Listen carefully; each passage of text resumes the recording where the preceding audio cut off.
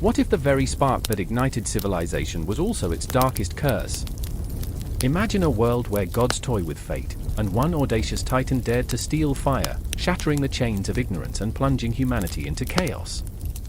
Why did Prometheus risk everything, defying Olympian wrath, to bestow flickering flames upon a wretched, ungrateful race?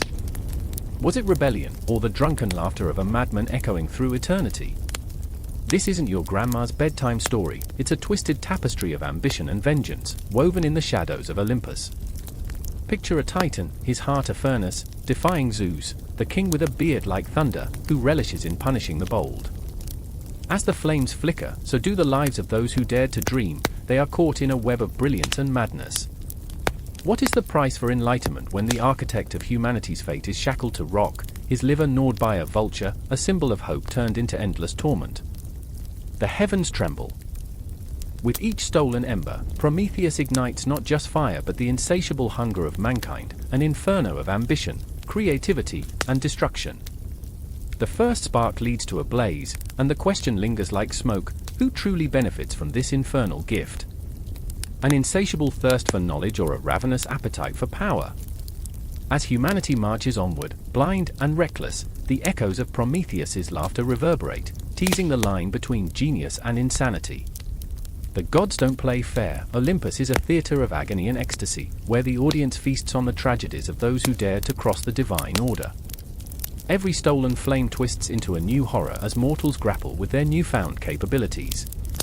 From the birth of art that swathes the world in beauty to the invention of weaponry that evokes fear from the shadows, the gift of fire morphs into a double-edged sword, cutting deeper than any titan's chains. But what of Prometheus? What of his punishment? The eternal torment is not merely a consequence, it's a paradox of existence, a badge of honor for an act of cosmic rebellion. He stirs in his chains, a smirk dancing on his lips, as he contemplates the irony. The very gift meant to elevate humanity is the anchor dragging them toward ruin. He sees it all: the rise and fall of empires, the birth of tyranny, the never-ending cycle of ambition and despair. What if the fire within us is just the echo of Prometheus's defiance? A reminder that with every leap into greatness comes the chance for an abyss? You hold the spark, you are both creator and destroyer. The question is, can you handle the heat? As the walls of Olympus close in, the flame flickers, and the game of gods and titans spins wildly out of control. What will you do when the fire comes for you? The night was an ocean of ink, swallowing the pale flickers of stars as the ground trembled beneath a relentless sky, pregnant with chaos. Thunder rumbled like a distant beast awakening, the air thick with the promise of destruction. And there, in the heart of this storm, stood Prometheus, shoulders hunched against the weight of the world, his eyes aflame with the rebellion of 1,000 suns. The chains clinked, a sickly sound that echoed against the jagged cliffs, each clatter a reminder of the price of defiance. The ultimate creation was looming, and it was his to bear. I remember the moment I first saw him, an apparition wrapped in shadows, a man painted with both brilliance and despair. He was more than just a titan, he was the embodiment of dreams snatched from the jaws of the gods, a flicker of hope amid the suffocating darkness.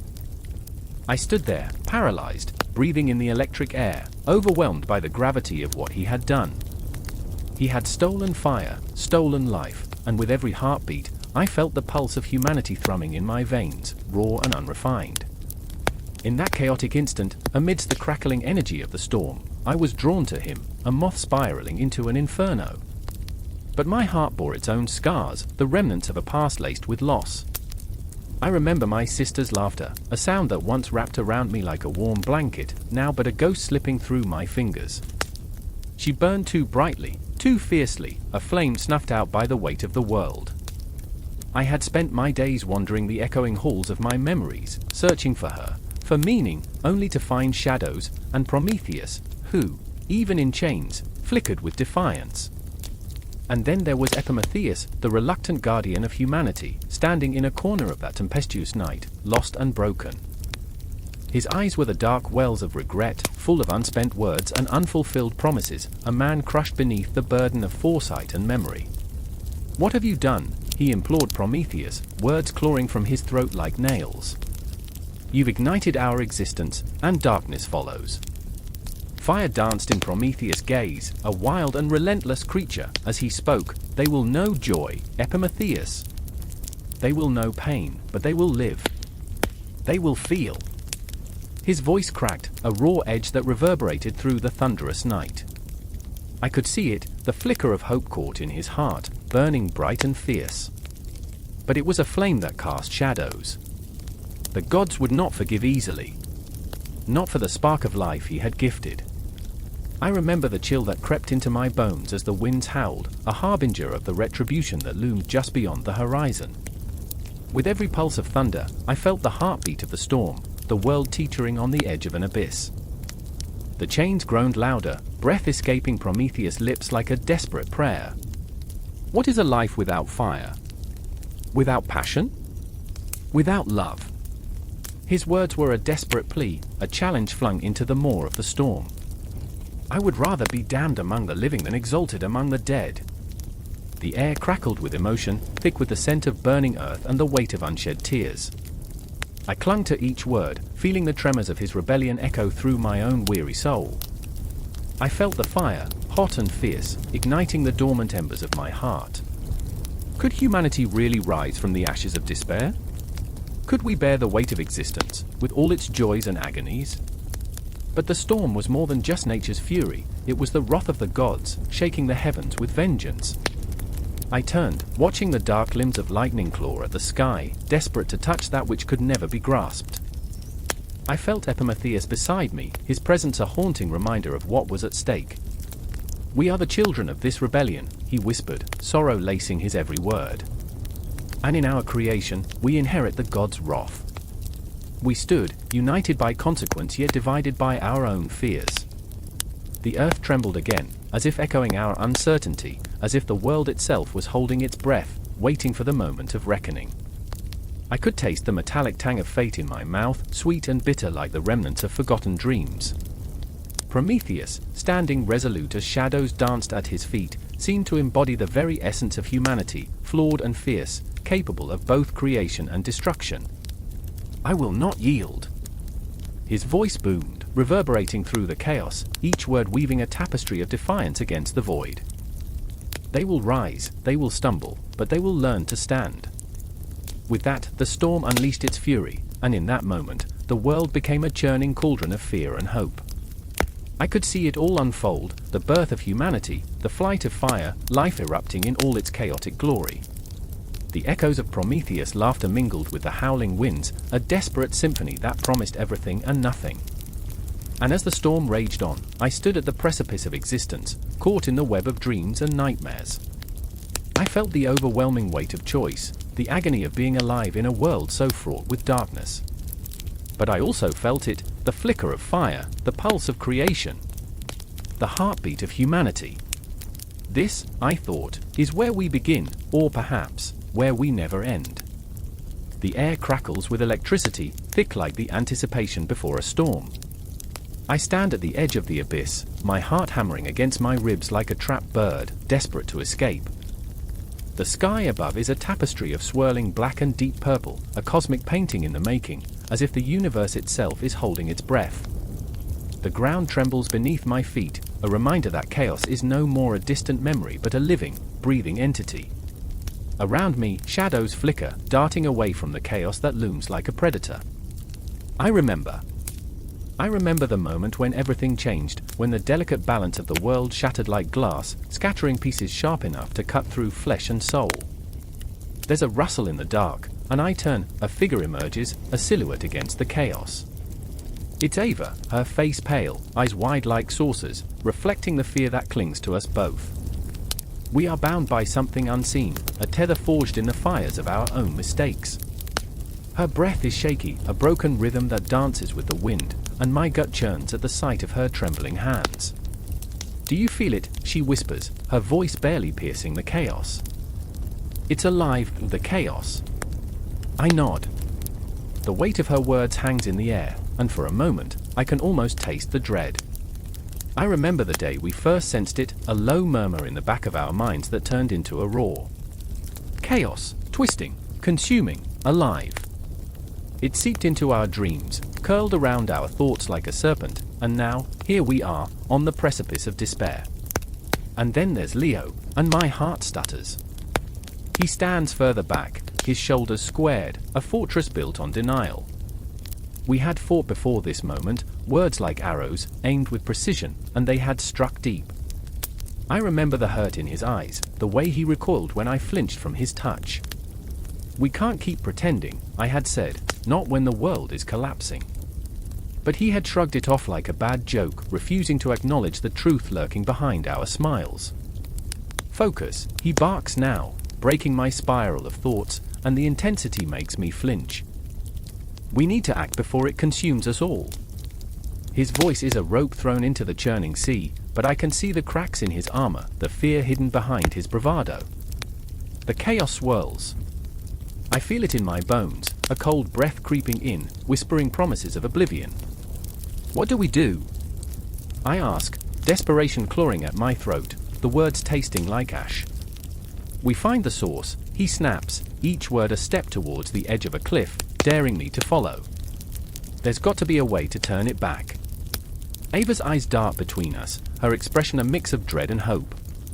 You think we can control it? Control. The word hangs heavy in the air, a fragile thread connecting us to something larger, something we can't grasp.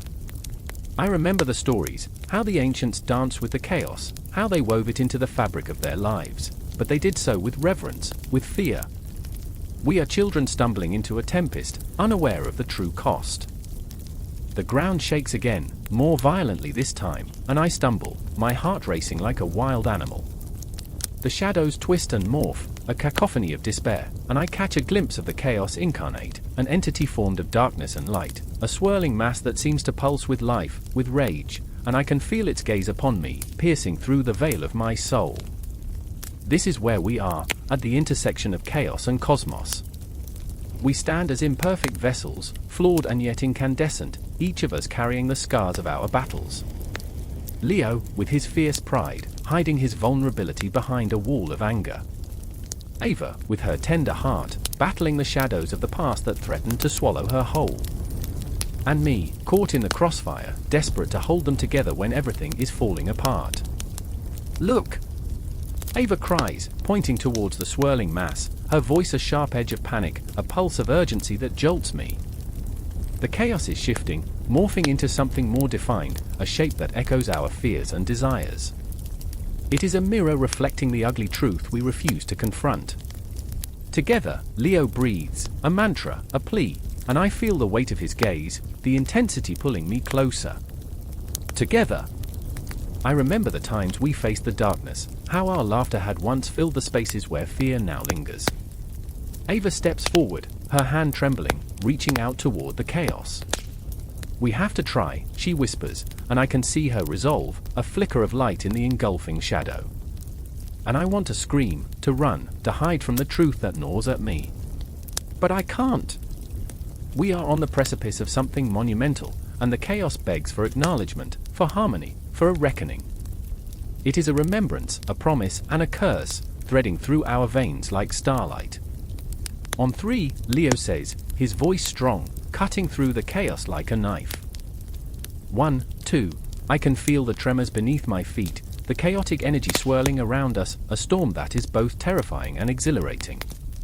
My heart races, an echo of ancient rhythms, as I share a look with Ava, a silent understanding passing between us. 3. In that moment, we launch ourselves into the chaos, hands intertwined, moving forward with trembling resolve as the cosmos watches, waiting to see if we can transform darkness into light, chaos into cosmos. And as the chaos engulfs us, I remember, some things are worth fighting for, even when the shadows loom large, even when the world feels like it's crumbling. We are the architects of our own fate, dancing on the edge of despair, weaving our stories into the fabric of something greater.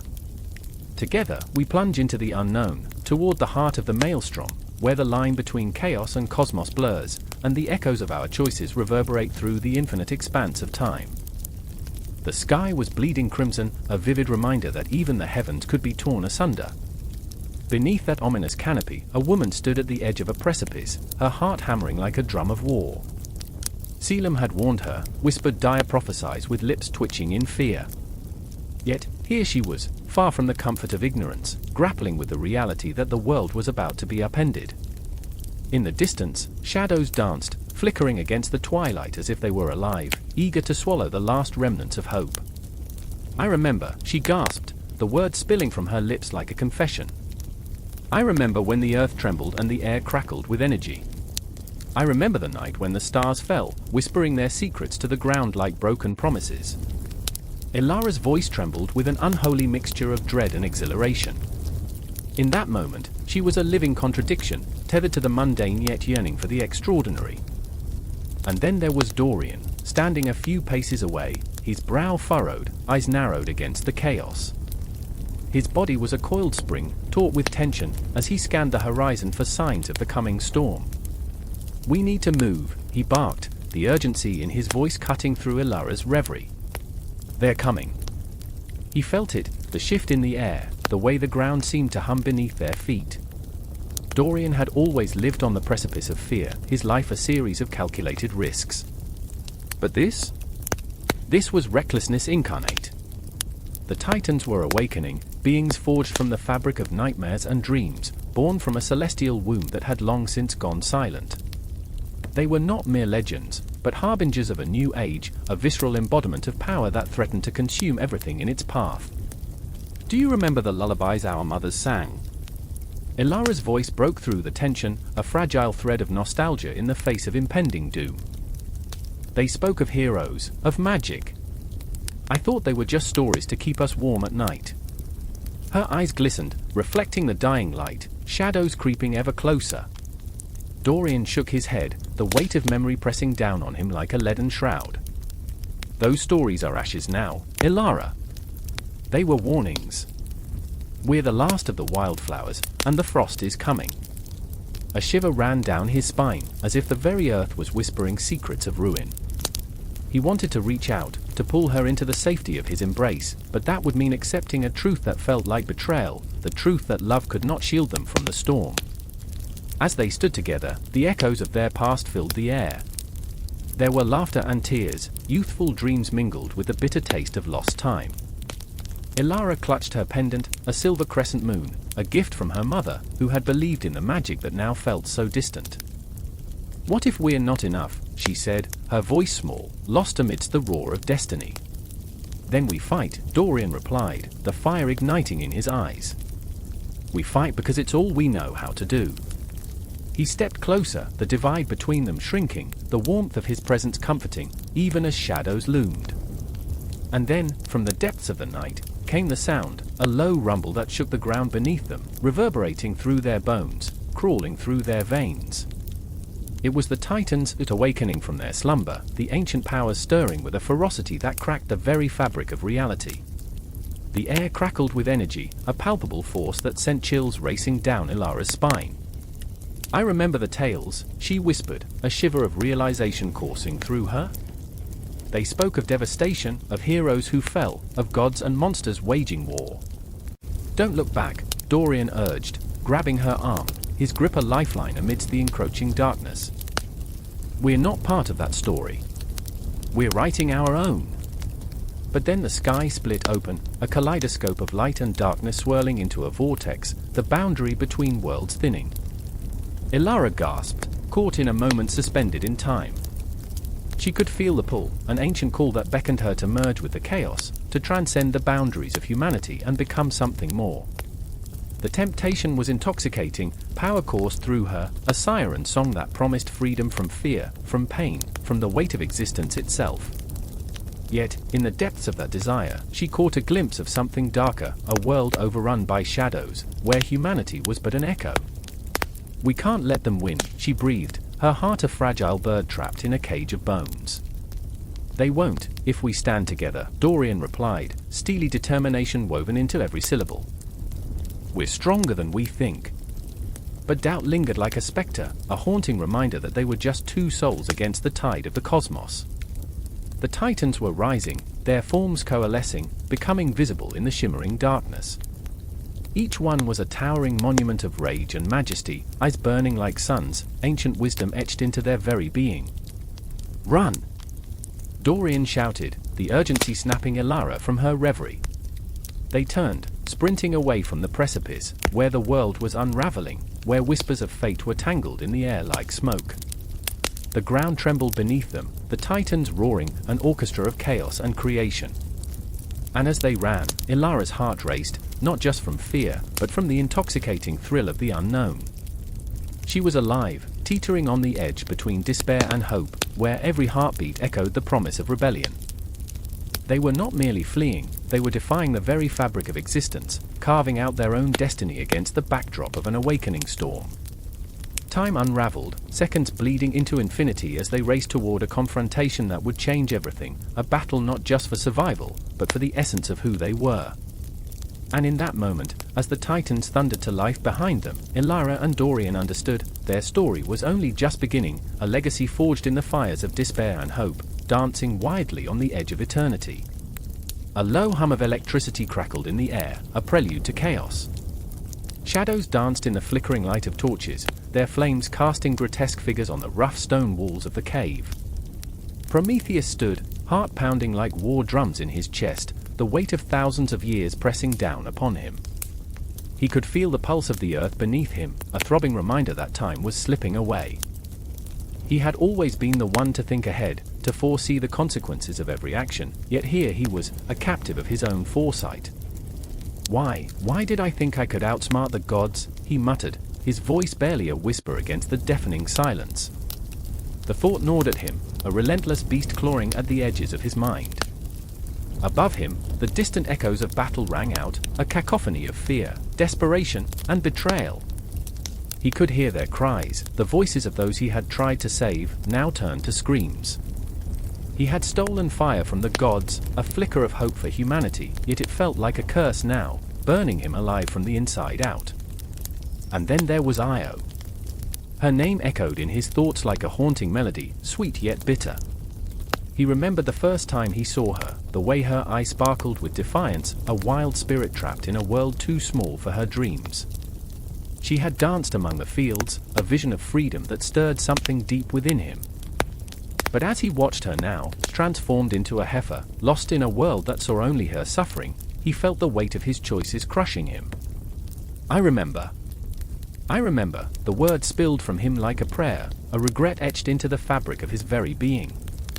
In the dim light, he caught a glimpse of her, tethered yet unbroken, eyes wide with a mix of fear and hope.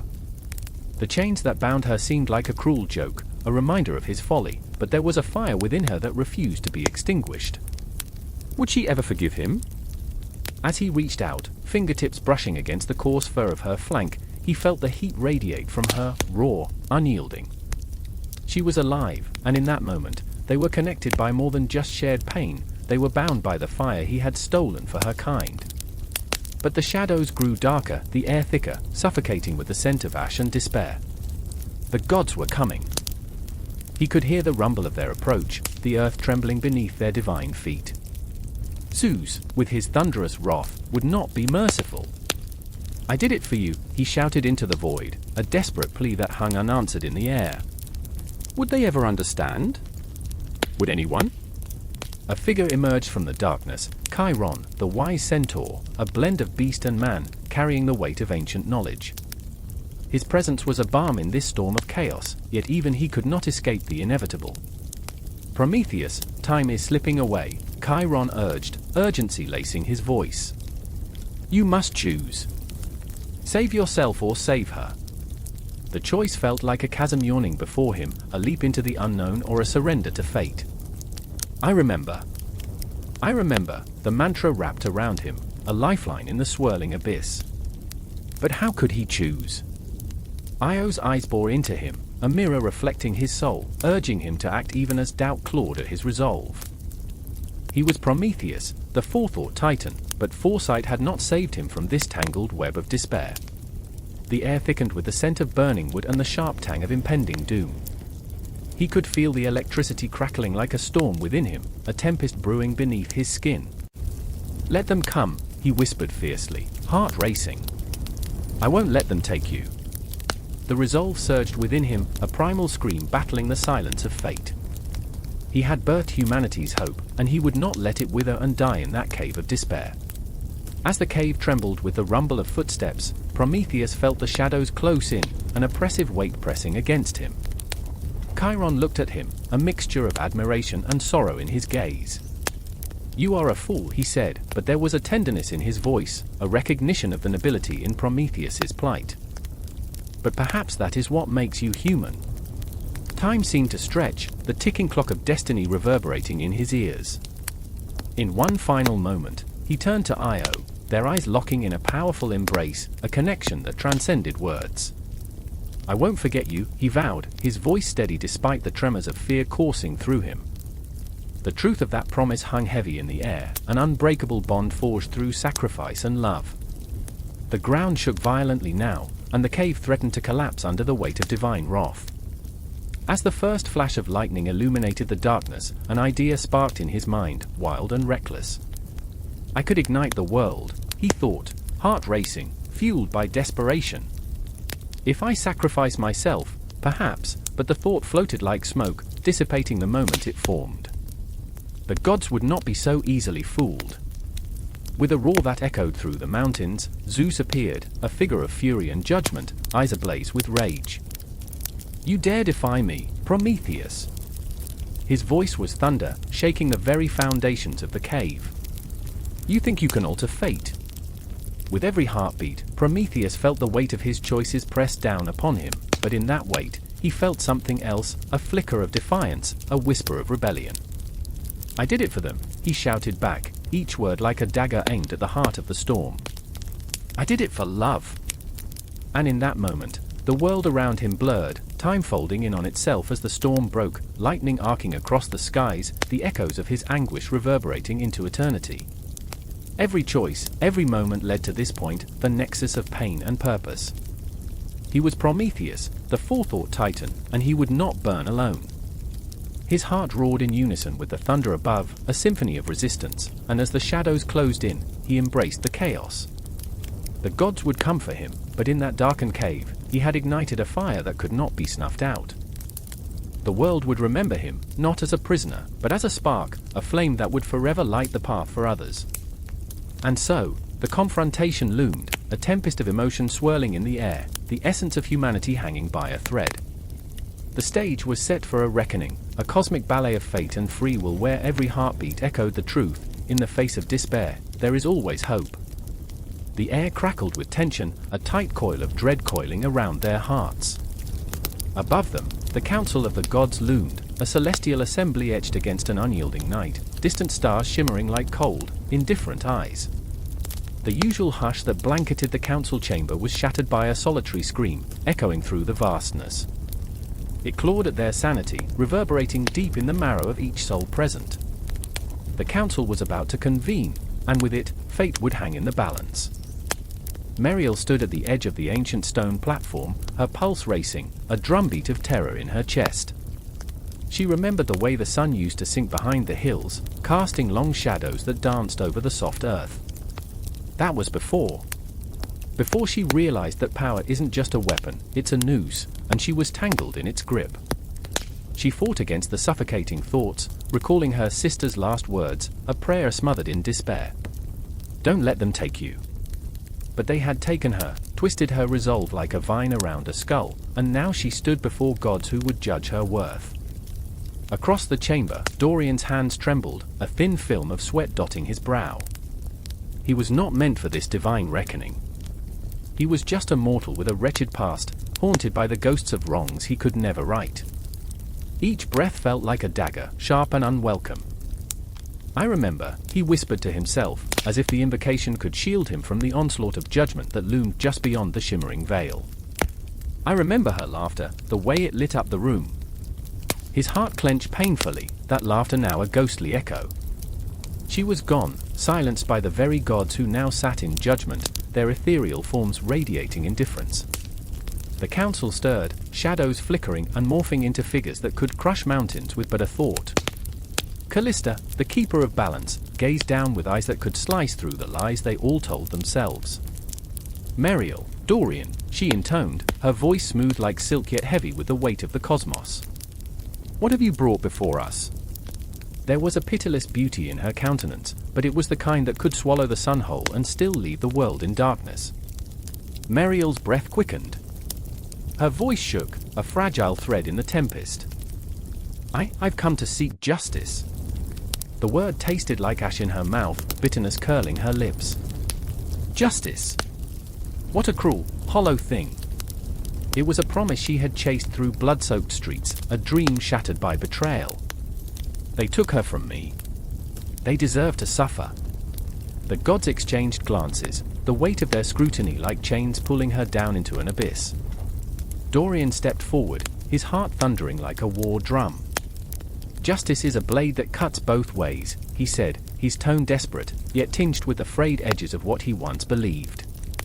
You have your vendettas, but at what cost? He faltered, the truth clawing at him like a feral beast. I have done terrible things.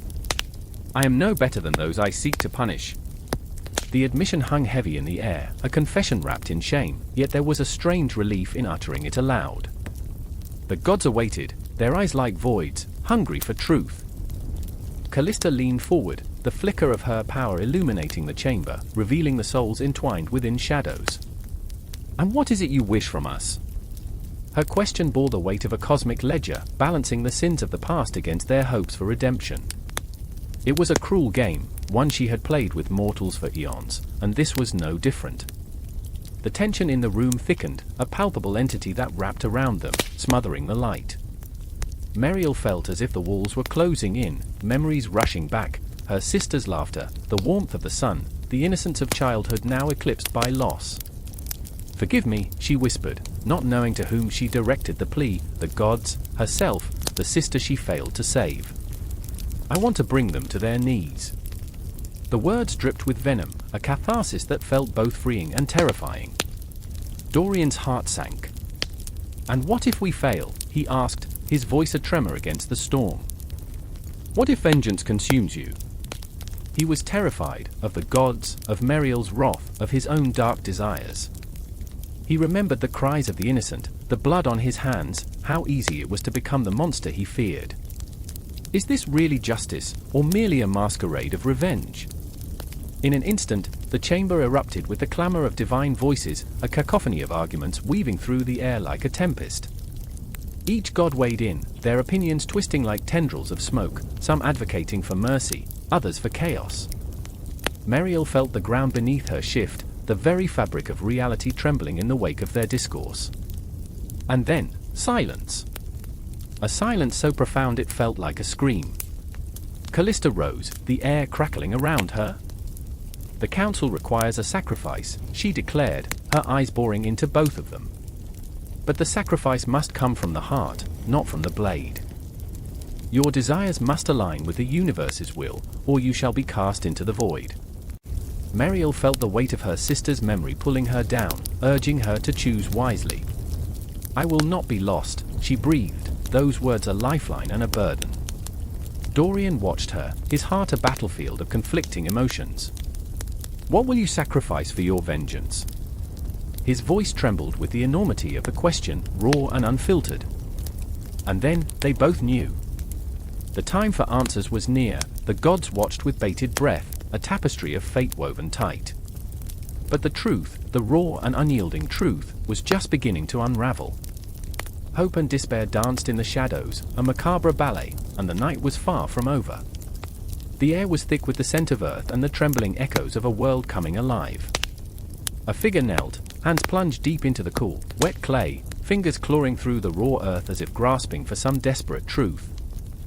It was a moment hanging on the precipice, suspended between silence and the cacophony of creation.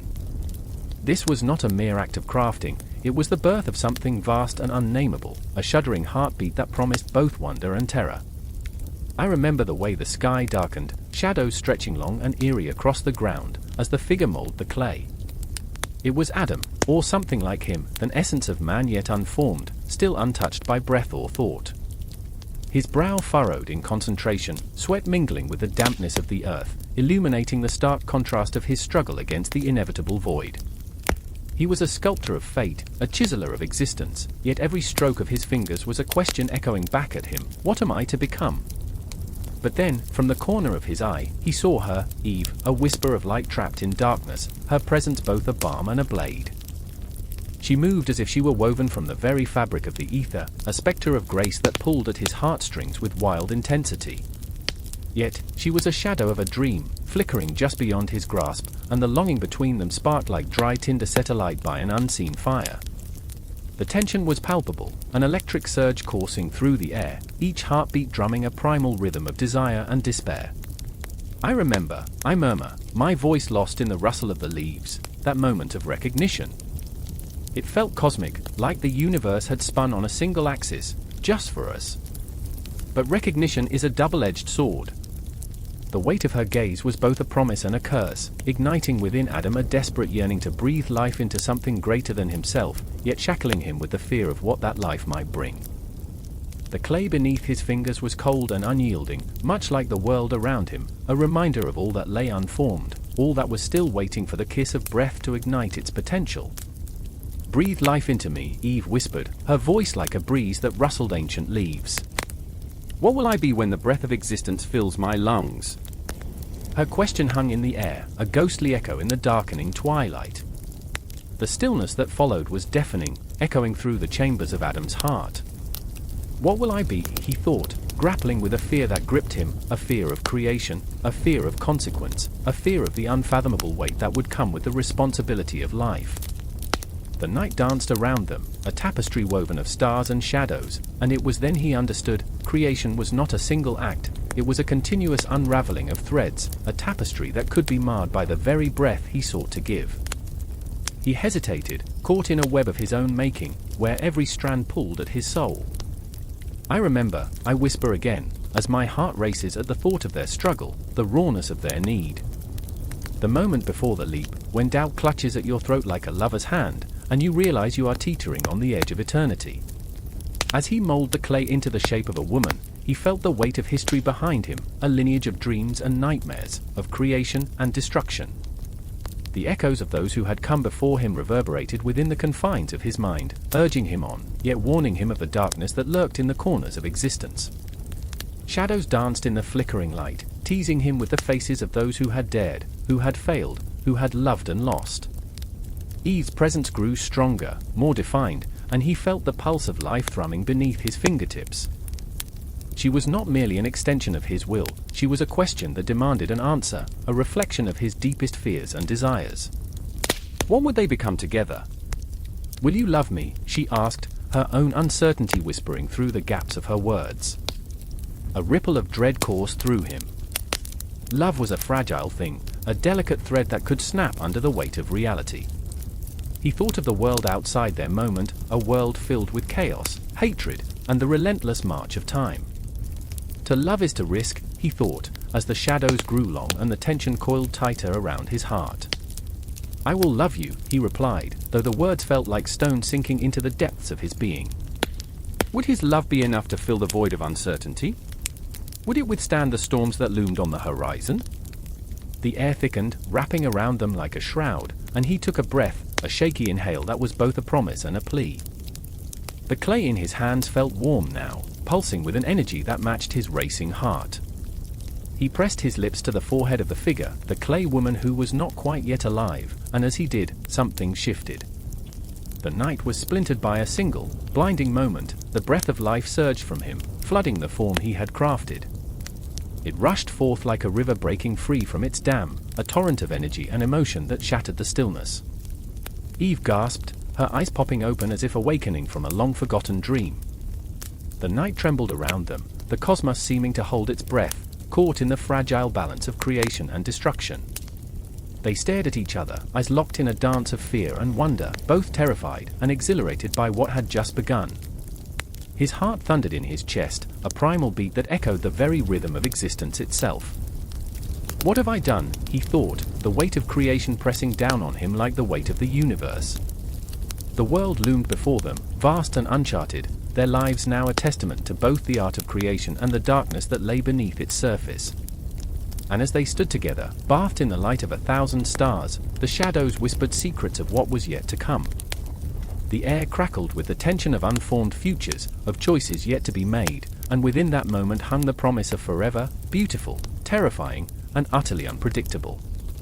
A new dawn would rise, filled with both joy and heartbreak, and they would dance along the edge of existence, together yet forever at odds with the very fabric of what it meant to be alive.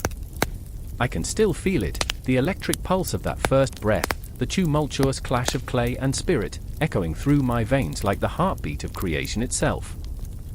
And as I recall it, the shadows deepen, and the night stretches on, an endless expanse of possibilities, forever unresolved. The storm raged, thunder shaking the very ground beneath me, an orchestra of chaos that spoke of forgotten promises and looming despair. I stood in the shadows of the ancient city, the wind whipping through the cobblestones like a restless ghost, carrying with it the scent of rain and something else, a memory, bitter and sweet. The world around me was alive, yet suffocating in its intensity. Shadows danced, flickering like the heartbeat of the past, murmuring tales of old gods who once walked among us, and of a titan who wore his flaws like a cloak. Prometheus, the afterthought titan. He was not a figure of grandeur, no, he was the ghost of a promise deferred, a man haunted by the weight of his own choices. I could feel his presence lurking just beyond the periphery of my vision, a specter of regret. I remember the way he would watch the world around him with a gaze that seemed both distant and piercing, as if he were trying to grasp the threads of fate that eluded him. Then there was Pandora, the girl with eyes like storm clouds, brimming with unshed tears. Her heart was a fragile glass, shimmering and splintered. I felt her pain, a resonance deep within my own chest, a pulse that matched the heartbeat of the storm. She was the living embodiment of hope and despair, a paradox wrapped in innocence. I remember the moment she reached for the box, her fingers trembling like leaves caught in a gale. How could she know that her choice would unleash a torrent of chaos? And Prometheus, standing there, paralyzed by the weight of his love and the burden of his ignorance. "What have you done?" I wanted to scream, but the words caught in my throat, tangled with guilt and fear. I could see the flicker of shadows across his face, the dawning horror as the air thickened with the scent of lost potential. He was the afterthought, the one who hadn't prepared for the storm that was brewing, and now it was too late. Time was an enemy then, slipping through our fingers like sand. I should have known, his voice cracked, a whisper lost in the cacophony. He was a man standing at the edge of a precipice, teetering between what was and what could have been. The night whispered secrets, and around us, the cosmos swirled, a chaotic dance of stars, mocking us in our ignorance. Fear gripped me, a vice tightening around my heart, as I watched Pandora face the abyss. There was something beautifully tragic in the way she clutched the box, her lifeline and her prison. Her breath came in quick, shallow gasps, a symphony of anxiety. What if it's too late? She turned to Prometheus, seeking solace in his gaze, and I could see every moment of doubt reflected in her eyes, every shattered dream, every broken promise. "I remember," she said, her voice trembling, "the stories of hope, the tales of light." But there was no light here, only shadows creeping closer, wrapping around her like a shroud. What if hope is just a cruel joke? Prometheus stepped closer, desperation etched into his features. Hope is a flame, Pandora. We must nurture it, even in the darkness. But how could one kindle a flame when the winds of despair howled so fiercely? The very air crackled with tension, a palpable fear that twisted my stomach into knots.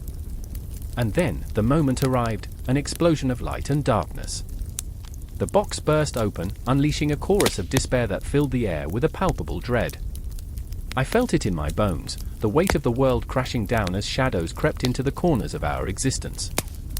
There was no escape from what had been unleashed.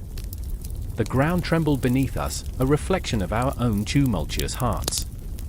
Pandora fell to her knees, the weight of sorrow pressing down upon her, as if the very heavens had opened to swallow her whole. "What have I done?" she cried, her voice raw, fraying at the edges like a worn tapestry. "Look for hope," Prometheus called out, his voice breaking through the tempest, a lifeline thrown into the abyss.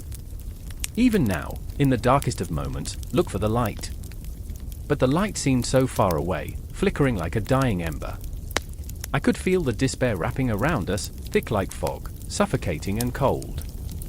I wanted to cry out, to scream into the void, to tell them that it was not too late, that every ending held a glimmer of possibility, but the words died before they reached my lips. And there it was, the silence that followed, the eerie, oppressive quiet that bore down like an anvil.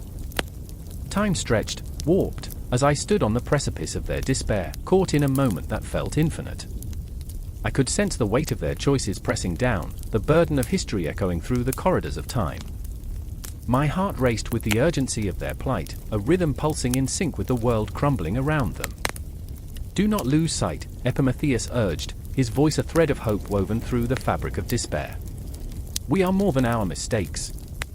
But every word hung heavy in the air, a fragile promise teetering on the edge of oblivion. The shadows whispered tales of failure and regret, and I knew that even now, as the darkness threatened to swallow them whole, the battle was far from over. With trembling hands, Pandora reached into the depths of the chaos, searching for that elusive thread, a flicker of hope that might yet illuminate the darkness. What would she find? Every heartbeat echoed the uncertainty, a drumbeat resonating in the depths of my soul. As the storm raged on, the city stood witness, a silent guardian to the unfolding drama of hearts caught in the web of fate. There was no resolution yet, only the throbbing tension of what was to come. I could feel it, an electric charge in the air, a promise that this was only the beginning of an epic struggle against the shadows that threatened to consume them. And in that moment, I became part of their struggle, the threads of our fates intertwining, each heartbeat echoing in the silence, an unanswered question lingering on the horizon. Would they find redemption in the ashes of their choices? Or would despair win, leaving only the echoes of what could have been? The storm continued its relentless assault, and I stood on the threshold, caught between hope and despair, knowing that the answer lay just beyond the horizon of the unknown. The clock struck midnight, and the silence screamed in the shadows. The streets lay thick with fog, wrapping the world in a cold embrace. Beneath a flickering street lamp, a figure stood, trembling, not from the chill, but from the weight of despair. It was Nora, clutching the crumpled letter in her hand, its ink bleeding into the paper like tears soaking into fabric. She read it again, her heart pounding like a war drum, each word a dagger that cut deeper than the last. "I'm sorry," it said. "I can't do this anymore." Her breath hitched, and the world around her blurred. She remembered how the sun used to warm their skin, the laughter that rang like music in their shared apartment, the dreams they built together like castles in the sky. But the sky was grey now, the castles crumbling, and all she had was this letter, a ghost of what was, what could have been. Across town, Daniel stared into the abyss of his own making. He paced the dimly lit room, the walls closing in with every step. The bottle lay empty on the table, a witness to his violence against himself. He could almost hear the echoes of the past, the laughter of friends turned to whispers of disappointment, of betrayal. Every time he reached for solace, it slipped through his fingers like sand, leaving behind a rough reminder of his failures. He remembered the night they'd argued, the way his anger flared like a wildfire consuming everything in its path. "You're a coward," she had screamed, and the words wrapped around him like chains, dragging him deeper into the pit he'd created. And then there was Malik, sitting on the edge of a rooftop, looking over the city that felt like a cage. The stars blinked above him, indifferent to his plight, as he wrestled with his demons. He thought of all the people he'd wronged, the promises broken like fragile glass underfoot. Each regret whispered to him in the chill of the night, taunting him with possibilities lost. "If only," they murmured, but the weight of "if only" was a heavy shroud that suffocated hope. He remembered the child he once was, running through fields of dreams, untouched by the world's cruelty. Now, his dreams were like smoke, dissipating in the air, leaving nothing but a bitter taste on his tongue. Nora folded the letter, her hands shaking. She felt it again, the unbearable ache of longing, the jagged edges of her own existence. She was trapped in this cycle of despair, where every moment pulsed with the agony of what was lost. She wanted to scream, to shatter the silence that wrapped around her like a noose. But instead, she clenched her fist around the paper, the sensation grounding her to the reality of her heartbreak. She couldn't allow herself to drown in the depths of memory, but the current was strong, and she was weary from fighting. Daniel stumbled out of his apartment, the cold air biting at his skin, a sharp reminder that he was still alive, still here. He walked without purpose, each step a battle against the darkness that clawed at his mind. He passed people on the street who moved like shadows, their faces blurred by his own self-loathing. But beneath it all, he felt a flicker of something, an ember of hope lodged in the ruin of his heart. Perhaps he could find redemption, perhaps the pain he carried didn't have to define him. But as he turned a corner, he bumped into a stranger, and the moment shattered. "Watch where you're going," the man barked, and for a fleeting moment, Daniel felt the world collapsing again, no solace, just the weight of that moment, dark and unforgiving. Malik closed his eyes against the wind, the city sprawling out before him like a labyrinth of regrets. The laughter of the past echoed in his ears, and he felt the pull of nostalgia, a yearning that tugged at his soul. He wanted to rage against the injustice of it all, the dreams snatched away, the lives that spiraled out of control. He thought of the nights spent in bars, drowning sorrows in cheap liquor, searching for solace in the wrong places. But now, looking down at the streets below, he understood something fundamental. He was not just a product of his flaws, he was also a tapestry of dreams woven with pain and resilience. "I remember," he whispered to the stars, when hope felt tangible. The three of them moved through the night, unaware of each other, yet bound by the same invisible thread of suffering. Nora reached the edge of the city park, where the trees loomed like sentinels, guarding secrets she longed to unearth. In the shadows, she saw a flicker of movement, and her heart raced. Was it a ghost of her past, or merely a figment of her imagination? She approached, driven by a magnetic pull, every step echoing with the weight of her choices. Daniel found himself wandering into the park, drawn by an instinct he couldn't explain. The air was thick with memories, and he felt it again, the longing, the deep-seated need for connection, for understanding. As he walked, the shadows danced around him, teasing him with whispers of the past. He stopped, suddenly aware of a figure ahead. Was it her? Had he followed the scent of regret to the very person he ran from? And then there was Malik, stepping onto the same path, his heart beating in rhythm with the others. The city whispered to him, and he felt the gravity of their shared existence pulling them together. He could almost see the threads of fate weaving through the air, binding their stories in a tapestry of pain and hope. In that moment, as the darkness cloaked them, they were three souls drifting through a night heavy with silence, each carrying the burdens of their gifts and flaws. The confrontation loomed, an inevitable clash of hearts and truths. Each breath they took was a reminder of their humanity, the exquisite, devastating nature of being alive. And in that shared heartbeat, they stood on the precipice of something larger than themselves, something that threatened to consume them whole. The clock ticked on, relentless. Time and silence collided, and the night deepened, holding its breath, waiting for the spark that would ignite their truth. The clock struck midnight, its haunting chime echoing through the deserted streets of Elder Vale, a sound that shattered the fragile silence like a glass dropped from a great height. Shadows twisted and danced, playing tricks on the mind as they clung to the crumbling stone walls, whispering secrets of a past better left forgotten. I stood there, heart racing, breath hitching in my throat. I could feel it, the crackling energy in the air, thick with anticipation. Something was coming. Lila, with her wild, flame-colored hair and defiant spirit, stood beside me, her fingers trembling as they brushed against the hilt of her dagger. "It's not just the night," she whispered, her voice sharp as the edge of her blade. "It's the reckoning." I could see the flicker of fear in her emerald eyes, the kind that ignited a fire deep in my chest. She was fiercely loyal, raw with emotion, yet that loyalty felt like a double-edged sword.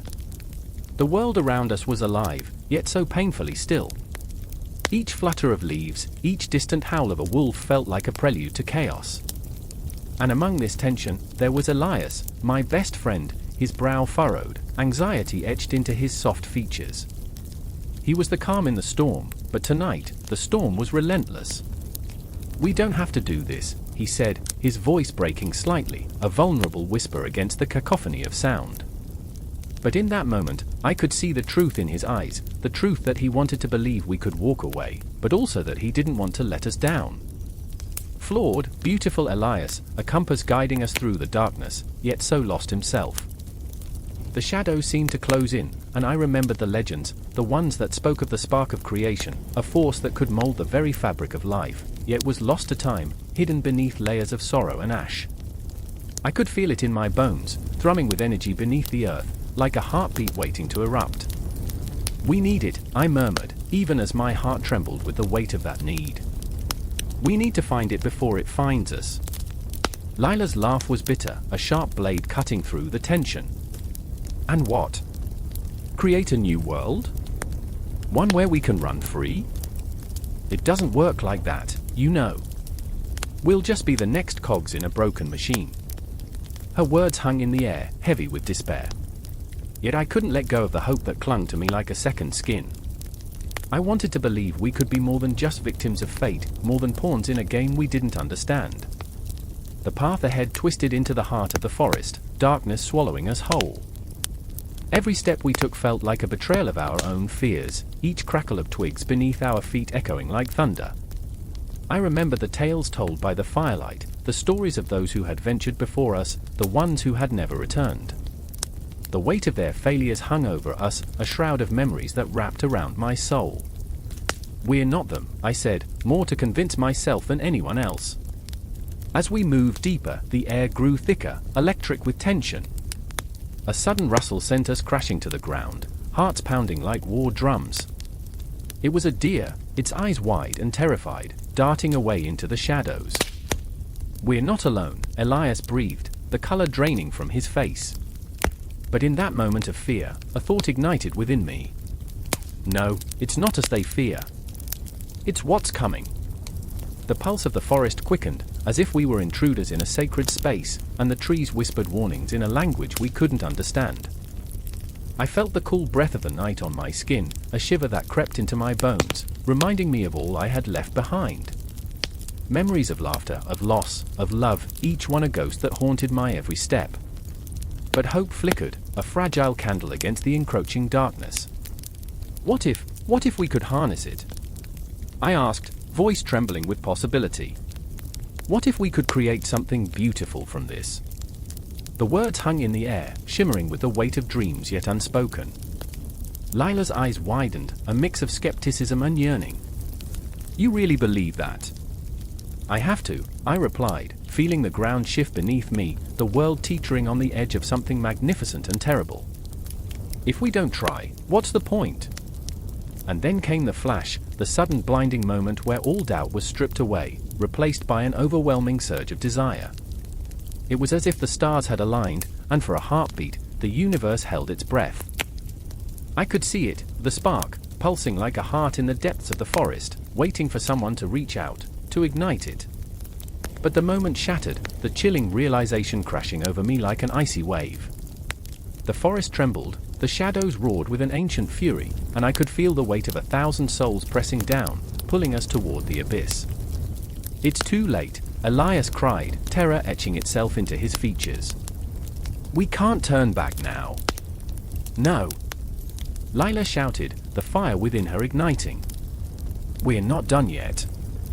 And in that moment, we stood at the precipice of creation and destruction, our hearts racing, our souls laid bare, raw, and exposed.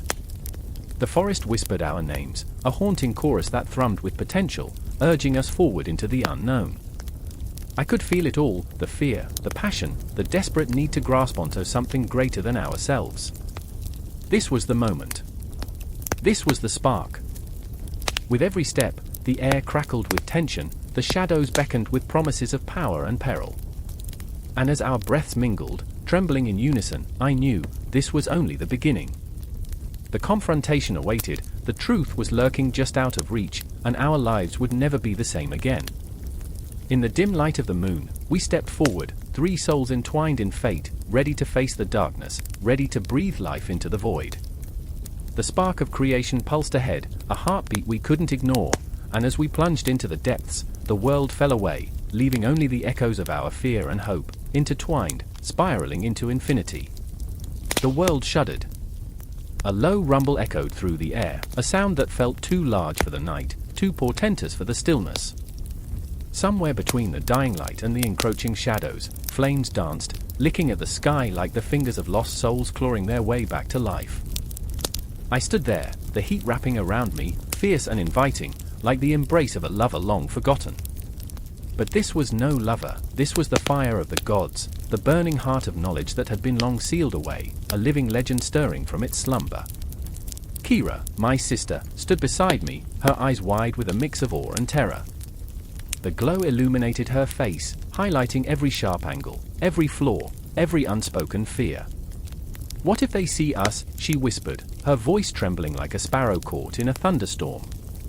It was a question that echoed through my mind as the flames roared louder, threatening to consume everything in their path.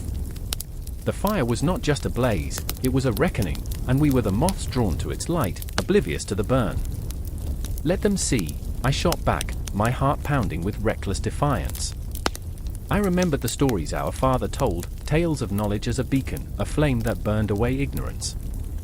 I could almost hear his voice, rich and warm like honey, speaking of ancient wisdom hidden beneath layers of ash and doubt. "Knowledge is power," he used to say, "but it comes at a price." What kind of price? I felt the weight of that question pressing against my chest, heavier than the night itself. Then there was Aidan, my childhood friend, standing a few feet away, his silhouette a dark shadow against the fire's brilliance. He was always the brave one, the dreamer, the one who dared to venture into the realm of the impossible. But tonight, his face was a mask of uncertainty, a cracked facade barely holding together. "We shouldn't be here," he said, his voice low but edged with determination. "We don't know what this fire will bring." But I did know, or at least, I thought I did. The thrill of the moment pulsed through me like an electric current, and I couldn't help but step closer, the heat washing over my skin. Memories flashed before me, fragments of laughter and whispered dreams shared under the moonlight. "You think we're just going to walk away from this? Look at it.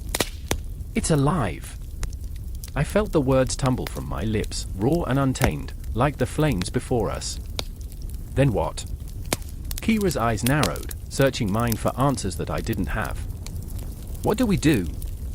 "Just stand here and watch it burn." Her chest heaved with the effort of holding her anxiety at bay, and I could see the shadows of doubt creeping over her resolve. The fire flickered, casting eerie shapes in the night, and for a moment, I could swear I saw ghosts dancing in its light. We have to take something," I blurted out, the idea sparking in my mind like the flames. "If knowledge is in there, we can't just let it turn to ash." The thought hung in the air, heavy and potent, like a thunderstorm pregnant with rain. But even as I said it, a chill ran down my spine, a premonition, perhaps, one that whispered of consequences yet to come. Aidan took a step forward, the fire illuminating the fear in his eyes. "What if it consumes us instead? What if the gods aren't ready to share their secrets?" His words were a cold splash of water on my fiery enthusiasm, grounding me, forcing me to confront the reality of our reckless ambition. "Then we'll face them," I replied, my voice steadier than I felt. "Together." A risky promise, a half-formed oath written in the language of desperation. But even the words tasted like ash in my mouth, a bitter reminder of the uncertainty that loomed before us. The flames roared, an insatiable beast that demanded to be fed. And as I looked into Kira's fearful eyes, as Aidan's shadow flickered beneath the fire's wrath, I felt the weight of our decision hang over us, an invisible noose tightening with every heartbeat. We were on the brink of something monumental, something terrifying, and the air was thick with the scent of possibility and peril. I stepped toward the fire, the ground beneath my feet trembling with unspoken promises. "We need to find the heart of it," I whispered, my voice barely above the crackling flames. "It's there, I can feel it. The knowledge, the truth, it's waiting for us." My heart raced with reckless abandon, a wild drumbeat urging me onward, urging us to confront the unknown. The heat intensified, a blinding wave that could melt steel, but I forged ahead, entranced by the flickering tendrils that danced before me like sirens luring sailors to their doom. Kira followed, her resolve hardening with each step, while Aidan hesitated, torn between loyalty and fear. "You're insane," he muttered under his breath, but even as he spoke, I could see the flicker of curiosity battling within him. "Come on," I shouted, the fire calling to the primal part of me that longed for knowledge, for understanding. "What's the worst that can happen? It was a reckless question, a challenge to fate itself. But as the flames roared higher, a voice inside me whispered an answer that sent shivers down my spine. The worst, I thought, could be far worse than anything we could imagine. As I plunged into the inferno, the world melted away, and in that moment, amidst the chaos and heat, I felt the weight of eternity pressing against my chest.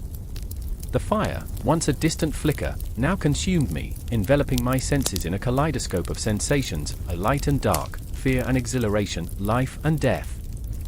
And then, just as suddenly, everything went silent. In the eye of the storm, a stillness descended. Time stood still, and all that remained was the fire, a relentless force that defied comprehension, a symbol of everything we had sought and everything we had lost. The gods watched, and the flames whispered secrets only they could understand as Kira and Aidan stood at the threshold, their fates intertwined with the flickering destiny that lay ahead. The air crackled with electricity, thick with the scent of smoke and fear. Flames danced in the distance, a haunting waltz against the night sky, illuminating Prometheus's face as he knelt in the dirt. He was a titan, yet in this moment, he felt smaller than a mere mortal, crushed beneath the weight of his own audacity. His heart pounded a furious rhythm, a defiant drumbeat echoing the pulse of a plan that was as reckless as it was noble. I remember, he whispered to the shadows, when I thought I could change the world. Above him, Zeus loomed, an omnipotent storm cloud, thunder rumbling in his chest. The king of the gods was a god of lightning and retribution, and Prometheus dared to steal fire from his very grasp, to gift it to humanity. To give them warmth, to give them hope. The gods had abandoned the earth, they watched passively as humans shivered in the cold night, their lives fragile as gossamer threads. I remember, Prometheus murmured again, a mantra against his rising dread, when I too was a child of the stars. Across the scorched earth, a figure emerged, ragged and blooded. It was Epimetheus, his brother, eyes wide with panic, a mirror reflecting Prometheus's own turmoil. "What have you done?" he gasped, the question a blade, sharp and unyielding. The air was thick with the weight of impending doom. "Something that must be done." Prometheus shot back, the fire in his heart igniting his voice. "Can you not see? They suffer in darkness while the gods feast in the heavens." He gestured wildly toward the flickering flames, illuminating the shadows of the village beyond. The people huddled together, their faces twisted in fear, their hands trembling in the cold, pale light. "Your act of madness will bring wrath upon us, brother." Epimetheus's voice trembled, a mix of fear and deep-seated love. "You cannot challenge Zeus. He is a storm, and we are but leaves in the wind." But Prometheus stood firm, his spirit a raging inferno. "You don't understand. I cannot sit idly by while they suffer.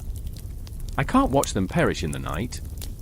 The image of human despair burned bright in his mind, children crying for warmth, mothers weeping over empty hearths. He felt the weight of their desperation on his shoulders, a mantle forged from sorrow and hope, a burden that seemed impossible to bear. The gods, high above, feasted on ambrosia while men starved. "I will not wait for their mercy any longer." As the words fell from his lips, the first crack of thunder split the sky, a warning growl from Zeus, a reminder of who truly held dominion over the world. Prometheus could almost feel the storm's cold breath on his neck, taste the ozone in the air. Fear clawed at him, but it only fueled his resolve. Epimetheus stepped back, fear etched into his features, his voice a desperate whisper, "You're a fool. You will bring destruction upon us all." There was agony in his tone, a plea from a man who cherished familial bonds above all else. "Do you wish to see me suffer? To watch our people perish? I wish to see them live."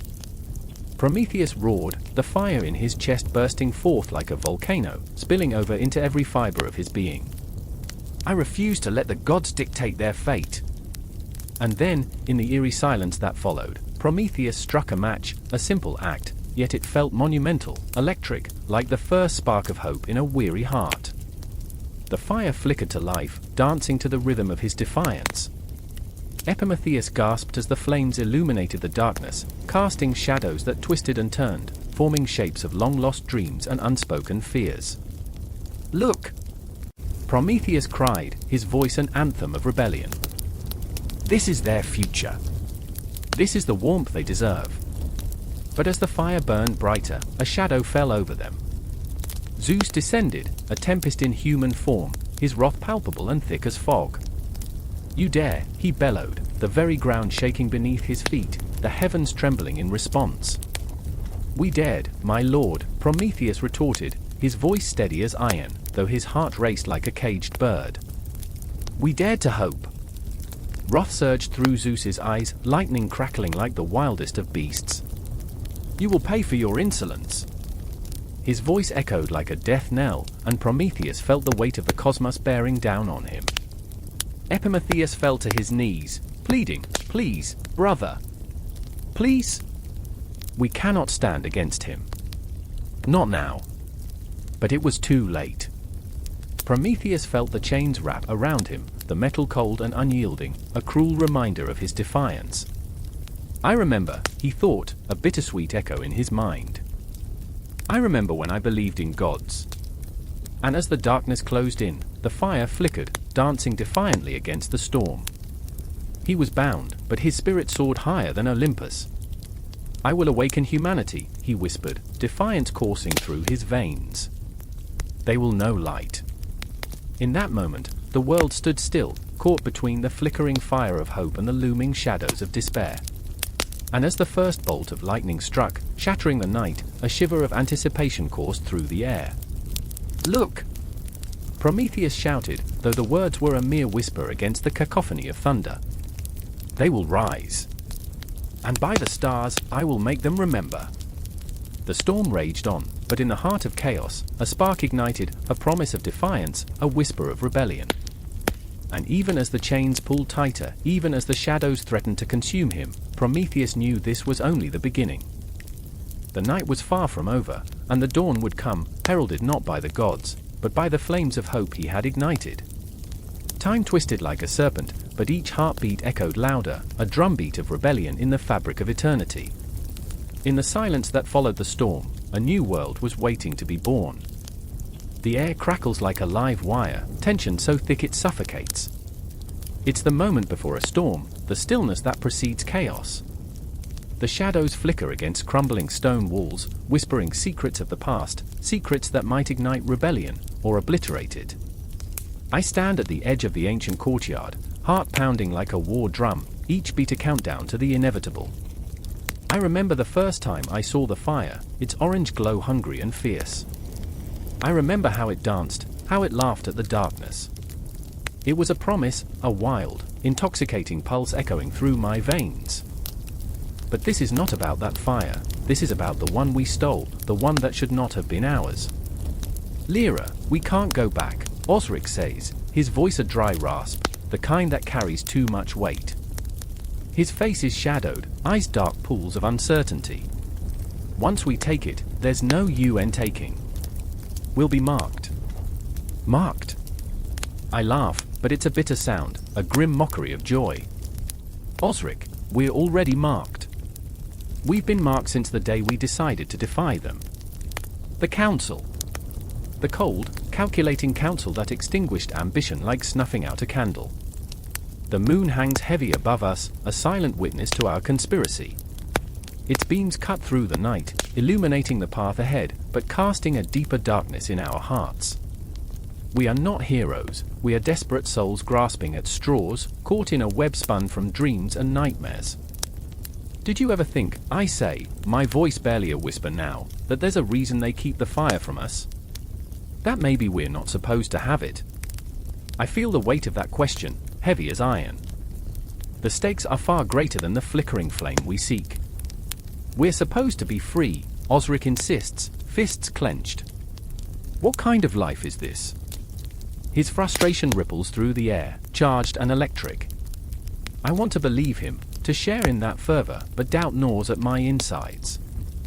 Free? I scoff, but it comes out hollow. In the shadows of this crumbling world, freedom feels like a ghost. What do we even know about freedom? Memories swirl, faces of those who have tried, those who have failed. Shadows of the ones who walked the path we tread, only to be swallowed whole. An eerie silence blankets us, suffocating and foreboding. I can hear the soft rustling of leaves, the distant murmur of the river, but it's all drowned out by the echo of my own anxiety. We're fools, Osric. Fools playing with fire.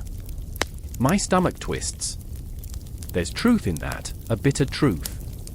That's what you don't understand, he says, eyes fierce, lit with a fire of their own. We are fools, yes, but fools with a choice. We can either burn with the fire or let it consume us. But we can't go on living in the ashes. And there it is, the spark of rebellion. It ignites something within me, something that flickers and stirs, desperate to breathe. I can't help but picture the faces of the lost, their dreams extinguished in the name of complacency. I remember when I first felt the fire, I admit, the words tumbling out, unbidden. It was on a night like this, the stars hidden by clouds. I was just a girl, staring at the flame in the hearth, imagining it could give me wings. I wanted to fly, to break free. Then let's fly, he whispers, and in that moment, I can see it, our chance, our moment of defiance. But the weight of my memories pulls me back. What if we fail? What if we're caught? The shadows stretch and twist, thickening around us. The real failure is not trying, he says, voice steady as the earth beneath our feet. I won't let them take this from us. Not again. The words reverberate, and I realize he's right. The fire isn't just a flame, it's a symbol. It represents everything we've ever wanted, everything we've fought for.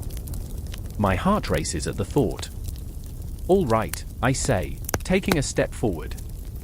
Let's do this. As we slip into the darkness, an urgent pulse thrums through the air. The walls seem to close in, the weight of our rebellion pressing down like a vice. Each footfall echoes, a reminder of the choices we've made, the paths we've chosen.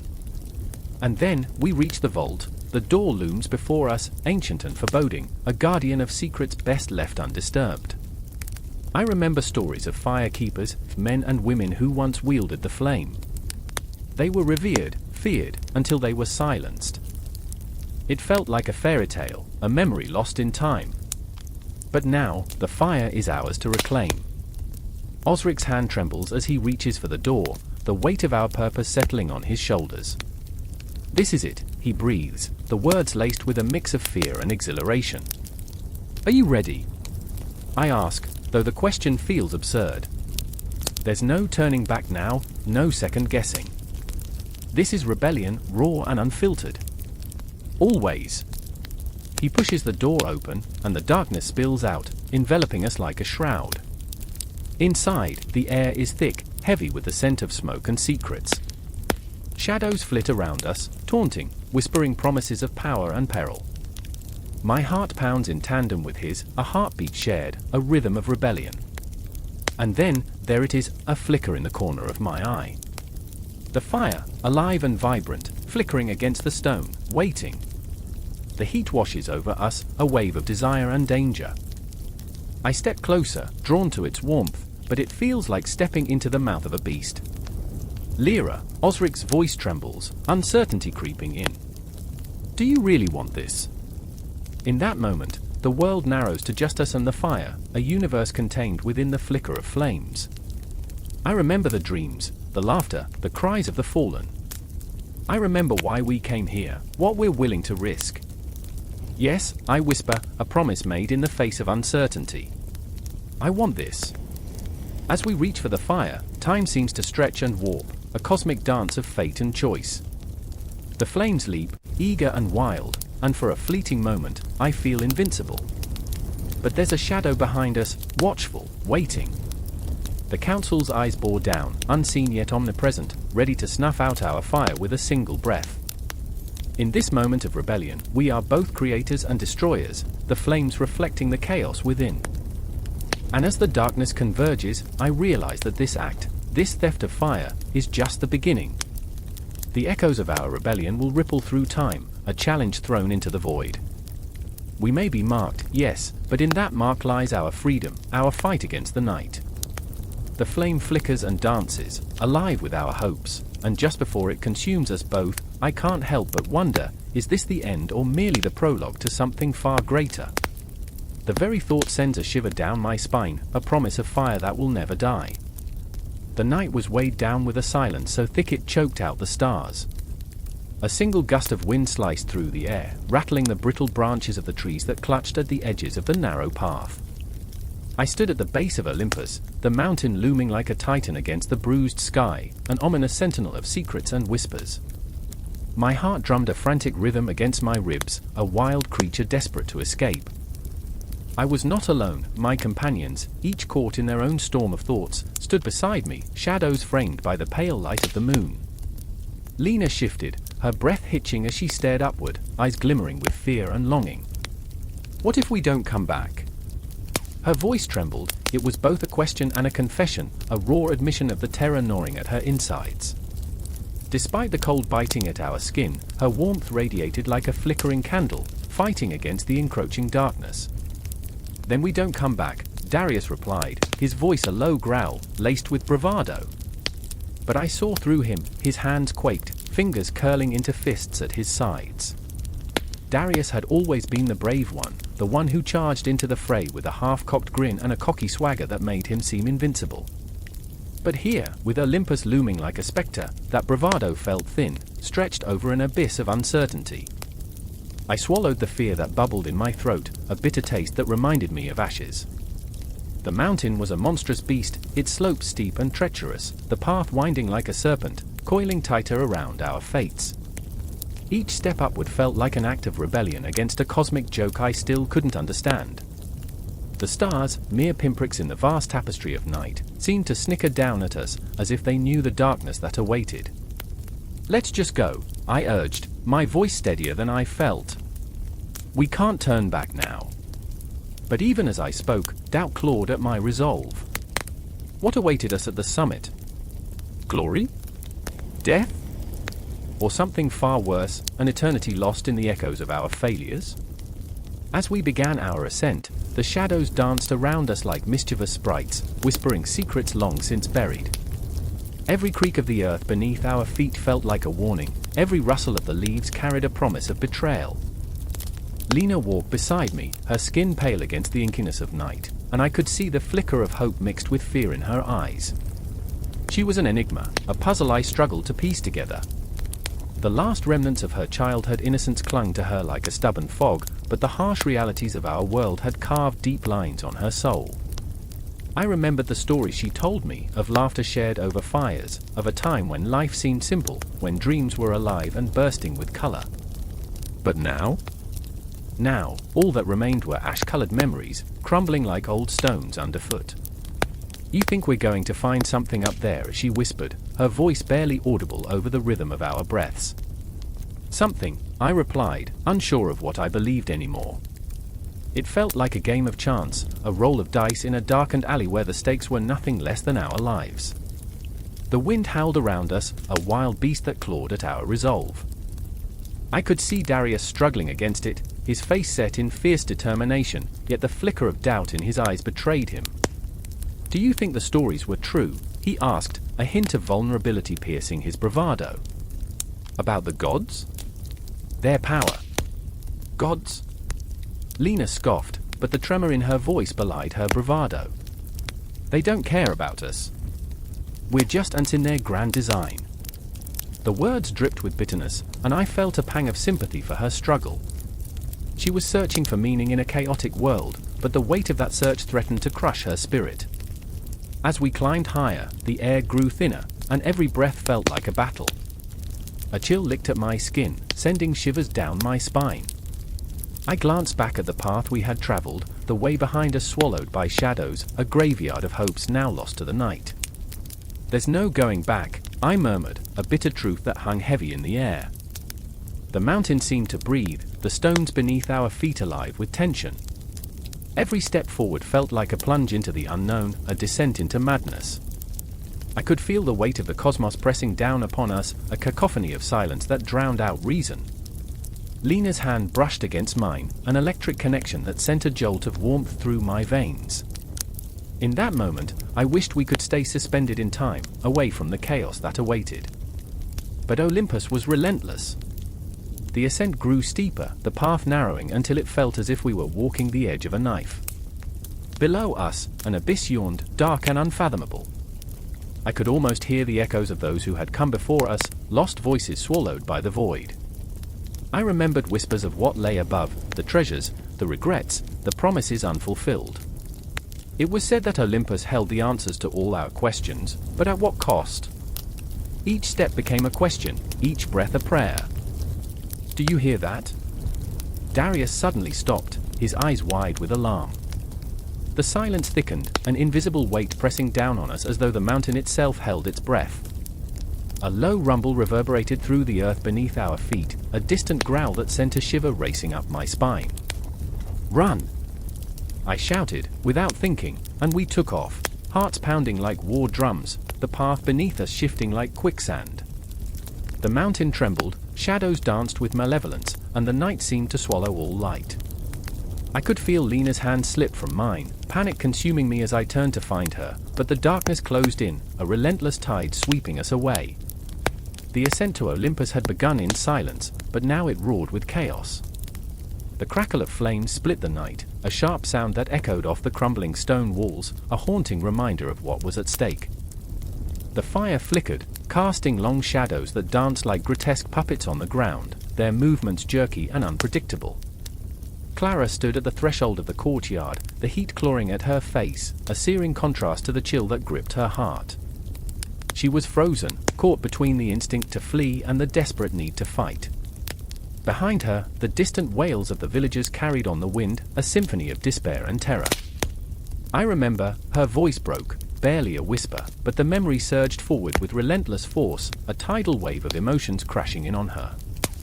I remember the way the light used to feel, the warmth of the sun on my skin, the laughter of children echoing through the streets. I remember, but now, darkness loomed, a palpable entity that swallowed every shred of hope. Across the courtyard, standing amidst the chaos, was Elias. He was a soldier, but more than that, he was a man burdened by choices he could not unmake.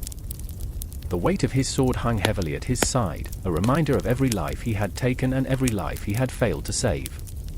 His eyes were wild, searching through the smoke and flames for Clara, for a glimmer of something that could anchor him back to sanity. "Clara," he called, his voice a desperate plea that cut through the clamor, sending a chill down her spine. In that moment, a blinding light erupted from the center of the fire, illuminating a figure, a shadow turned solid, a specter of the past. The villagers screamed, their voices blending into a cacophony of panic. "They've come for us," someone shouted, clutching a child, the boy's wide eyes reflecting the flames like a mirror of his innocence lost. Clara's heart ached for the child, for all of them, but her body remained rooted to the spot. "I remember," she murmured again, her thoughts spiraling. "I remember when fire meant warmth, not destruction. I remember the tales of old, stories of how fire birthed civilization, how it forged bonds and lit the way forward. But now it devours everything." Elias's gaze locked onto hers, a silent understanding passing between them, an acknowledgement of their shared fears, their failures. He wouldn't let her drown in the despair that threatened to engulf them both. "We need to move. They're coming." His urgency snapped her from her reverie. The shadows danced with malevolence, and for a fleeting moment, Clara saw the faces of those lost to the flames, friends, family, lovers, ghosts of the past flickering in and out of existence. The air thickened with an acrid smell, the scent of burning wood mixed with flesh, and it struck her like a dagger to the heart. Where do we go?" she stammered, her voice trembling under the weight of reality. "Anywhere but here," Elias shouted, urgency igniting a fire within him, a desperate drive to escape the encroaching darkness. He turned, and in that moment, Clara felt the tug of fear wrap around her throat like a noose. She took a step forward, the ground beneath her feet trembling, reflecting the chaos swirling in her mind. It was then that she saw him, an old man standing at the periphery, his face illuminated by the flickering flames. He was a figure from her dreams, a ghostly reminder of lost wisdom. "The fire," he croaked, his voice barely audible over the chaos, "it can be a purging flame, or it can be a beacon. Choose." His words pierced through her fog, igniting a spark of resolve. "A beacon," she breathed, the realization blooming in her chest with a ferocity she hadn't felt in years. We can still fight back. Clara, no, Elias began, but she cut him off, her heart pounding, the rush of adrenaline flushing through her veins, warming her against the chill of despair. No. We can't let it consume us. We can't let it take everything. She drew closer to the flames, feeling their heat radiate, a fierce contrast to the cold grip of fear. A memory flickered, a time when she had sat around a fire with her family, sharing stories, laughter swirling like embers in the night. We can turn this around. We can, but before she could finish, the ground shook as if the earth itself was protesting her defiance. Shadows erupted from the darkness, figures cloaked in despair, their eyes hollow and mouths twisted into silent screams. Clara stumbled back, but Elias was there, anchoring her, grounding her. We fight. We fight for them. We fight for ourselves, he urged, determination igniting in his gaze. But we do it together. Together. The word echoed in her mind like a prayer, a lifeline. She took a deep breath, letting the memories of laughter and love fuel her resolve. The fire may have ravaged their lives, but it would not extinguish their spirits. Then together we stand, she declared, her voice rising above the din, resonating with newfound strength. We will not let the light of civilization die in shadows. With that, they moved as one, stepping into the inferno, not as mere mortals, but as warriors. The fire roared, hungry, but now it felt different, alive, breathing, waiting for purpose. Clara's heart thrummed in time with the flames, a fierce beat that echoed her determination. But as they surged forward, a piercing scream cut through the chaos, dragging them back momentarily, a haunting cry that chilled the air. Clara's breath hitched, her resolve wavering as she realized it was not just the villagers that cried out, it was the echoes of their past, the ghosts of their choices, whispering warnings in a language of despair. And still, they pressed on, through the fire, through the shadows, knowing that the light of civilization flickered, fragile yet fierce, a testament to their unyielding spirit. The confrontation loomed. Would they embrace the blaze or become ashes in its wake? Only time would tell, and time was slipping through their fingers like grains of sand. The night hung heavy, cloaked in the kind of silence that suffocates. An unlit street stretched before me, the gold glow of a street lamp flickering like a heartbeat. It was just past midnight, but the weight of something unspeakable loomed in the air. I stood there, breath thick in my throat, as the distant sound of sirens sliced through the stillness, a shriek of reality that made my heart race. I clenched my fists, nails biting into my palms, grounding me in the moment. I remember every detail, the cold damp of the cobblestones beneath my feet, the metallic tang of fear that lingered on my tongue, the smell of rain-soaked earth.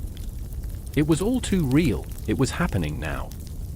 Across the way, Marissa leaned against the wall, her silhouette sharp against the flickering light. She looked smaller than I remembered, the shadows wrapping around her like a second skin. Panic danced in her eyes, a wild desperation. "What have we done?" she whispered, a tremor rippling through her voice, breaking like glass. The weight of her question echoed in my chest. Had we really thought we could escape the consequences? I could still hear the sound of the glass breaking, the way it shattered the calm of that moment, as if time itself had splintered into a million shards.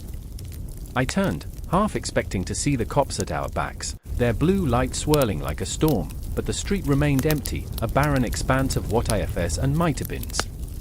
But we both knew the truth, they would come. They always came. "It was just a bag," I said, my voice barely louder than a whisper. But even as the words left my mouth, I felt their weight, each syllable a reminder of how foolish we had been. I remember the thrill, the adrenaline coursing through my veins, the heady rush of risk.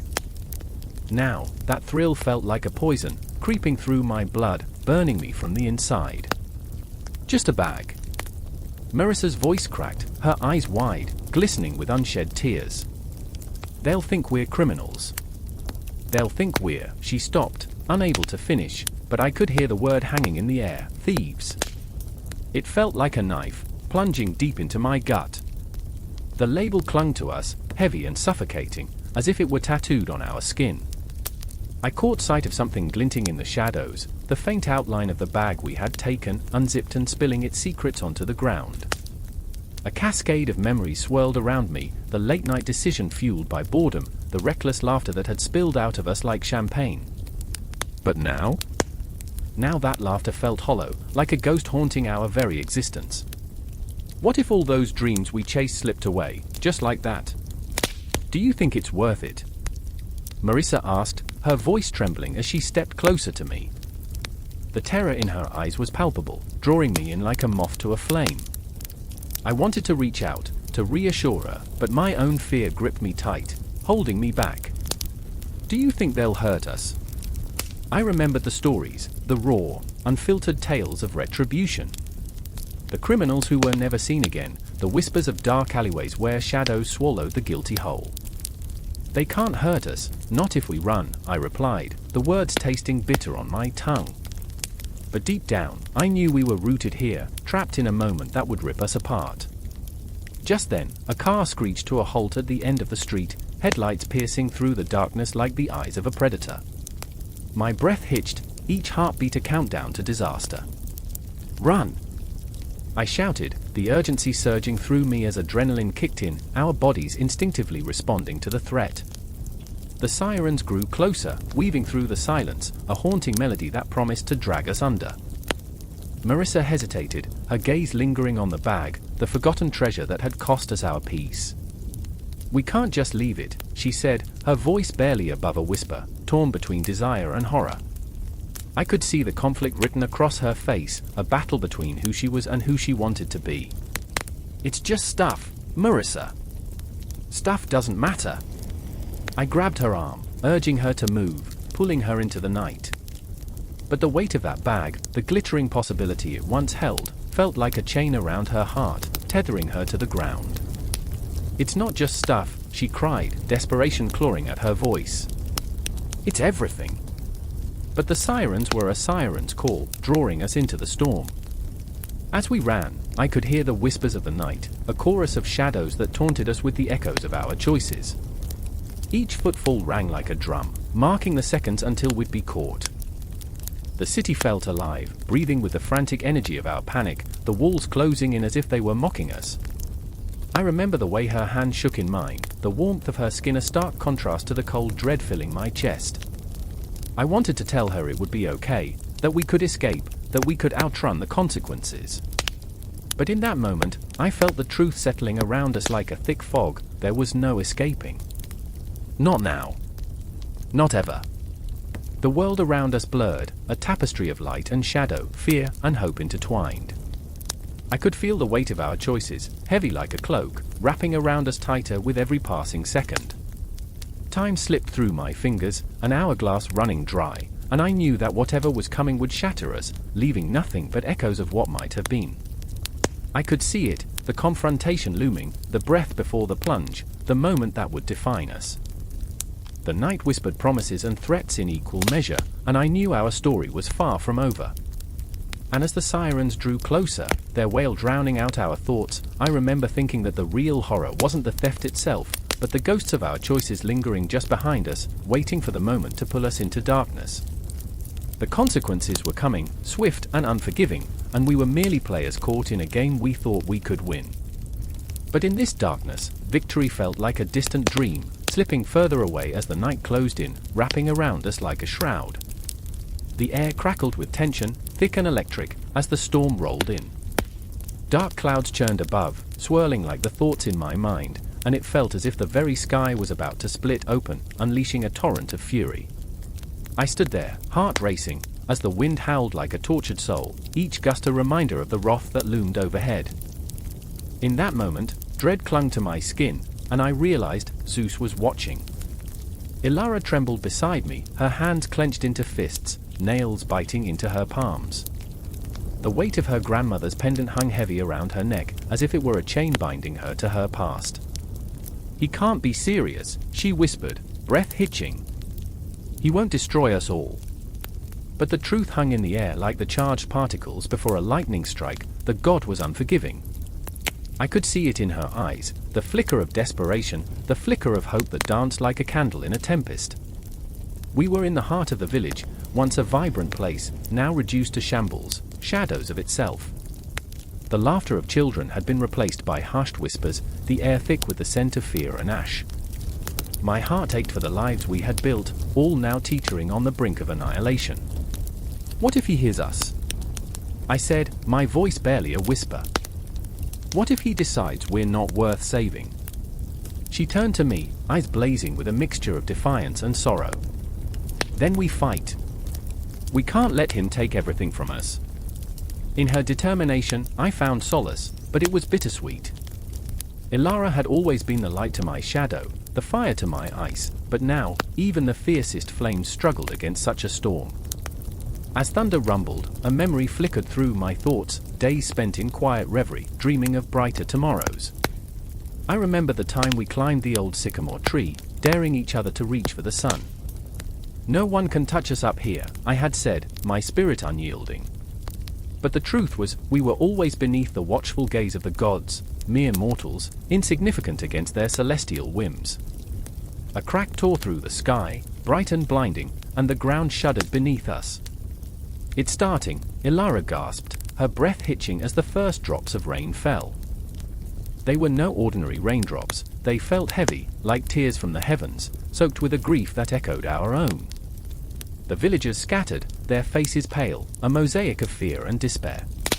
In that chaos, I spotted Marcus, a man torn between duty and love, his brow furrowed as he took stock of what was left. I had seen him once as a resolute protector, the kind of man who could stand against the tides. But now, he was just another soul trying to navigate the storm, fear gnawing at his insides. We need to unite, he shouted, voice cracking as he tried to rally the remaining strength of our people. If we stand together, we can face him. But even his words felt hollow, a fragile shield against the inevitable fury of an unforgiving god. Ilara's grip tightened on my arm, pulling me back from the edge of despair. We cannot let Marcus face this alone, she said, and I saw the fire dance anew in her eyes. Her spirit ignited something within me, a flicker of courage that took hold amidst the darkness. I nodded, heart pounding with a mixture of dread and determination. In the chaos, I remembered the stories, tales whispered by the firelight, of heroes who dared to stand against the wrath of Zeus. They had climbed mountains, faced beasts, but the gods were not merciful, and the price of their defiance was often fatal. I could feel the weight of those stories, an ancient echo that thrummed through my veins. Everywhere I looked, fear etched into the faces of those who remained. They were our friends, our family, each one a thread in the fabric of our lives. I thought of the children who played in the fields, of laughter now silenced, of dreams shattered like glass. I couldn't let Zeus snuff that out. The clouds rumbled ominously, and I took a deep breath, allowing the tension to settle deep into my bones. Let's go, I urged Ilara, my voice steadier than I felt. With Marcus leading the way, we plunged into the fray, hearts pounding in unison, the drumbeat of our collective fear echoing through the storm. As we charged into the heart of the chaos, I could hear the whispers of the villagers behind us, voices quaking with uncertainty. What are we fighting for? One cried out, and another answered, for our lives.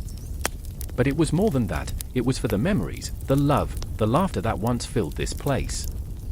We reached the village square, a battleground soon to be drenched in rain and wrath. The storm had intensified, and the air felt thick with the promise of destruction. The sky split open once more, and I knew then that we had only moments before Zeus unleashed his fury. Prepare yourselves!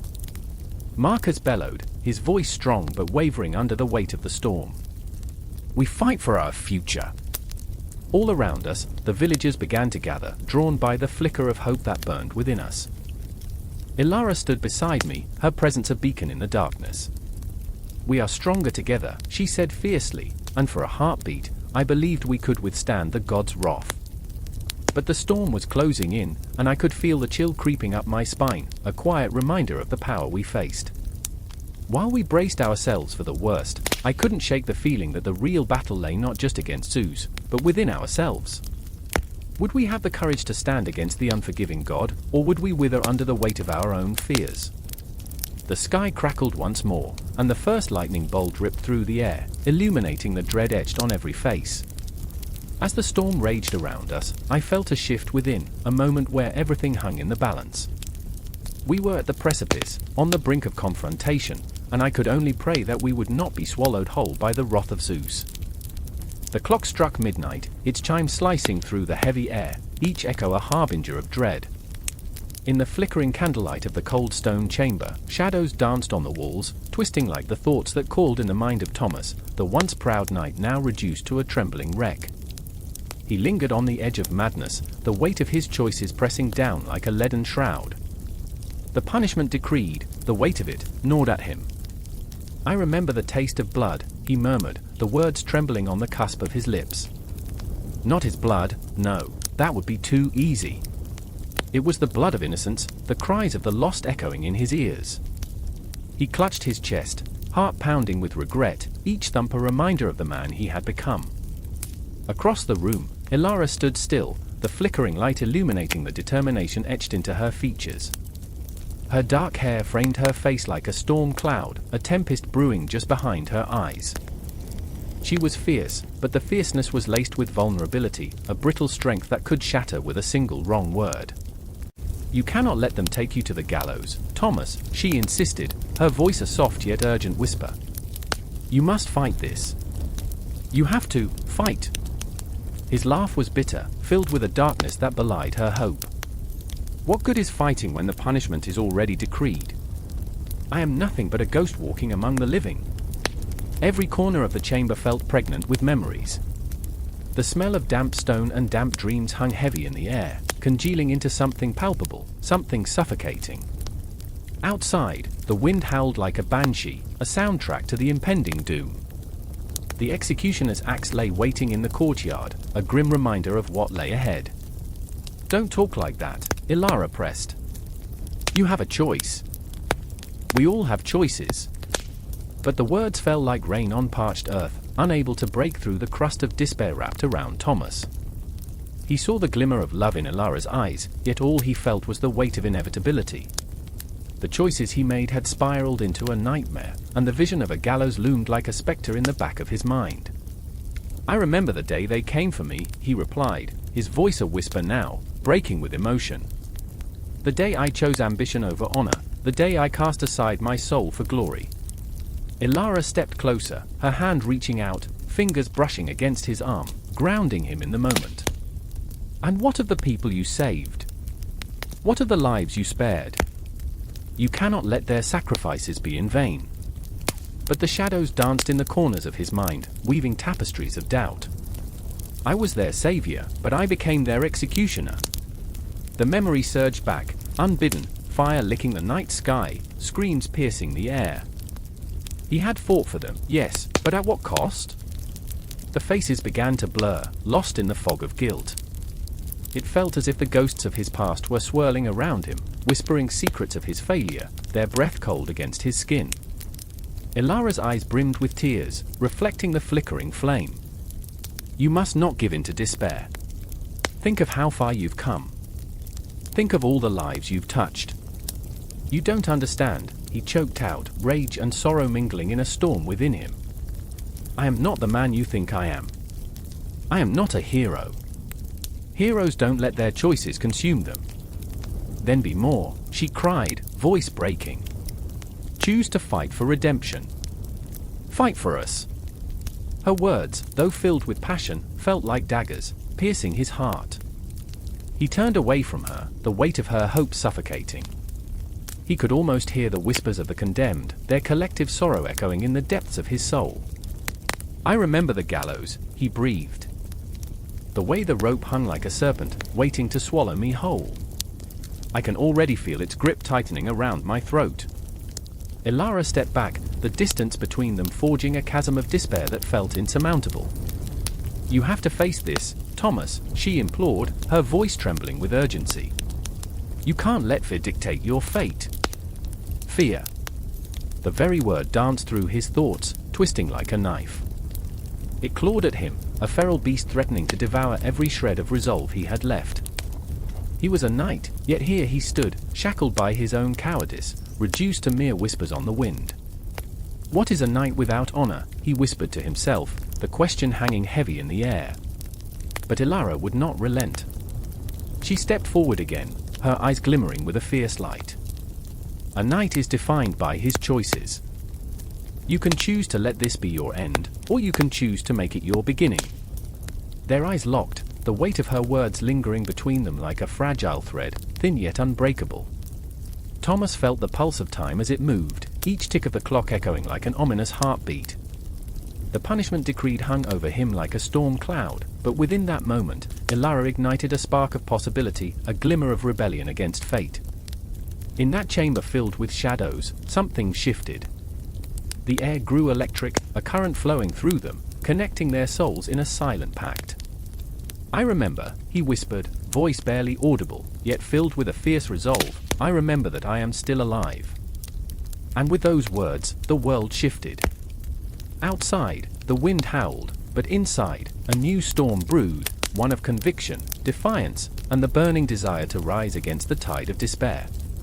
The gallows would wait.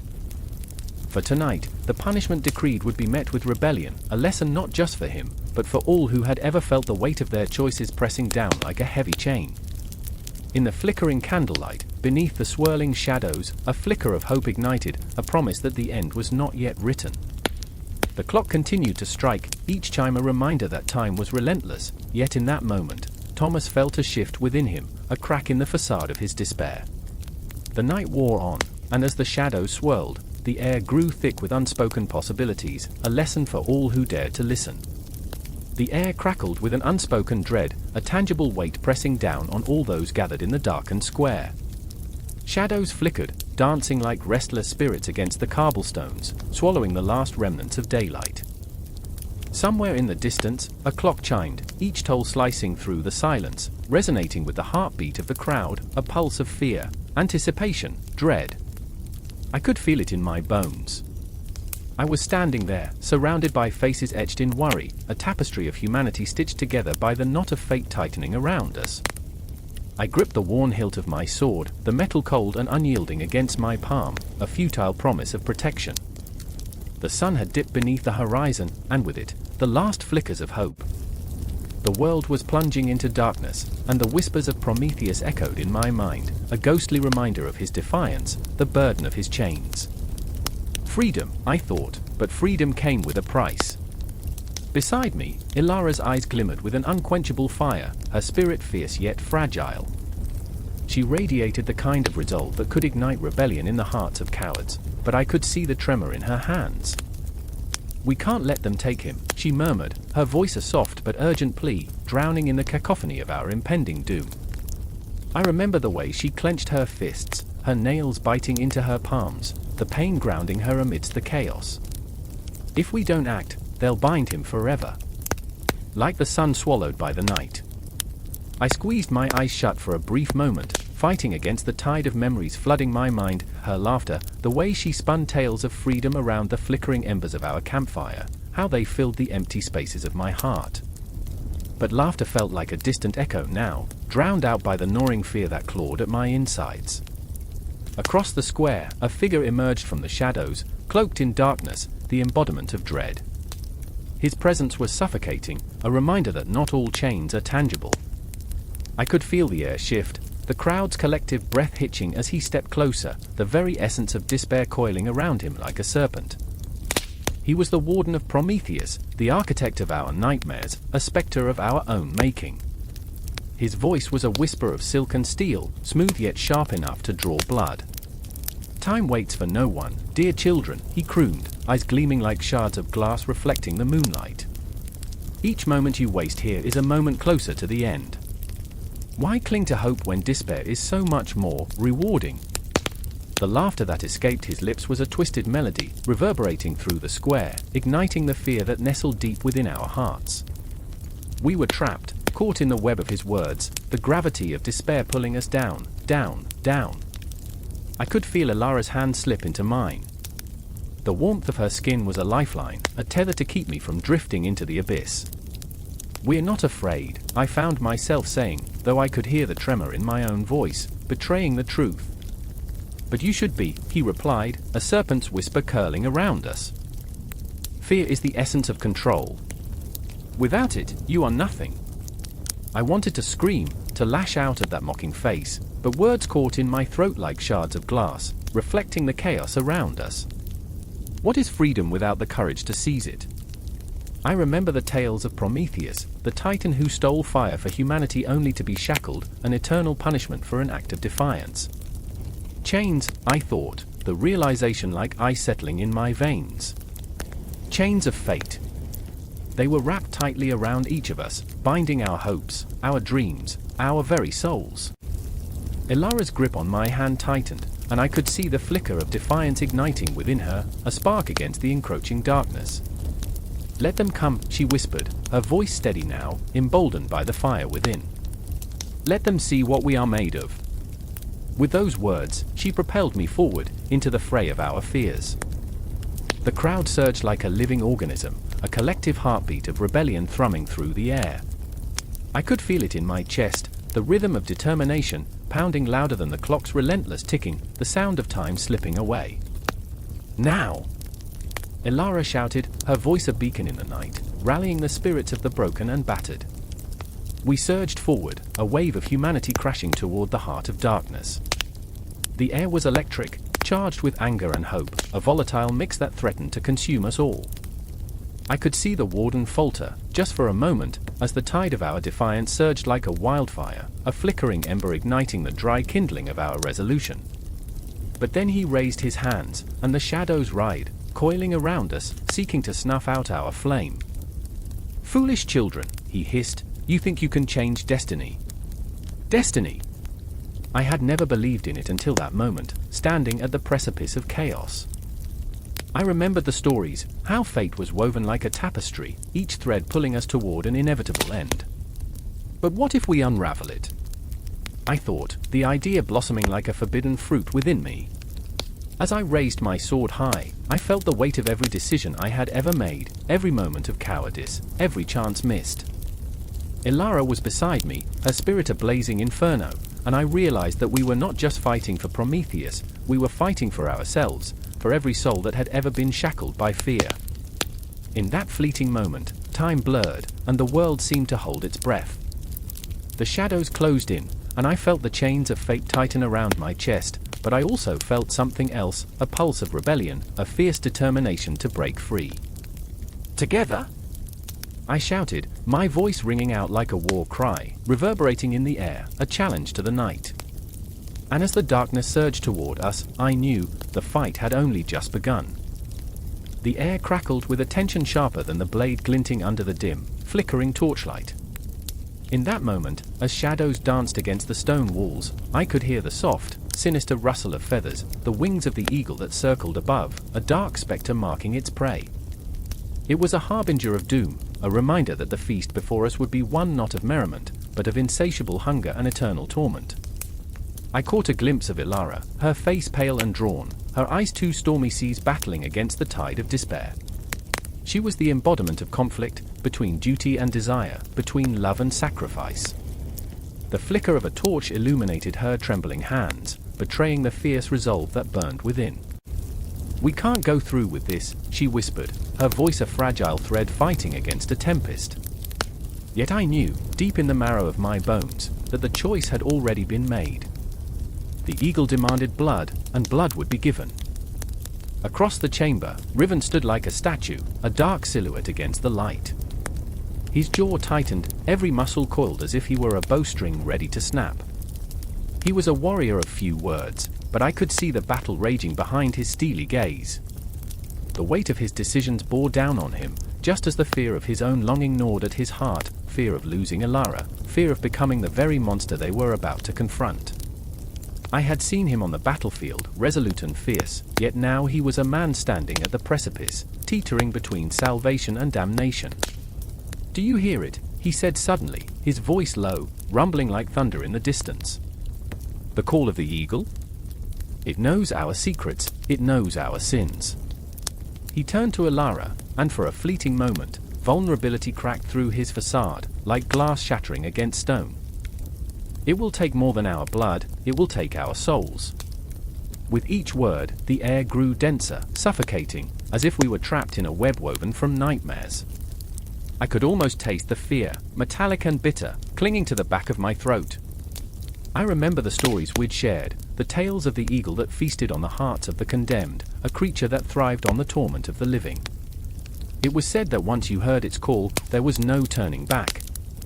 Riven, Ilara's voice trembled as she stepped closer, her resolve flickering like the dying flame of a candle. We can't let it take us.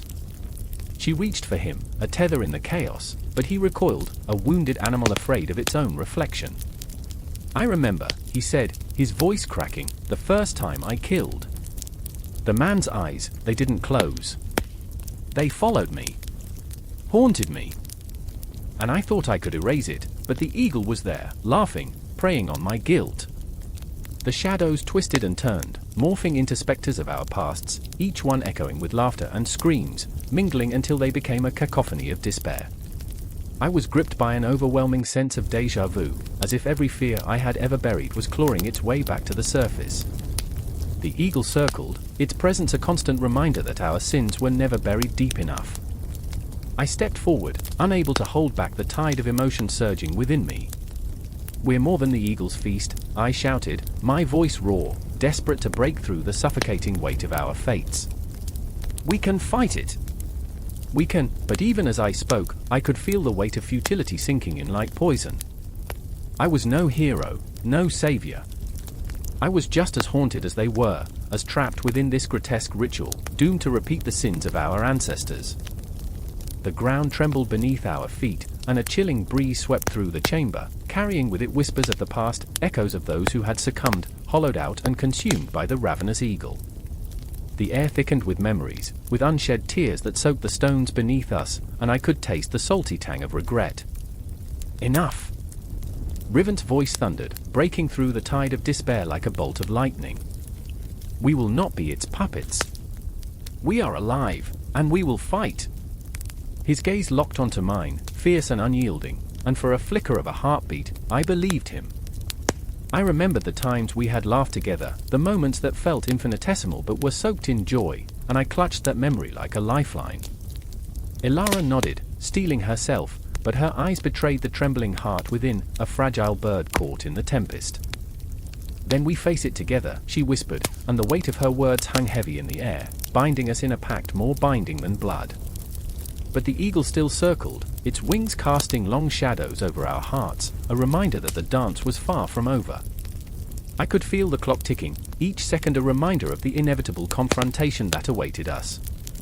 Time was a cruel mistress, and in that moment, it felt like eternity was entwined in our souls, stretching into infinity and mocking our desperation. As we steadied ourselves, the shadows seemed to pulse with a life of their own. The chamber felt like a living organism, breathing with the weight of our fears and desires. We stood at the crossroads of fate, the feast unending and the torment eternal. The air thickened, a cold fog creeping in, and with it came the sharp, sweet scent of inevitability. In that moment, I realized that we were bound not by chains, but by our choices, our fears, and the haunting call of the eagle that promised both nourishment and annihilation. And then the call came again, louder, more insistent, a siren song that echoed through the hallways of our minds, beckoning us toward an abyss we could not escape. We stood together, trembling yet defiant, hearts pounding in unison, and I knew this was just the beginning of our eternal torment. So we braced ourselves, standing on the precipice, waiting for the inevitable storm to break, knowing that the eagle would feast, but we would not fall alone. The crackling sound of flames danced in the air, a sinister symphony that made the night tremble. In the distance, the horizon was a wicked glow, casting ghostly shadows on a world caught between fear and fascination. The fire was alive and hungry, devouring everything in its path, as though it sought revenge on a planet that had taken so much for granted. I could feel the heat licking at my skin, the oppressive weight of it pressing against my chest like a terrible secret begging to be told. Mila was there, her face illuminated by the flickering light, eyes reflecting both terror and a fierce determination. She was the kind of person who wore her heart on her sleeve, so much so that her fierce compassion often felt like a burden. "We have to do something," she shouted over the roar, her voice strained yet resolute. Each word was a flame in itself, igniting the raw courage hidden beneath layers of uncertainty. But inside, I could see her trembling, a tightness in her throat as if the smoke had wrapped around her spirit, squeezing it tight. Across the chaos, Ethan stood rigid, his back to the inferno, a statue carved from granite, his jaw clenched as if locking away the storm brewing inside him. I remembered the dreams he shared, those vivid imaginings of heroism where he saved the day, where the flames were nothing but a backdrop for his triumph. Now, reality had come crashing in, obliterating the fantasies with its cruel hand. "We need to leave," he yelled, the urgency in his voice a raw edge that cut through the frenzy. But he didn't move. I could see it in his eyes, the fear of failure, the haunting echoes of past mistakes swirling in the shadows behind him. I remember the first time I had seen fire. A campfire, crackling softly, surrounded by laughter and stories shared under the stars. The warmth had felt like a hug, and I had felt invincible. But now, as the world around us melted into chaos, I saw fire for what it truly was, a predator cloaked in beauty, a deceptive enchantress that lured us in with its glow before consuming everything we held dear. "Mila, listen!" Ethan's voice pierced through the smoke, but she shook her head, her expression a mix of defiance and desperation. "I can't leave them. They're trapped." Her resolve was fierce, but it was a double-edged sword. It cut deeply, for each second we hesitated brought us closer to the brink, closer to the point of no return. I wanted to pull her back, to shield her from the flames that threatened to swallow her whole, but my own heart was a battlefield, torn between loyalty and fear. The wind shifted, a cruel reminder that fire had a mind of its own, a chaotic spirit that played with the elements. The scent of smoke was heavy and acrid, a bitter reminder of our own mortality. It curled around us, wrapping its fingers around our throats, squeezing tighter as the memories of lost lives flickered in the shadows. I could almost hear their whispers, those who had fought and lost, those who had stood at the edges, just like us, facing the abyss with nothing but a flicker of hope. "Mila!" I reached for her, but she was already moving, her feet taking steps toward the blaze, and I felt my heart racing, a wild gallop in my chest. "You can't!"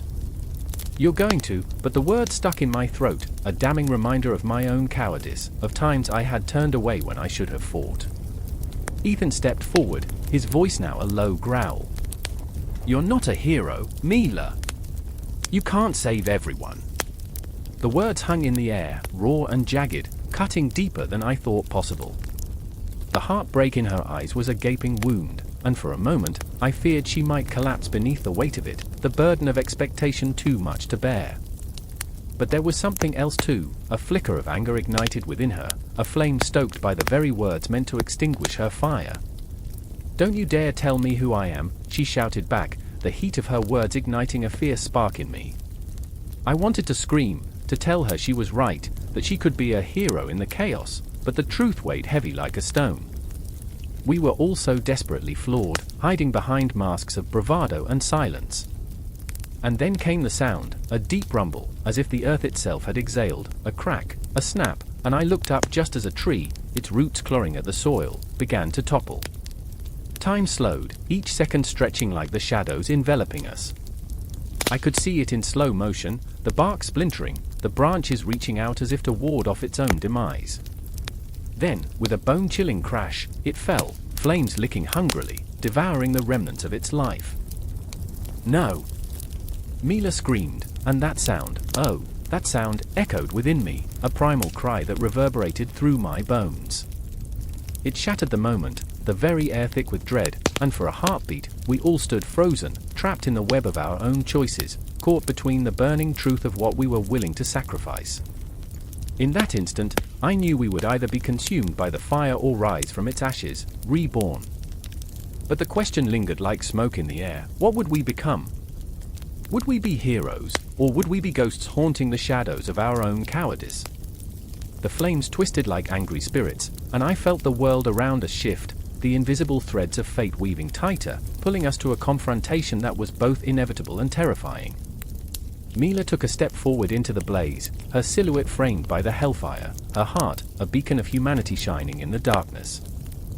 And behind her, I felt Ethan's presence, a weight pressing against my spine, urging me to choose. Time was slipping away, the moment stretching into eternity, and I could see the truth. We were all trapped in this fiery dance of humanity, where the impact of fire could either consume us or ignite something far greater. And as the flames roared, hungry for our choices, I knew this was only the beginning. Thunder cracked overhead, splintering the silence like a drawn sword, sending a shiver through the air. Rain began to pour, heavy and relentless, soaking the earth and drenching the villagers huddled beneath a hastily erected canopy. I stood there, heart pounding, wrenching my thoughts into clarity amidst the chaos, a moment suspended in time. A fire flickered to life in the distance, its glow casting long, twisted shadows of desperation against the darkened sky. I remember the faces, so full of hope, so ready to fight for a new dawn. But hope is a delicate flower, and too often it blooms just before the frost.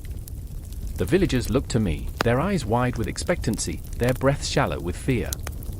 They clung to the threads of my words like drowning men clutching at straws, and I, a reluctant leader, felt the weight of their trust like a noose tightening around my throat. Amora stood at my side, fierce as the tempest raging above. Her gaze was a storm, filled with fire, determination, and shadows of doubt. She was sculpted by hardship, her spirit forged in the furnace of loss. I knew she had buried too many loved ones in the soil of this cursed land, yet she stood steadfast, ready to embrace whatever came. But I could see it, the flicker of vulnerability behind her defiance. What if this was another false dawn, another cruel trick of fate? What if hope turned to ash once again? And then there was Elias, the dreamer, the one who still believed in the beauty of progress amidst the decay. His hands were stained with ink and dirt, a tangible testament to his relentless pursuit of knowledge, yet his eyes held a glimmer of the boy he once was. What if we could build something lasting, he would say, voice trembling with fervor. What if we could light the way for those who come after us?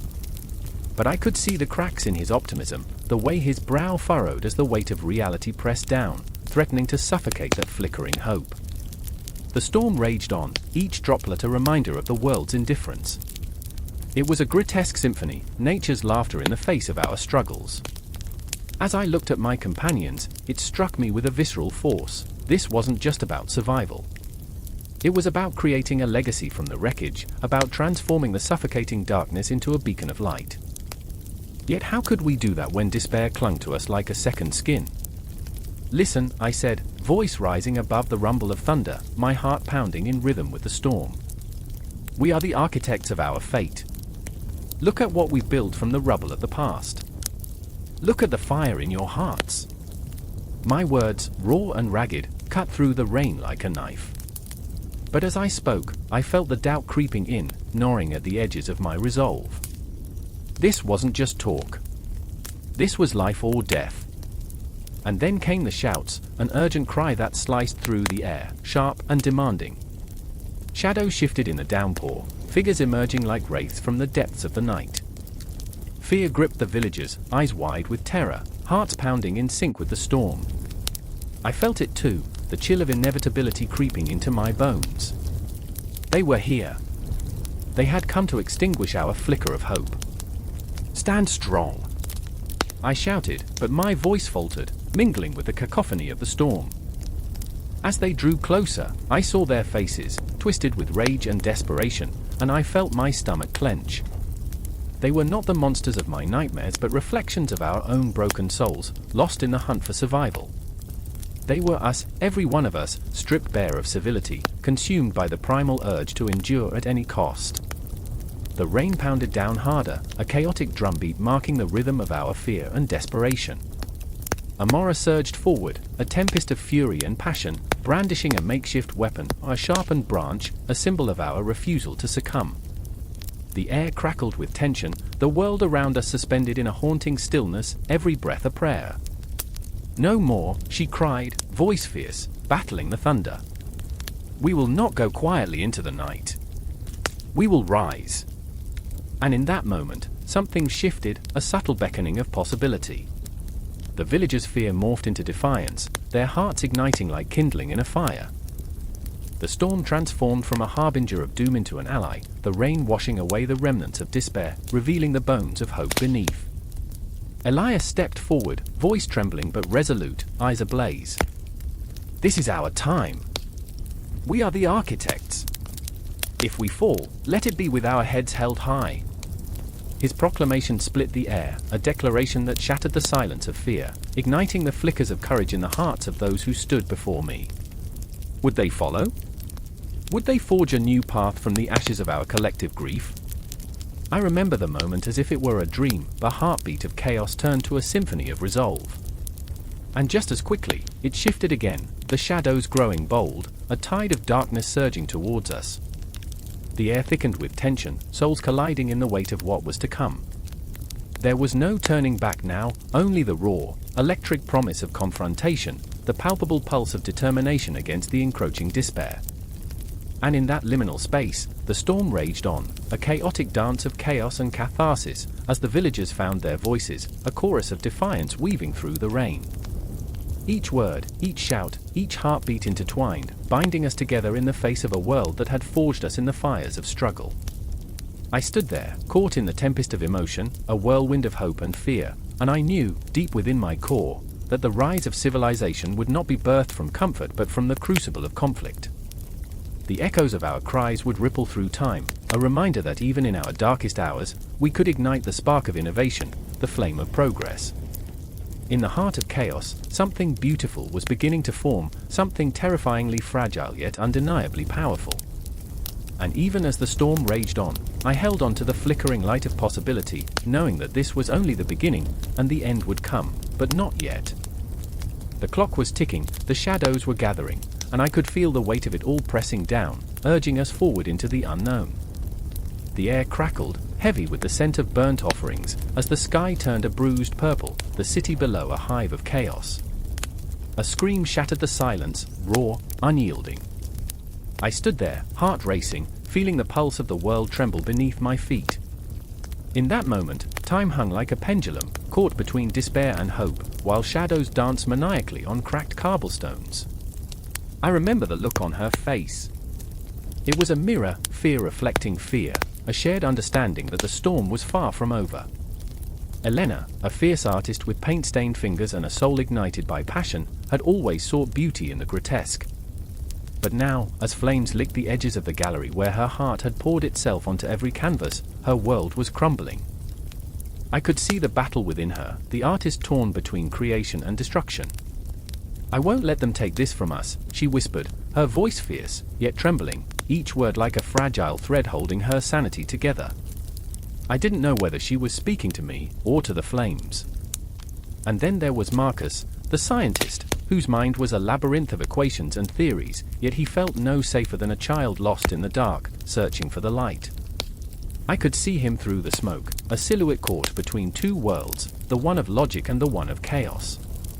"We can't fight this with fire," he murmured, scanning the horizon as if the answers lay just beyond the burning buildings. "But maybe we can harness it." His eyes shimmered with the glint of desperation, a reckless hope that was both thrilling and terrifying. In the clutches of calamity, he sought a path through the madness, lost in the beauty of possibility. I remember the clock tower chiming, each toll echoing in my chest like a warning. Time was slipping away. The city was more than a backdrop, it was a living, breathing entity, a cacophony of chaos and dreams intertwined. The walls held the whispers of the past, a tapestry woven with threads of artistry and science, philosophies born in the minds of giants. And now it was all at stake. Elena stood before her canvas, charred edges curling like the wings of a fallen angel, colors bleeding into one another like distant memories. "This is my truth. They can't destroy it," she cried, her voice rising above the crackling flames, a fierce declaration against all that sought to consume her. I felt the heat on my skin, a reminder that creation often walks hand in hand with destruction. In that moment, I saw her clearly, a warrior wielding a palette, her spirit unyielding. Marcus joined her, his scientific mind clashing with her artistic heart, yet somehow their energies fused into an electric current. "What if we make the fire our medium?" he proposed, and the words hung in the air like a spell, weaving possibilities that sent shivers down my spine. "We can transform the chaos into something new." I saw the flicker of understanding between them, a spark igniting a collaboration that could change everything. But the flames raged on, unrelenting, each lick a reminder of fragility. I was caught in the crossfire of their ambition and desperation, a witness to their dance with destiny, one that felt almost mythological. Prometheus, the name echoed in my mind, a figure who defied the gods, bringing fire to humanity, igniting both brilliance and ruin. In that moment, I wondered if we were all simply shadows of his legend, forever trapped in the cycle of creation and catastrophe. Elena's fingers brushed against the ruined canvas, and I could see her heart breaking, piece by piece, like glass shattering on the floor. "What if we fail?" she whispered, vulnerability coursing through her, eyes shimmering with unshed tears. The vulnerability in her voice struck me like a blade, the very essence of being human laid bare. "Failure is part of the journey," Marcus replied, grounding her in his sturdy resolve. "But it's the spark that ignites the flame of discovery." His voice was steady, each word a lifeline thrown into the turbulent sea of doubt. And I stood there, caught between them, feeling the weight of their fears, and the heaviness of my own. As I looked around, the city began to transform before my eyes. The chaos, once overwhelming, morphed into a canvas of possibility. The people who had fled, now returning, began to form a line. They offered whatever they had, pieces of wood, fabric, anything to fuel the fire. They were artists, scientists, philosophers, united not by fear, but by a shared desire to create something new from the ashes. The heat intensified, but I felt a strange exhilaration. Time warped, stretched, as the fire became a living organism, an entity that breathed, pulsed, and danced in rhythm with our hearts. We were no longer merely fighting against destruction, we were a part of it, every breath a testament to our resolve. Elena and Marcus stood at the forefront, their eyes locked in an embrace of determination. Together, they breathed, a mantra against the chaos swirling around us. I felt the words resonate within me, echoing in the chambers of my heart, a reminder that we were all tethered to this moment, this fight. I remember the moment the flames leaped higher, wrapping around us like a tempestuous embrace, illuminating the darkness. I felt fear and exhilaration twined together, a symphony of raw emotions. The essence of Prometheus surged within us, a gift cloaked in peril, but a gift nonetheless. And as the night deepened, shadows fell around us like ghosts of the past, haunting but not hostile. Time, elusive and ephemeral, slowed to a crawl. Each heartbeat became a drum, urging us forward in our quest for creation. In that moment of shared desperation and hope, I understood, we were all artists, scientists, philosophers, weaving our stories into the fabric of the universe. We were the custodians of Prometheus's fire, holding it not just as a torch of ruin, but as a beacon of possibility. The flames roared, a crescendo of chaos and beauty, and I knew we were only at the beginning of a tale that would echo through eternity, a loop that would never truly end, a dance that would never stop. The confrontation was just a whisper away, yet we stood united in our resolve, ready to face whatever lay ahead. The air crackled with the heat of the inferno, a red-orange glow illuminating the night sky like the sun's last desperate gasp before surrendering to darkness. Shadows twisted and danced, whispering secrets in a language only the flames understood. I stood frozen, heart hammering against my ribcage, caught in the snare of chaos that wrapped around me like a noose. This was no ordinary fire, it was alive, a beast with a mind of its own, devouring everything in its path. "Run!" shouted Clara, her voice barely piercing the roaring flames. The edges of her silhouette flickered like a candle in the wind, vibrant and fragile all at once. I remembered a time when we chased fireflies, when light was a gentle thing, a promise of summer and laughter. Now fire was a tyrant, a force that demanded fear and submission. But I couldn't move. I was anchored by the weight of my choices, each one a stone in a pocket dragging me deeper into the abyss. How had it come to this?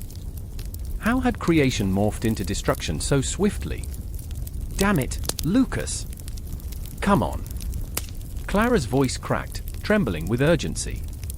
I caught a glimpse of her face, the way fear twisted her features, and it sent a jolt through me, igniting a spark of adrenaline. I remembered the dreams we shared, our plans woven in the silken threads of hope, now fraying and unraveling like the world around us. I turned, the heat licking at my skin, drawing closer, urging me to abandon my guilt. But guilt is a relentless spectre, haunting me, a shadow companion whispering that I was the architect of this calamity. Did it matter that the fire was born from my hands? That I had dared to play God in a moment of reckless ambition? Lucas! The urgency in her voice shattered the prison of my thoughts. Yet it wasn't just my fault. There was Theo, the third in our chaotic trio. Where was he? I scanned the swirling chaos, searching for a hint of his presence. He was the one who had lit the spark, who had always believed in the fire's potential to create, to transform.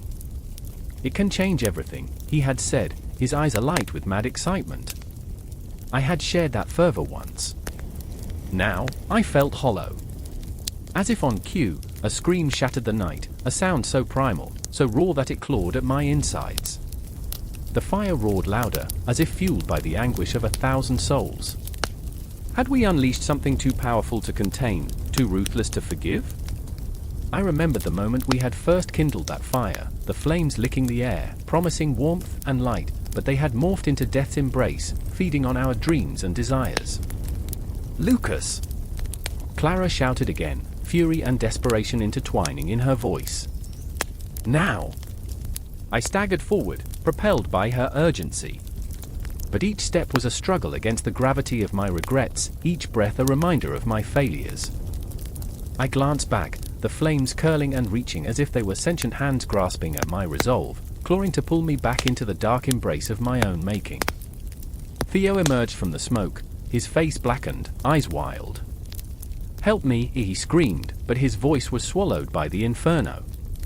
Had he become a ghost of his former self, lost in the very fire he had conjured? My heart sank. "Clara, we need to get him," I shouted, but the very sound of my own voice felt weak, a plea to the cosmos that would go unanswered. I remembered the stories of phoenixes rising from ash, but I had never considered the price of such resurrection. What if we were like those ashes, destined to be scattered across a world that had once been vibrant, now consumed by our hubris? "Leave him!" Clara's voice rose above the cacophony, fierce and unyielding. "We have to save ourselves." She was right. I felt the pull of self-preservation, a primal instinct to survive this horrific spectacle we had wrought. But betrayal lay heavy on my chest like a stone. Theo's cries, raw and desperate, struck at my heart like a hammer, breaking open the dam of my emotions. "I can't." Lucas." Clara's hands gripped my shoulders, grounding me, but the fire raged on, a relentless force that sought to consume everything, including us. "We can't save him. We need to go." I fought against the storm within me, the dichotomy of creation and destruction colliding in a violent crescendo. Here we stood, three souls caught in the throes of our own making, wrestling with the demons of our choices. I had once believed in the potential of fire, in the warmth it could bring. But now, that warmth felt like a betrayal, a false promise that had led us into a trap of our own design. The heat intensified, and with it, a clarity washed over me. I remembered the first time I saw Clara's smile, the way it ignited the world around her. I remembered the laughter shared with Theo, the dreams spun on the wings of our imaginations. But those dreams had become ashes, scattered by the very flames we had summoned. "Lucas!" Clara's voice broke through my fog, desperate and fierce. "We need to go. It's now or never." Time stretched and folded around us like the flames, warping reality. Every heartbeat echoed a truth I could no longer deny. I had to choose. Creation had its beauty, but destruction was an inevitable part of the cycle. Could I let go? Could I abandon Theo to save myself? I reached for Clara, the connection between us a lifeline in the chaos. But my heart lay heavy with the weight of my decision. I remembered the cosmos, the stars that watched silently, indifferent to our plight. With a final glance over my shoulder, I chose. The fire roared louder, the smoke blinding, wrapping around me like a shroud. I turned, fleeing into the depths of the nightmare we had birthed, each step a reluctant farewell, a desperate grasp for survival, even as the flames reached hungrily for what was left of my soul. The night swallowed us, but the fire continued to burn, a relentless testament to the duality of our existence, a reminder that from devastation, new beginnings could emerge. Or perhaps, we were merely ghosts, forever haunted by the flames we once embraced. I didn't know. I couldn't know. All I could do was run. The moon hung low, a sliver of silver grace against the jagged skyline of a city on the brink. I stood in the alley, breaths quick and shallow, each one a desperate gasp swallowed by the cold, clammy air. The shadows twisted around me, thick as treacle, filled with the whispered remnants of lost souls and broken dreams. I could almost hear the heartbeat of the city pulsate through the cobblestones, echoing my own, erratic, frantic. A piercing scream shattered the night, and my heart lurched, a frantic drum in my chest, urging me forward. Zara! The name slipped from my lips like a prayer, raw and desperate.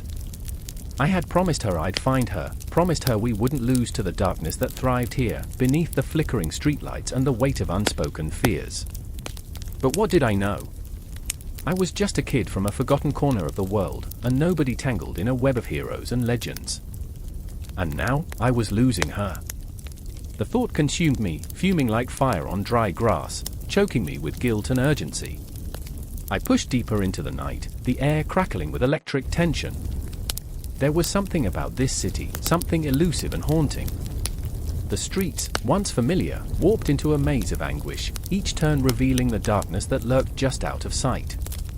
A ghostly figure flickered at the corner of my eye, a fleeting silhouette that sent shivers skittering down my spine.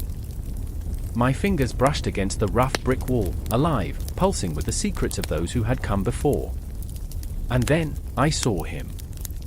Jaden stood before a shattered storefront, his face a mask of turmoil and defiance.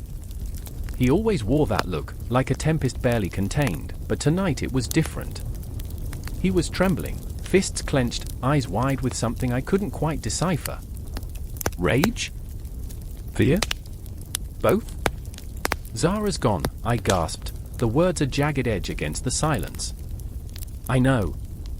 His voice came out like gravel, raw and thundering, as if the weight of her absence was a storm brewing inside him. I can't let them take her.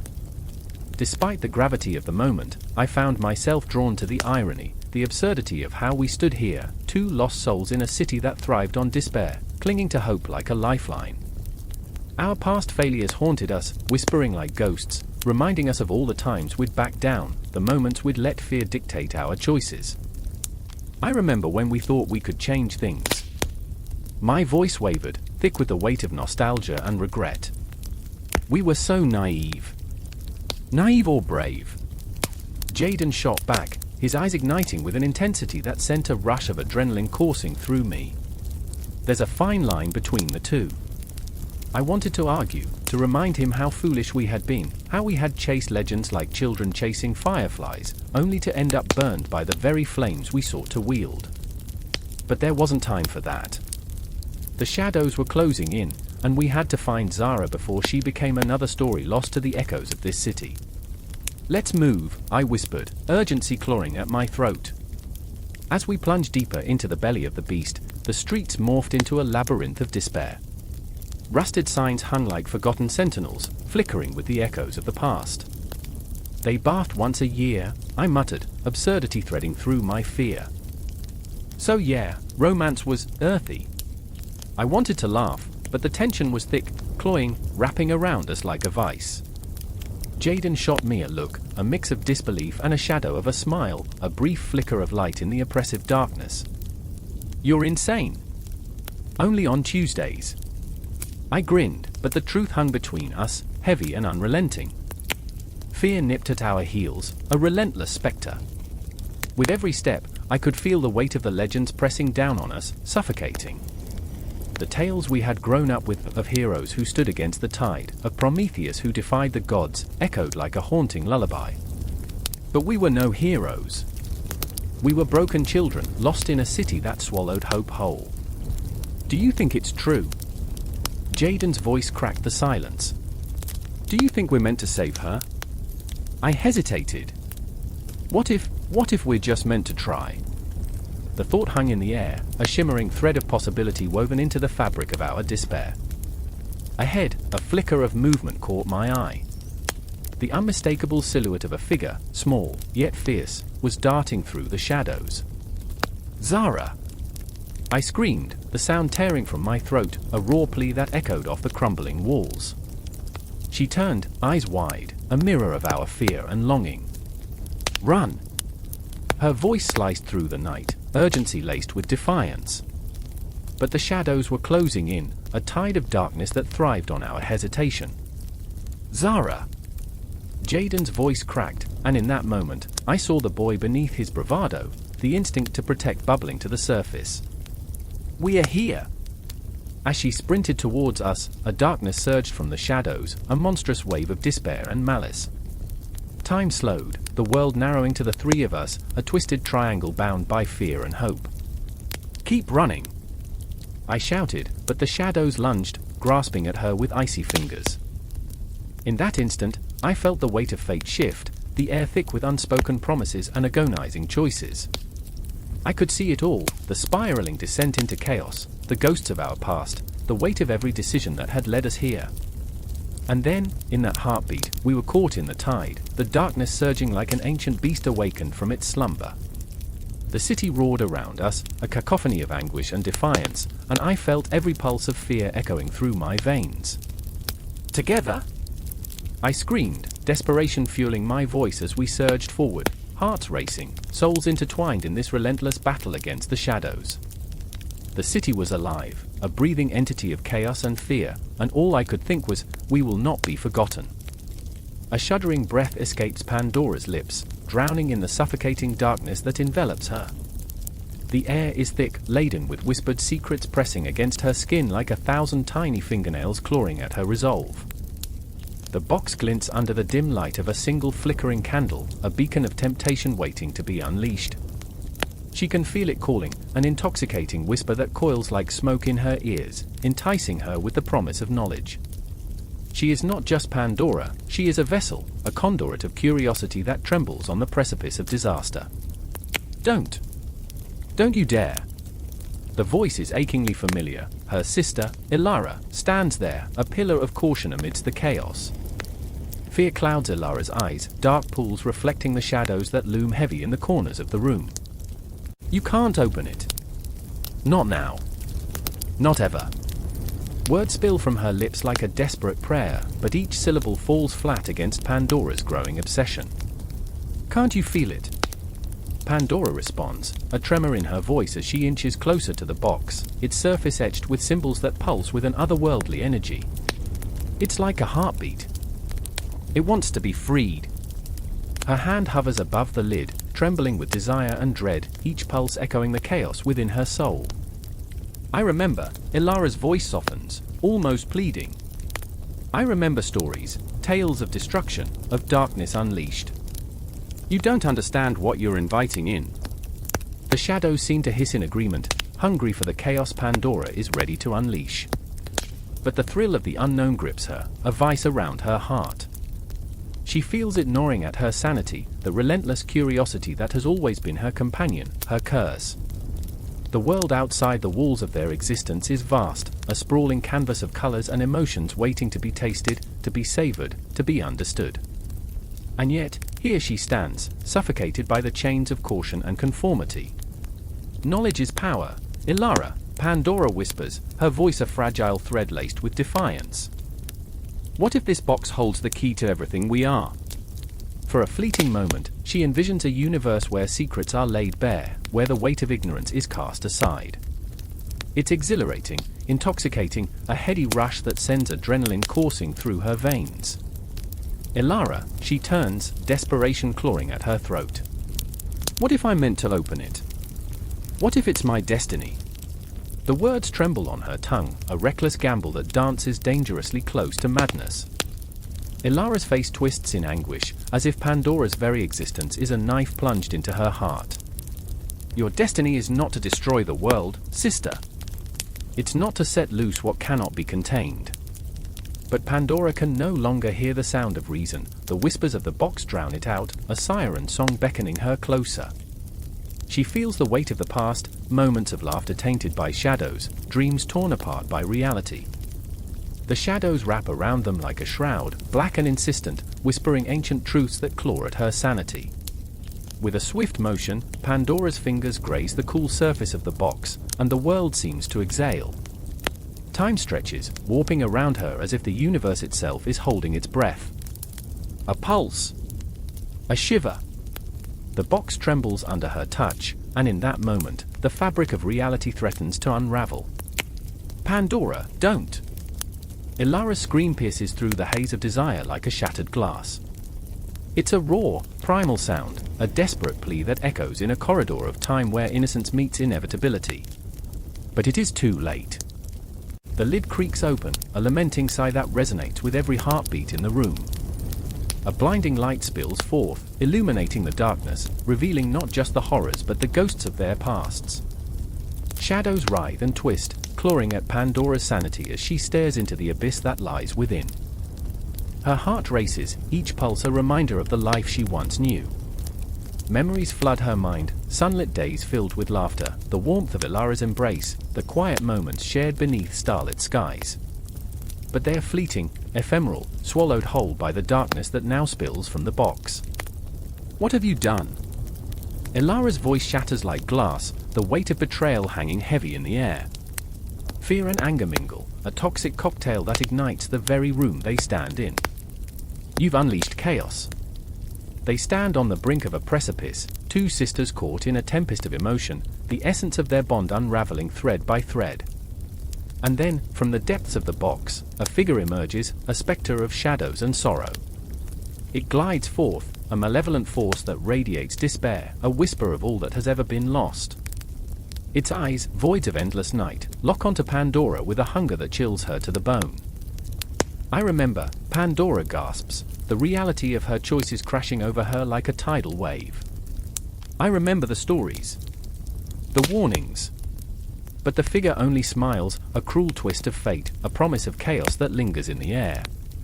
The room quakes with the weight of what has been unleashed, a cacophony of emotion that threatens to drown them both. Run! Ilara screams, her voice raw with terror, but it is too late. The shadows dance like flames, licking at the edges of their consciousness, consuming the light and hope that once defined them. Pandora watches as the figure stretches forth its hand, a beckoning call towards the abyss. Each heartbeat thrums with desperation, but within that chaos lies an inexplicable allure. She is caught in a maelstrom of fear and fascination, a moment suspended in time, a choice made in haste now haunting her every breath.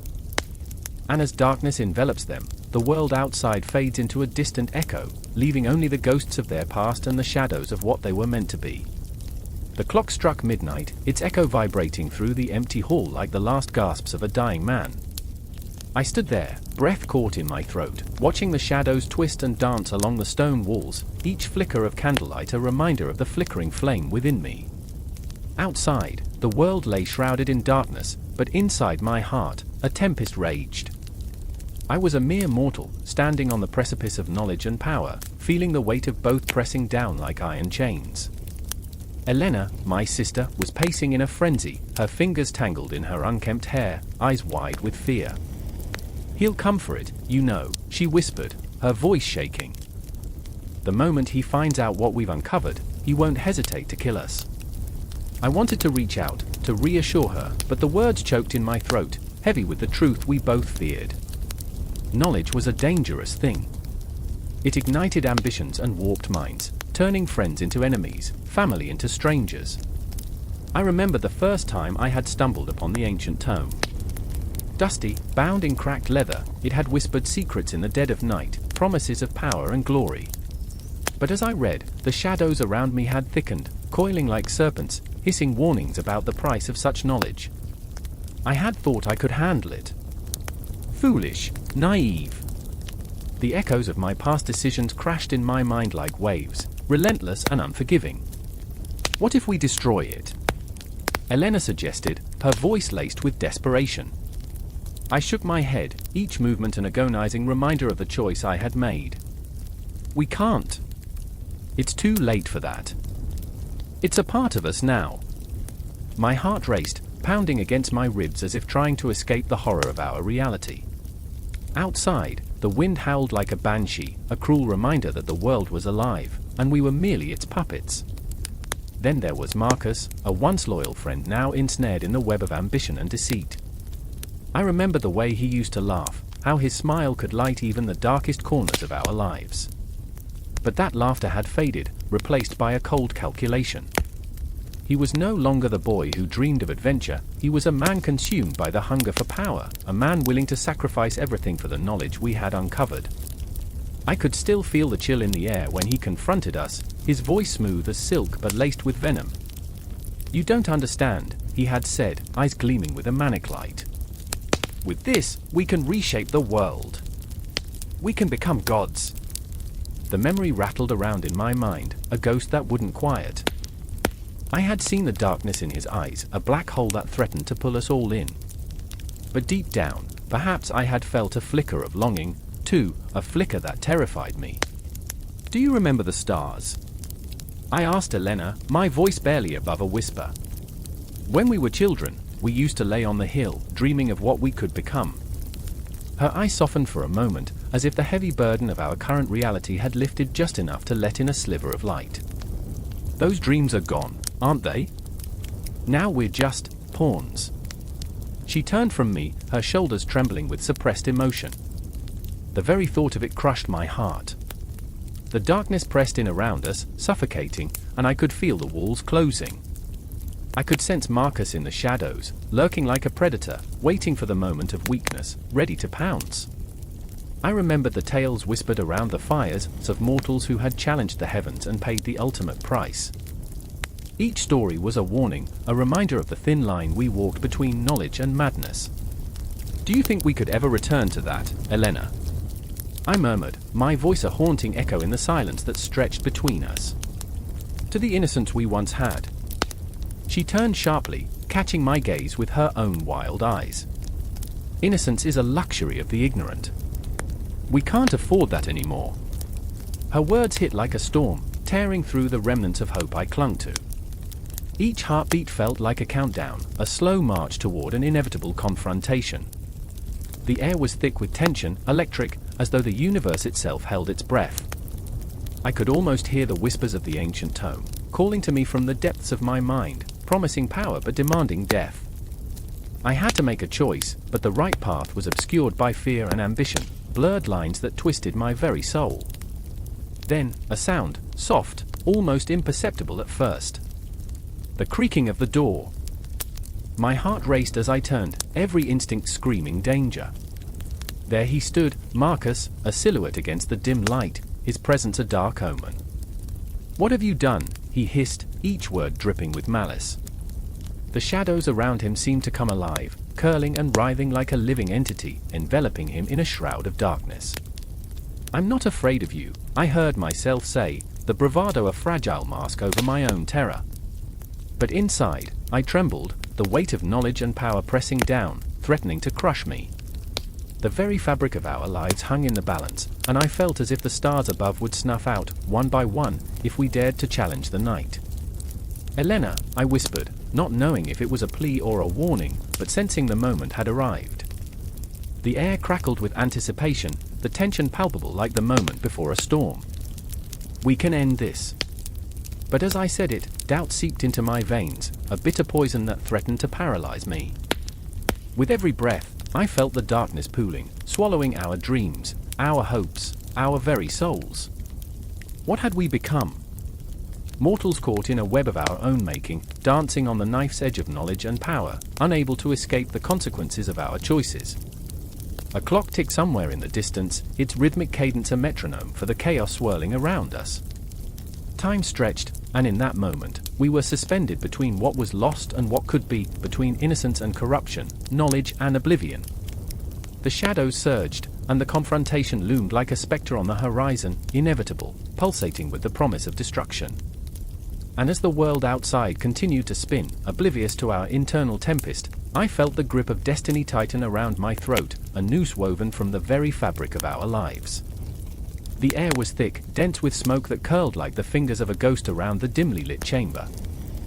The flickering candlelight cast eerie shadows, dancing across the stone walls as the low hum of whispered fears echoed in the dark. I stood, heart racing, tethered to the present yet haunted by the remnants of a past that clawed at my mind. They said the prophecy would come to pass, that Prometheus gift would burn brighter than the sun, but at what cost? I remember the first time I met Myra, her laughter piercing the heavy silence like the chime of a distant bell, a sound so sweet yet laced with an undercurrent of despair. She was standing on the edge of the cliff, hair whipping like wildfire in the wind, eyes wild with the kind of hope that could shatter the darkest night. "We can change it," she had said, further igniting her words. "We can rewrite the stars." But how naive we were, weaving dreams against the backdrop of an unforgiving universe. Then there was Theron, the brooding heart of our trio, his gaze a tempest of fury and grief. I could see the shadows of his past etched into the lines of his face, memories that twisted his innocence and left a scar where joy once bloomed. "You can't outrun fate," he spat, each word a dagger, each breath a reminder of his own shackles. But I sensed the flicker of doubt behind his bravado, the yearning for freedom suffocating beneath layers of bravado and bitterness. "Come on, we have to go," I urged, my voice cracking under the weight of what we were about to face. The air crackled with electricity, a storm brewing just beyond the horizon, and with it came the promise of doom, a promise we had dared to challenge. Myra's breath hitched, her eyes darting to the shadows that crept ever closer. What if we fail? The question hung between us, a fragile thread tethered to our collective fear. But the thought of failure had become a ghost that haunted my every waking moment. "We won't," I said, though the words felt hollow, echoing against walls that knew better than to hope. Together we moved, inching toward the heart of darkness, where Prometheus' fire flickered ominously. Each step was a battle against the weight of our own doubts, each heartbeat a countdown to the inevitable. "I remember the stories," I murmured, recalling the tales spun by flickering flames, the titan who dared to defy the gods, who stole fire to ignite the spark of humanity. But those stories had twisted into a specter of warning, the ancients whispering of the price to be paid. The chamber opened before us, the scent of burnt offerings stinging our nostrils. We were not alone. Figures cloaked in shadow stood sentinel, their eyes glinting with an unsettling hunger. They were the remnants of a forgotten past, souls bound to the prophecy, waiting for the moment when the scales would tip, and chaos would reign. I felt my pulse quicken, an ominous thrum that resonated with the echoes of my fears. "We must be ready," I said, gripping Myra's hand, feeling her tremor against my palm. "Whatever happens, we face it together." Theron's face was a mask of uncertainty, a flicker of vulnerability breaking through the fortress he had built around his heart. "What if together isn't enough?" he whispered, the tremor in his voice betraying his resolve. The shadows flickered as if in response, and a figure stepped forward, the lines of his face etched with the burden of knowledge. He was a harbinger, a keeper of the prophecy, and a smile twisted his lips, dark and knowing. "Time bends differently here," he intoned, his voice a chilling melody that sent shivers racing down my spine. "You believe you can alter your fate, young souls? Prometheus' gift is not merely a light, it is a curse wrapped in warmth." Each word struck like a thunderbolt, and for a moment, I saw the weight of eternity hanging in the balance. I remembered my childhood dreams, the nights spent staring at the stars, believing the cosmos was a canvas on which we could paint our destinies. But reality was a cruel artist, scrawling our fates in bold strokes, and here we stood, fragile and unprepared. Myra leaned closer, her voice a whisper, a plea. "What do we have to do?" The shadows thickened, swirling around us like a storm waiting to unleash its fury. The room pulsed with a heartbeat of its own, a reminder that time was slipping through our fingers, a relentless tide that we could not hold back. "Sacrifice," the figure replied, a ghost of compassion in his eyes. "To wield the fire, you must extinguish a piece of yourselves." My heart stopped, the weight of his words sinking into my bones like lead. I cast a glance at Theron, whose expression was a tumult of fear and realization. "What part? What do we give?" I asked, my voice trembling with the gravity of the moment. He smiled again, but there was no warmth in it. "The part that holds you back. The fear. The doubt. The memories that bind you." And in that moment, I understood. We were not just battling the prophecy, we were battling ourselves. The walls seemed to close in, suffocating in their intensity. I could feel Myra's heart racing, each beat a plea for reprieve, and Theron's anguish coiling around us like a dark cloud, squeezing the hope from our lungs. "We can't," I started, but the shadows surged forward, devouring my protests. But in that suffocating darkness, I felt a flicker of defiance ignite within me. I remembered the warmth of laughter, the thrill of chasing dreams under moonlit skies. I could not let fear define me. Then we choose, I declared, my voice breaking through the chaos. We choose to fight. Together. The shadows hesitated, a ripple of uncertainty passing through the air. It was a moment suspended in time, a heartbeat that stretched into eternity. And in that silent pause, I felt the embers of hope flicker back to life. But even as I spoke those words, I knew the battle had just begun. The prophecy loomed on the horizon, dark and insatiable. The fire would demand its due, and we were trapped in a dance with fate, an intricate, dangerous waltz that could unravel at any moment. And as the shadows pressed in, I felt the ties of our shared past binding us tighter, weaving a tapestry of love and pain, hope and despair. Our choices would ring through the ages, echoes of our struggles reverberating in the cosmos. So we stood there, on the precipice of despair and defiance, the air thick with tension, the prophecy hovering just beyond our reach, a fragmented dream calling us forward into the unknown. And in that dark, swirling abyss, I held onto the light, even as the shadows beckoned, knowing that the next chapter of our lives was waiting to be written, one heartbeat at a time.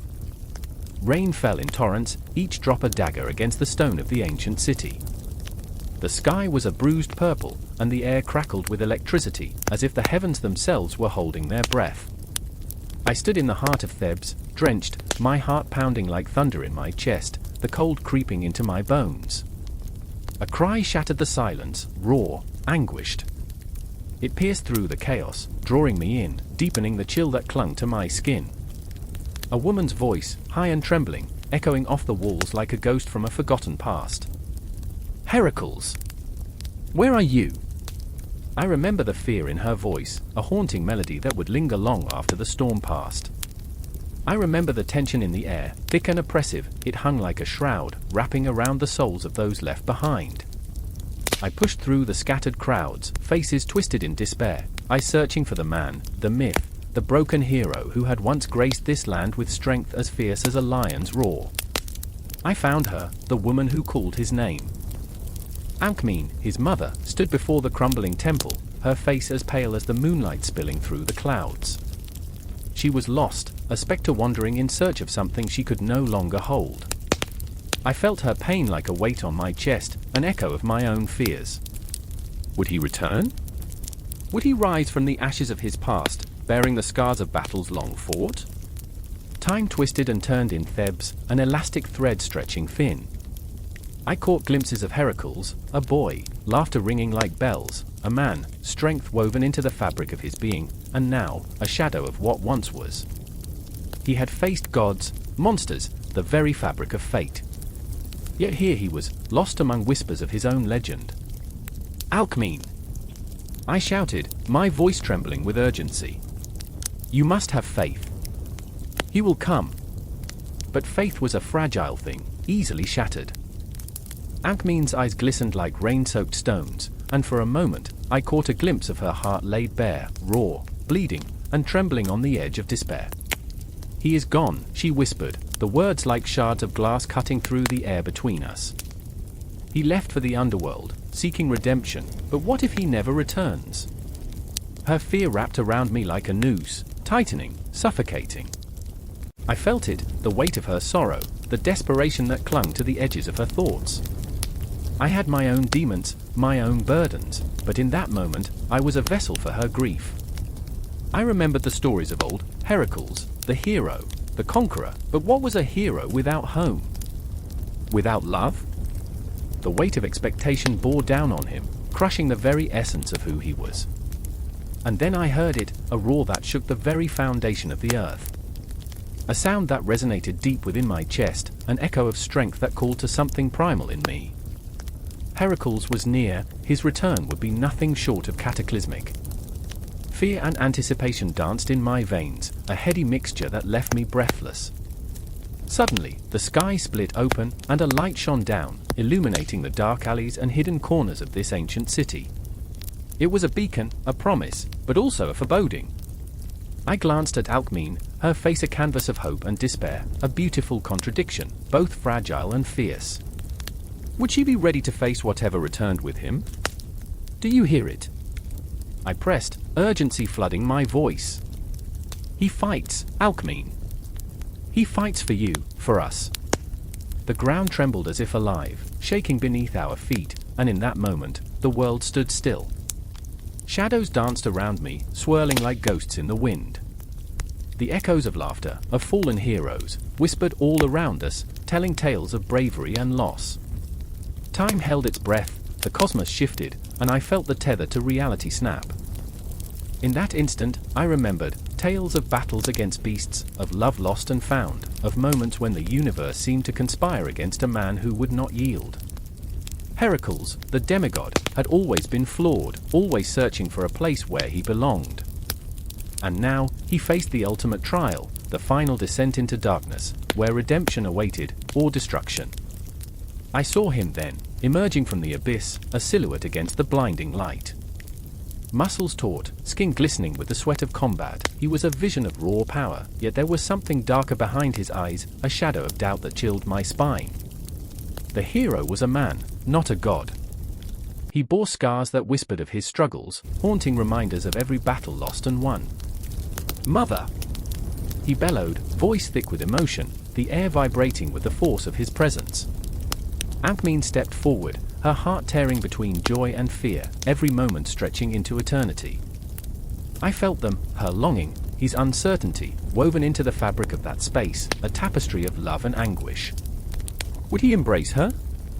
Would she see the boy she had raised, or the man who had walked through hell? "Where have you been, my son?" she asked, her voice breaking, fragile as glass. He faltered, the weight of truth hanging heavy in the air. "I sought to free myself from my past," he replied, the words spilling from him like a torrent. "But the ghosts, they cling to me, mother, and I fear I am not worthy to return." I felt my heart constrict. Redemption is a cruel beast, clawing at the very essence of our being. It asks for sacrifices, for pain, and yet, it offers nothing in return but the promise of healing. It's a fickle god, and as I watched them, I knew this was only the beginning of their struggles, of their quest for peace. The storm raged on, shadows swirling around us, whispers from the past clawing at our minds. The echoes of heroes long gone filled the air, a reminder of the battles still to come, a haunting melody that lingered in the soul. As Heracles and Alcmene faced each other, their hearts laid bare beneath the stormy skies, something shifted, a promise of hope mingled with the weight of their shared past. But the journey was far from over, the shadows still loomed large, and the cries of the city filled the air with a chilling urgency. The cosmos spun on, indifferent to their struggles, and the echoes of fate whispered cruelly, this was only a moment, a flicker in the vast expanse of time. And as they stood there, both broken and whole, I remembered, love is a battlefield, and every heartbeat is a reminder that the fight is never truly over. The air crackled with a tension that could slice through flesh, a storm brewed not only in the sky, but within the hearts of those standing on the precipice of fate. Lightning illuminated the twisted shapes of ancient trees, their gnarled limbs silhouetted against the swirling darkness. With each flash, shadows slithered across the ground, whispering secrets of despair and desperation. I stood there, breath caught in my throat, the scent of damp earth mingling with the metallic tang of impending violence. I remember the moment vividly, as if time had stretched and twisted, mocking the very essence of reality. Marcus, my brother, my blood, my anchor, stood beside me, his hands clenched into fists, knuckles pale against his weathered skin. He had always been the protector, the flame in our family's darkest nights. But now, the fire in his eyes flickered with doubt, each heartbeat echoing a silent scream. He had come to rescue Prometheus, the titan who defied the gods and brought light to humanity, but our mission fell bathed in shadow. "Are we too late?" His voice trembled as if he could taste the ashes of failure lingering in the air.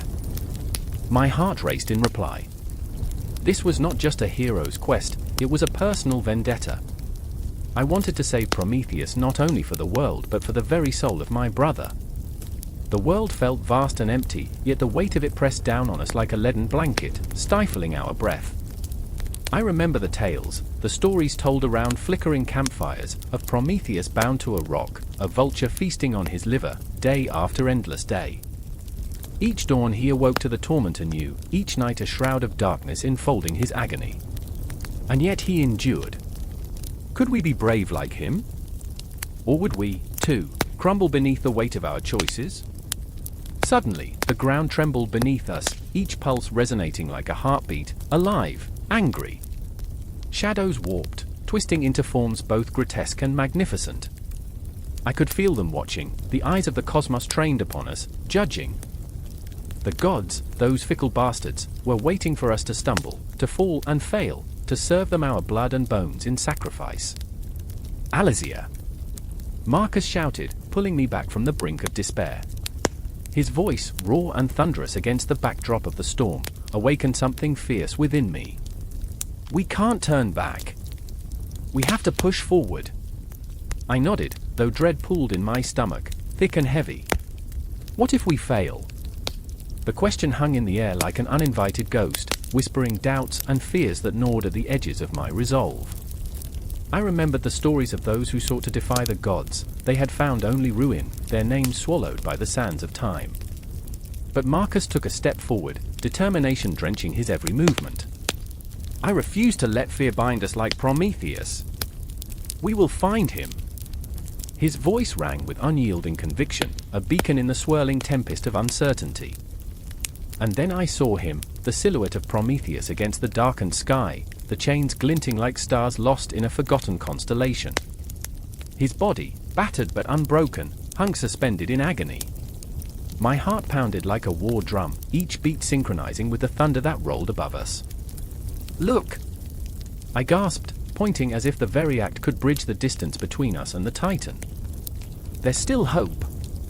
But just as I dared to embrace that flicker of light, the shadows surged forth, crawling around us like phantoms unleashed from their tombs.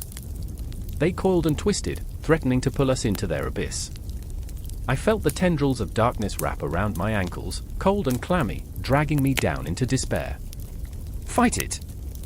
Marcus roared, his voice like a clarion call, sharp against the encroaching darkness. We are not alone. We have each other.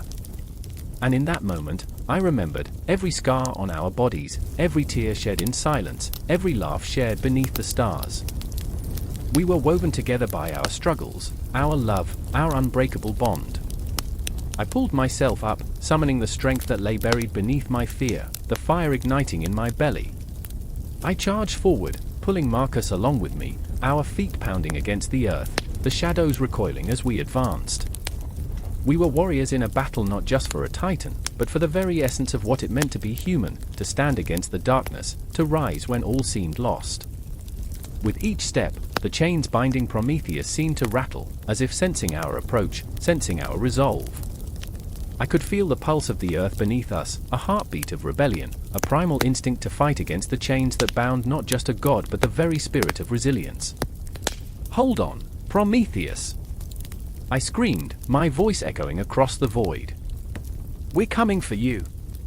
The words were a spell, lifting the weight of hopelessness, igniting a fire within the shadows.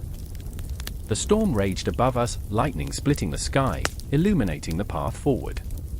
The chains glowed, resonating with our cries, as if the Titan himself could feel our determination, our fury against the injustice of his punishment. And just as I thought we might reach him, a howl erupted from the depths of the storm, a voice that clawed at the very fabric of our souls. A shadow loomed larger, threatening to consume us whole, a harbinger of despair. Alizia! Marcus, the voice boomed, dark and echoing, sending chills racing down my spine. You cannot challenge fate. But we did not falter. Together, we surged onward, united in our quest, hearts pounding, breaths heavy with the weight of inevitability.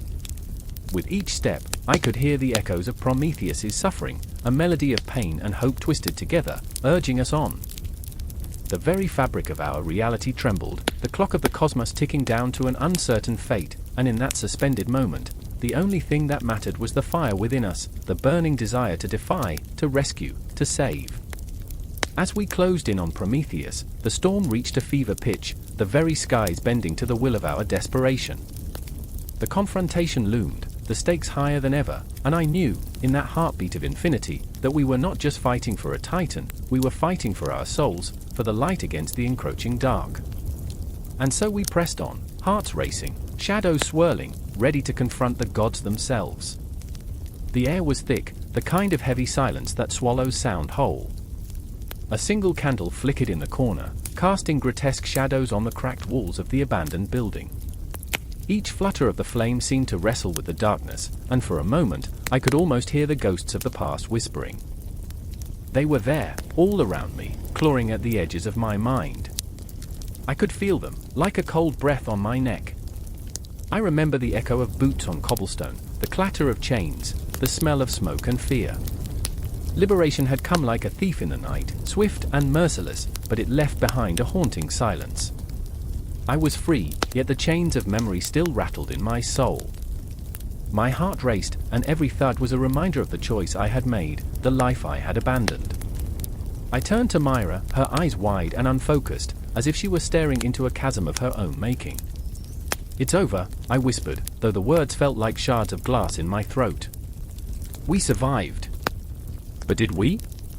The word "survived" hung in the air, a question cloaked in uncertainty. Her hands trembled at her sides, fingers twitching like leaves caught in an unseen wind. "I can still hear them," she said, voice trembling with the weight of it all. "Their screams. They never left." I looked at her, really looked, and saw the shadows dancing in her irises, dark memories flickering like the candlelight. I could feel her pain, a palpable wave washing over me, dragging me under. Every night was a battle for her, every moment a reminder of the horrors we had escaped but could not forget. And then there was Jude, standing in the doorway, a silhouette against the dying light. He was the strongest of us, or at least he had tried to be, but now his shoulders slumped under the weight of unshed tears. "What's the point?" he muttered, the words so soft they almost vanished. "We fought to be free, but what is freedom when the past won't let go?" I could feel his despair like a tangible thing, wrapping around my chest, squeezing tight. Freedom, the word had once tasted sweet on my tongue, but now it felt like ash. We had fought for liberation, but it had come at a price we weren't ready to pay. Each of us carried our own ghosts, our own chains, invisible yet unbreakable. "Maybe the past doesn't care about freedom," I said, my own voice a rasp. "Maybe it just wants to keep haunting us." There it was, the ugly truth of it all.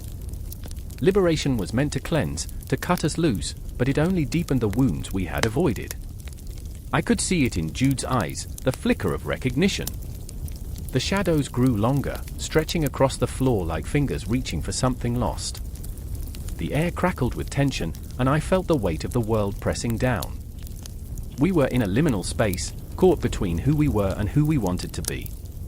The clock on the wall ticked relentlessly, each second a reminder of the time we had lost, the choices we had made. I remember, I started, but the words caught like a thorn in my throat. I remember the cries, the chaos, the blood that stained our hands. I remember the night we thought we'd die.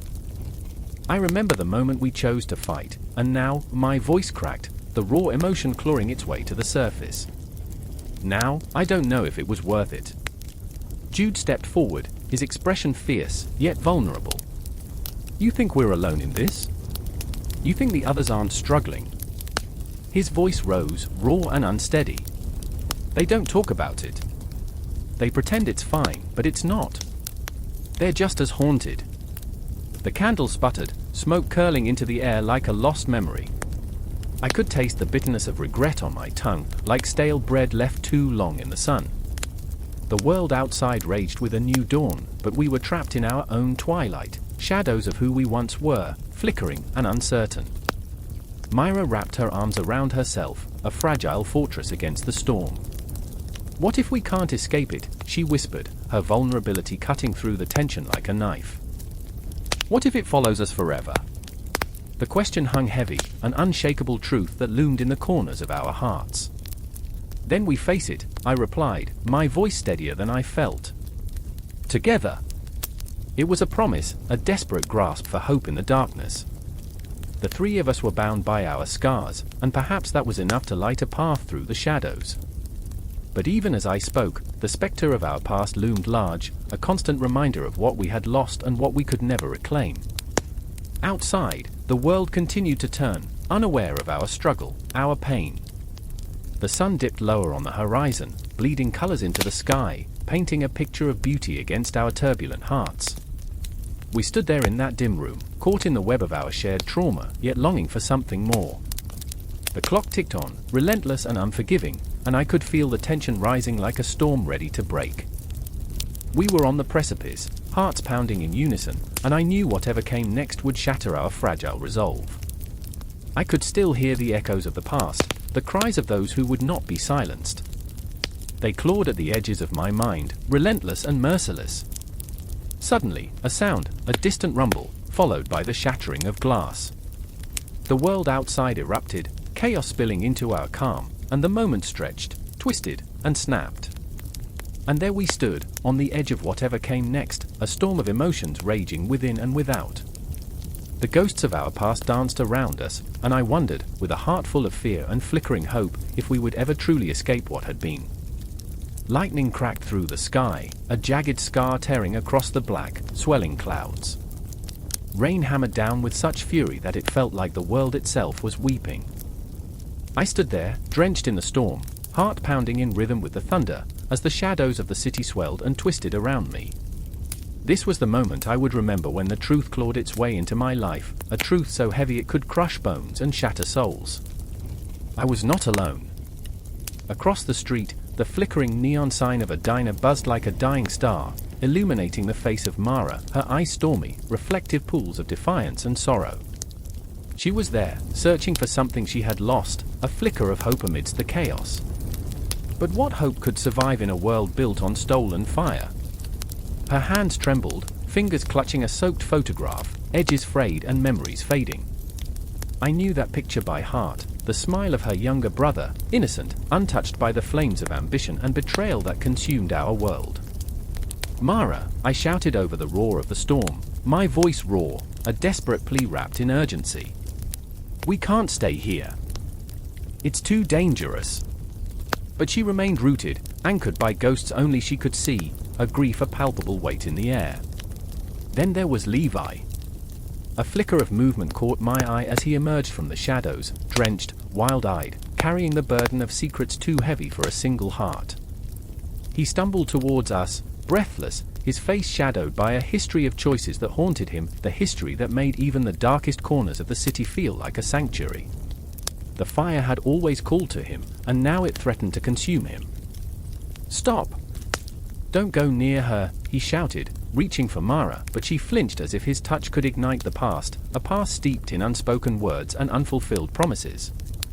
I felt the tension sizzle like a fuse, the air heavy with unsaid truths, our lives intertwined like a fraying rope, each twist pulling us closer to the edge.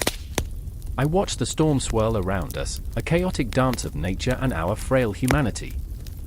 The city was alive, the buildings writhing like tortured souls, and beneath the cacophony, I could hear whispers, 1,000 voices echoing the legacy of Prometheus. It was the warning of what happens when one dares defy the gods, when mere mortals play with flames beyond their comprehension. I remember, Mara whispered, voice trembling like the flickering streetlights, the way he used to laugh. Before the fire took him. Her eyes glazed over, lost in memories that felt like a cruel joke. What if I can't bring him back?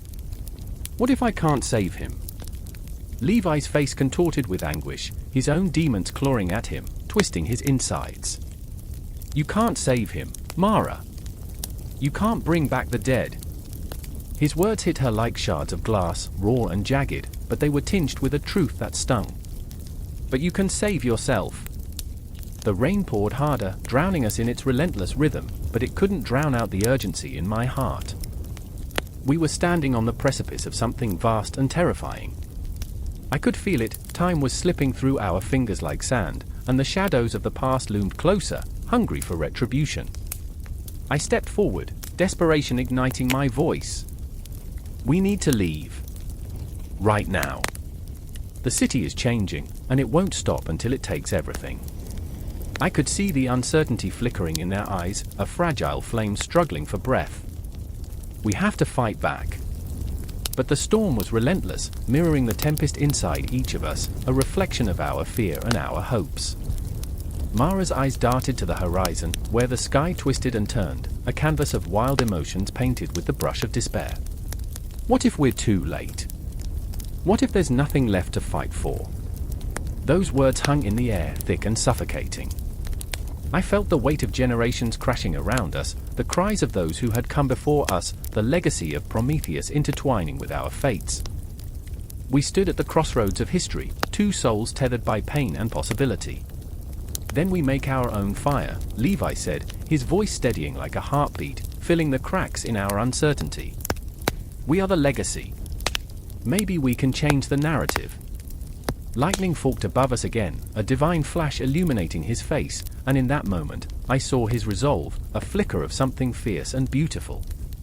If we don't try, we'll be nothing but shadows, he urged, and I felt my heart surge, a storm of emotions crashing within me.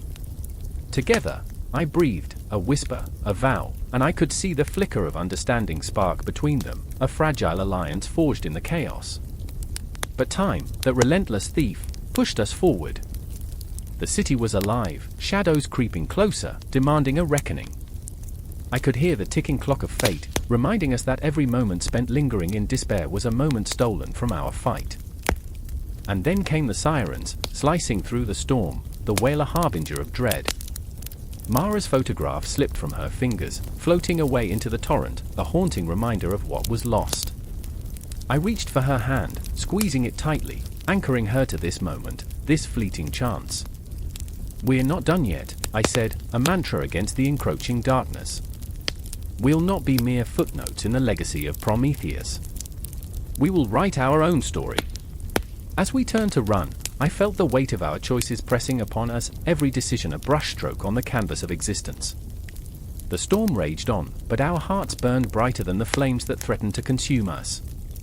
We were not just witnesses to this legacy, we were the fire that would ignite the future. And so, we ran into the night, the echoes of our past trailing behind us, the shadows whispering secrets we were just beginning to understand. Every heartbeat echoed the promise of something more, a legacy not of punishment, but of defiance, not of despair, but of hope. In the darkness, we forged ahead, unwavering, unwilling to become ghosts in a world that had forgotten the taste of fire. The clock on the wall ticks mercilessly, each chime reverberating through the hollow silence of the room, echoes of time slipping away, moments lost. A single bulb flickers, casting shadows that twist and contort like whispers of doubt in the air. There's a tension that hums, palpable and thick, as if the very walls are holding their breath, afraid to disrupt the uneasy truce hovering between knowledge and ignorance. I stand, heart pounding, grappling with the crushing weight of revelation as Sarah's face looms before me, eyes wide and frantic. What if we're wrong, she breathes, a tremor in her voice that sends shivers down my spine. I want to shout that wrongness doesn't matter, that the truth burns brighter than the sun, yet all I manage is a whisper laced with uncertainty. What if ignorance is a blessing? The air grows heavier, thick with the ghosts of decisions unmade and truths unspoken. I can feel the pulse of the universe, the desperate rhythm of creation and decay thrumming through my veins, a chaotic symphony of fear and insight. It's a dance of shadows, knowledge pirouetting with ignorance, each step threatening to unravel the fabric of our fragile existence. And then there's Mark, pacing like a caged animal, his brow furrowed with the weight of his own thoughts. You don't understand, he snaps, voice sharp as shattered glass. What if we open the door? What if we step into the abyss? His hands clench, fingers trembling, and I feel the rawness of his fear, the suffocating grip of paranoia creeping into every corner of his mind. What if the truth is more terrifying than the lie? I remember the nights we spent, knee-deep in books, poring over dusty tomes filled with ideas that twisted my reality. Every page turned was a step deeper into a riddle with no answer, and I can't help but wonder if ignorance was the sanctuary we had sought. Was it really safer to live in the shadowy embrace of blissful unawareness? The thought gnaws at my insides, a relentless hunger that refuses to be satisfied. You think you want to know? Sarah's voice cuts through my reverie, and I see the flicker of doubt ignite in her gaze. But what if knowing changes everything? What if we can't go back? Her face contorts, a tempest of emotion, a mixture of fear, curiosity, and something darker, something that claws at her resolve. I want to reach out, to comfort her, but the truth is a beast that gnashes its teeth in the corner of my mind, ready to pounce. Ignorance offers safety, I dare to say, though the words feel like ashes on my tongue. But knowledge is a double-edged sword. The clock ticks again, and every second feels like a countdown to a cataclysmic revelation. I remember the warmth of summer days spent in quietude, devoid of the burden of knowledge, but those memories now feel like cruel taunts, ghosts that linger just out of reach, mocking my desire for simplicity. In the face of a universe too vast to comprehend, I can't help but feel small, insignificant, a mere flicker against the expanse of existence. Mark stops pacing, a predator ready to strike, his blue eyes blazing with fervor. If we know, we can't know. What if they're wrong? What if they say we're lost? His voice rises, crescendoing into a frantic plea, and I can sense the fracture within him, the unspoken dread that perhaps he longs for the comfort of ignorance, even in its suffocating grasp. What if we're just pawns in a game we can't comprehend? A silence hangs between us, thick and suffocating, as I grapple with the gravity of his words. I think of the stories we tell ourselves, the lies we embrace to shield our hearts from the harshness of reality. Are we simply actors in a play scripted by forces beyond our understanding? Or are we the authors of our own fate, scribbling in the margins, desperate to find meaning in chaos? Sarah's voice trembles, breaking the tension like glass shattering on concrete. But what if knowledge gives us power? What if it sets us free? The fervor in her voice ignites a spark within me, a flicker of hope breaking through the shadows. Yet, that hope is laced with dread. Knowledge can empower, but it can also destroy. I breathe in deeply, feeling the weight of the moment, the air charged with anticipation, and I am reminded of the ancient texts we pored over, filled with cautionary tales of those who sought knowledge at any cost. I remember the fables of Icarus, wings melted by the sun, of Pandora, unleashed evils upon the world. The stories whisper in my mind, warnings that send chills skittering down my spine. Mark's pacing resumes, frantic now, a whirlwind of energy and fear. What if we're all just fools chasing shadows? What if the truth is a cruel illusion? The desperation in his voice resonates within me, and I can't help but feel that pull, the magnetic draw of ignorance, the siren's call luring me into the depths of complacency. But what if we don't even know what we're missing? I shoot back, my heart racing, this unbearable tension between us igniting a fire beneath my skin. What if knowledge is the only way to break the chains that bind us? To finally see. A flicker of understanding passes between us, a brief connection forged in the crucible of fear and uncertainty. The shadows pulse around us, alive with the weight of existential dread, an all-consuming darkness that threatens to swallow us whole. And yet, in that terrifying moment, a spark ignites. Perhaps knowledge is the key we've sought, the light that can guide us through the darkest of nights. But as the clock ticks on, I know that the true battle lies ahead, a confrontation not just with each other but with the very essence of our existence. The struggle between knowledge and ignorance pulsates through us, a living entity, entwining itself around our hearts, ready to unearth the truths we've hidden away. We are left standing on the precipice of discovery, suspended in a moment that feels both eternal and fleeting, caught in the delicate balance of what it means to know and what it means to dream. And somewhere in the distance, the echoes of our choices whisper ominously, a reminder that knowledge can ignite revolutions, but it can also fracture the very essence of who we are. I can feel it, the weight of the universe pressing down on us, every heartbeat a reminder that the truth is waiting just beyond the shadows, lurking in the corners of our minds, ready to burst forth and reshape everything we thought we knew. The air crackled, thick with the scent of smoke and desperation. Somewhere in the heart of the city, flames licked the night sky, a ravenous beast consuming everything in its path. I stood on the edge, watching the chaos unfold, the heat radiating against my skin like a warning. Adrenaline surged through me, pounding in time with the rhythm of the fire, a heartbeat of destruction. I remember the faces. Jenna, with her wild, golden curls, her eyes wide and shimmering with fear. She was a flame in her own right, fierce and untamed. And then there was Marcus, his brow furrowed with a storm of conflicting emotions, love, fear, regret. Caught in a whirlwind of choices, we were spiraling toward something irrevocable. The fire reflected in their eyes, illuminating the shadows of our past, the mistakes we had buried beneath layers of hope and denial. "Jenna!" I shouted, my voice barely piercing the roar of the inferno. She turned, and in that fleeting moment, our gazes locked, her pleading eyes echoing the unspoken fears we had both carried for too long. I could see it in her face. She was ready to fight, but the fire was a living thing, breathing down our necks, threatening to consume us whole. I still remember how it felt to watch the embers dance, twisted and beautiful, like memories spiraling out of control. They flickered against the blackened sky, taunting us, reminding us of everything we had lost. Time slowed in that moment, each passing second stretching into an eternity, the air thick with smoke and the weight of our choices. I could feel my heart racing, each pulse a reminder of the stakes we faced, the impending doom creeping closer. "Marcus, we have to go," Jenna urged, her voice a fragile thread weaving through the chaos. But I hesitated, caught in the gravity of our shared history. I wanted to move, to escape, yet something held me back, a relentless tug of loyalty, of love, of all the unsaid things that hung in the air like unspent fireworks. The fire crackled louder, its roar drowning out the world as I felt the heat against my skin. It felt like a warning, a call to arms, an invitation to confront the demons that whispered in the shadows. I remember the night we first met, how we laughed under the stars, the promise of forever etching itself into our hearts. But forever had unraveled, and now we stood on the brink of destruction, the stakes higher than ever. "Remember the old oak tree?"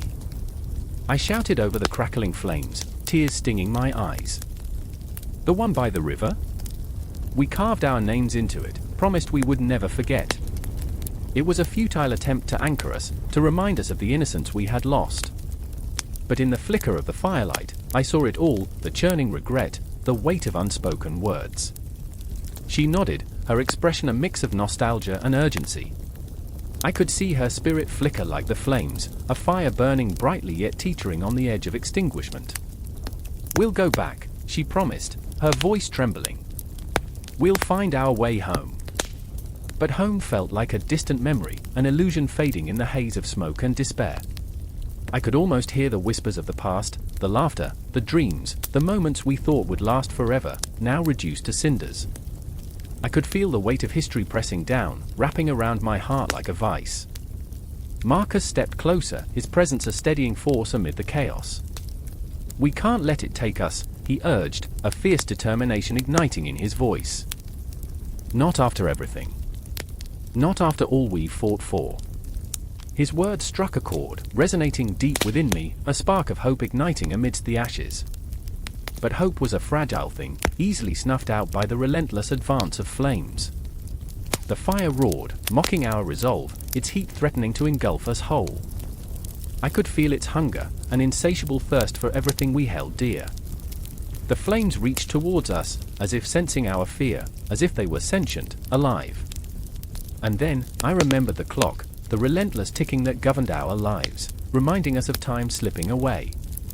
Time was a cruel mistress, always moving forward, never looking back. I clenched my fists, feeling the rough edges of despair, the jagged shards of our fractured dreams. "Together," I whispered, the word barely escaping my lips. We had to face this, together. I looked into Jenna's eyes and saw the flicker of resolve. The corners of my mind whispered doubts, but the fire blazed with a clarity that cut through the darkness. "Together," I repeated, louder this time, as if saying it would make it true. And then, in a burst of determination, we stepped toward the flames, hearts pounding, the chaos around us a cacophony of hope and despair. Each step was a battle against the past, against the mistakes that had brought us to this moment. The heat engulfed us, a reminder of our vulnerabilities, our flaws. But within the fire, there was a flicker of something more, a spirit of humanity that defied the engulfing darkness. It was the fire within us, unyielding, ready to rise. I could feel it in the air, a pulse of energy that ignited our souls. We were not alone in this fight, the very fabric of our being intertwined with every heartbeat, a symphony of resilience echoing through the flames. As we pressed forward, the fire surged around us, a living entity, but we moved as one, Jenna, Marcus, and I. Each step carried the weight of the past, but also the promise of tomorrow.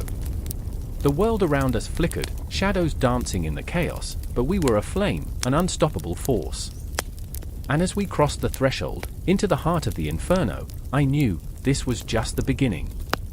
The fire within us burned bright, fierce, and unyielding, promising to illuminate the darkest corners of our souls.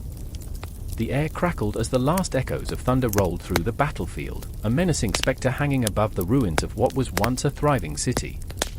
The ground trembled, each shudder a reminder of the chaos that had erupted. I could taste the metallic tang of blood in the air, the scent of scorched earth mingling with the sweet aroma of despair.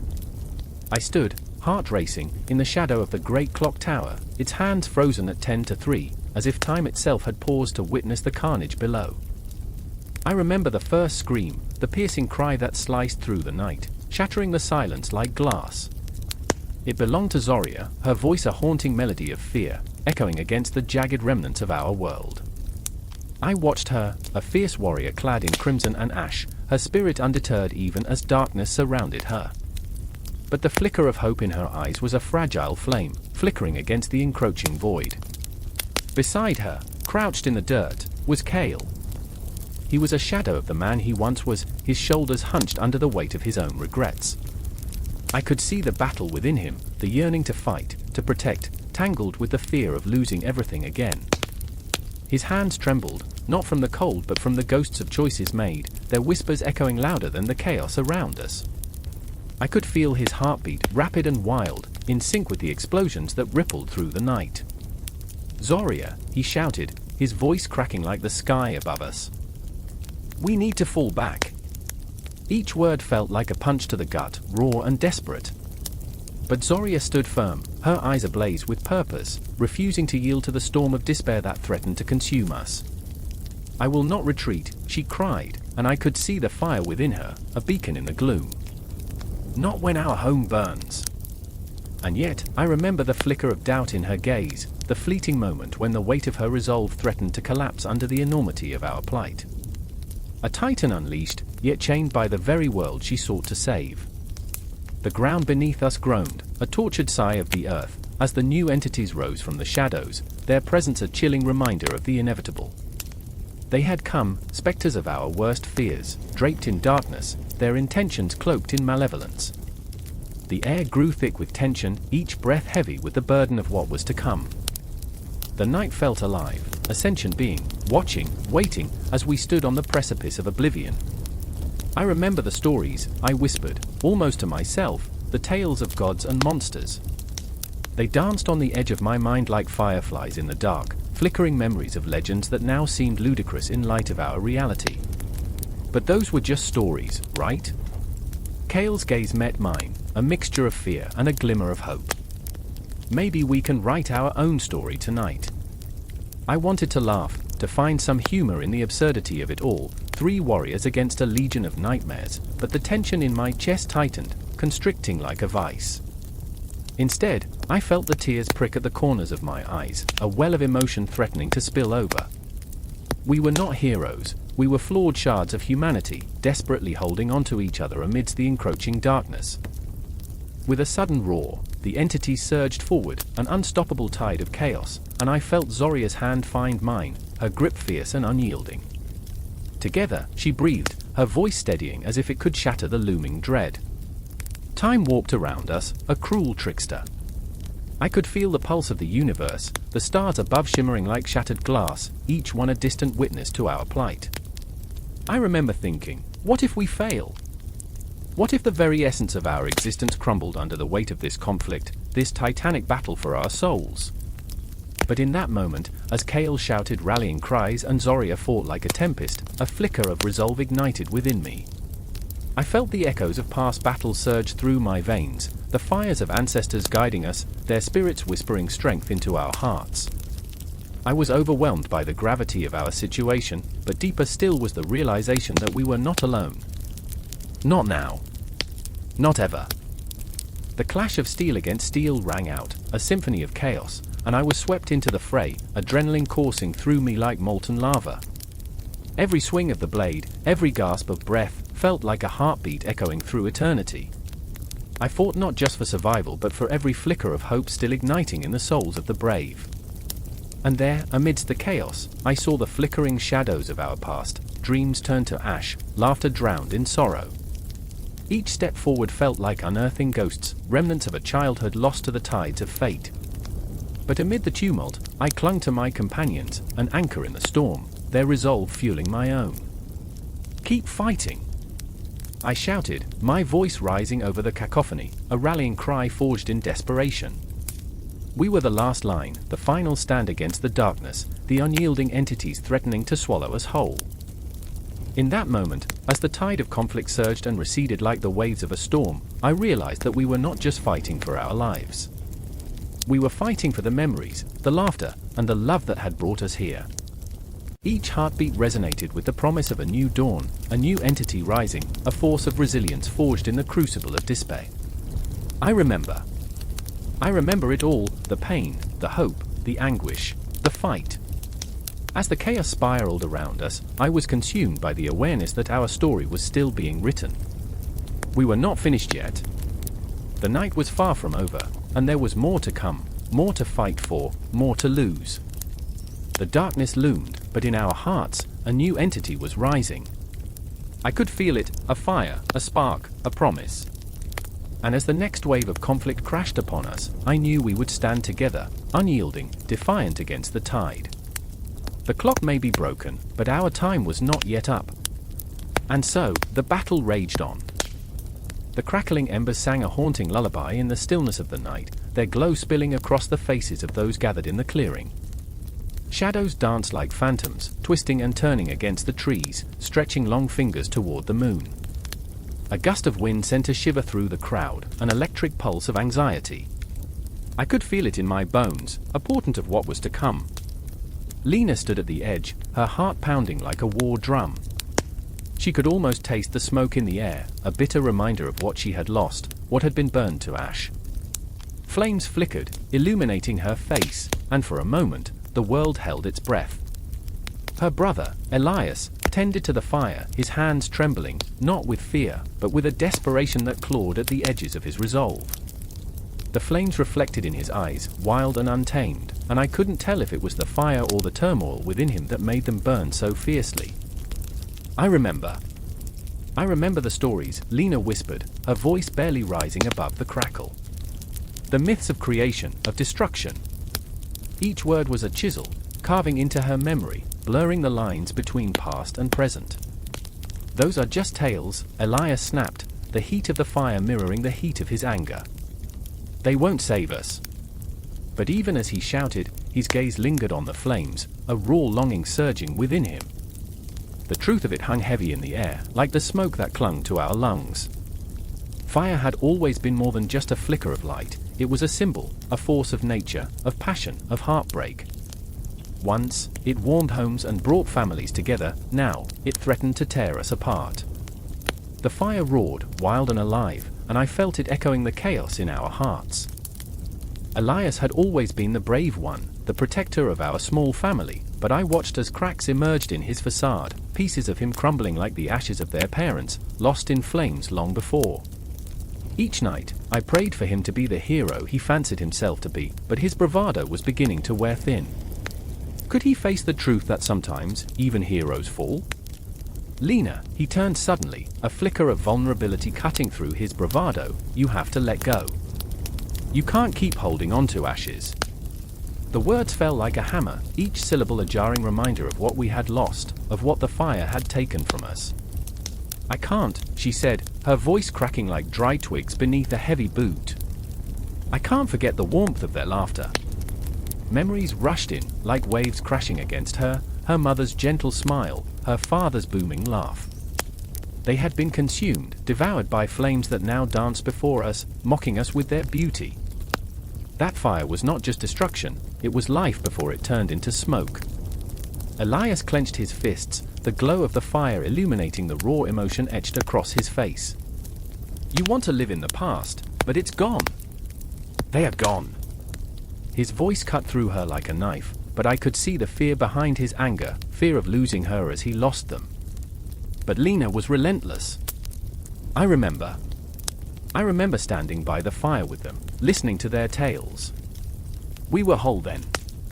We were alive. Her eyes glistened in the light, a battlefield of grief and defiance, and I felt the weight of her memories press against my chest. Outside the circle, the shadows shifted, dark and whispering.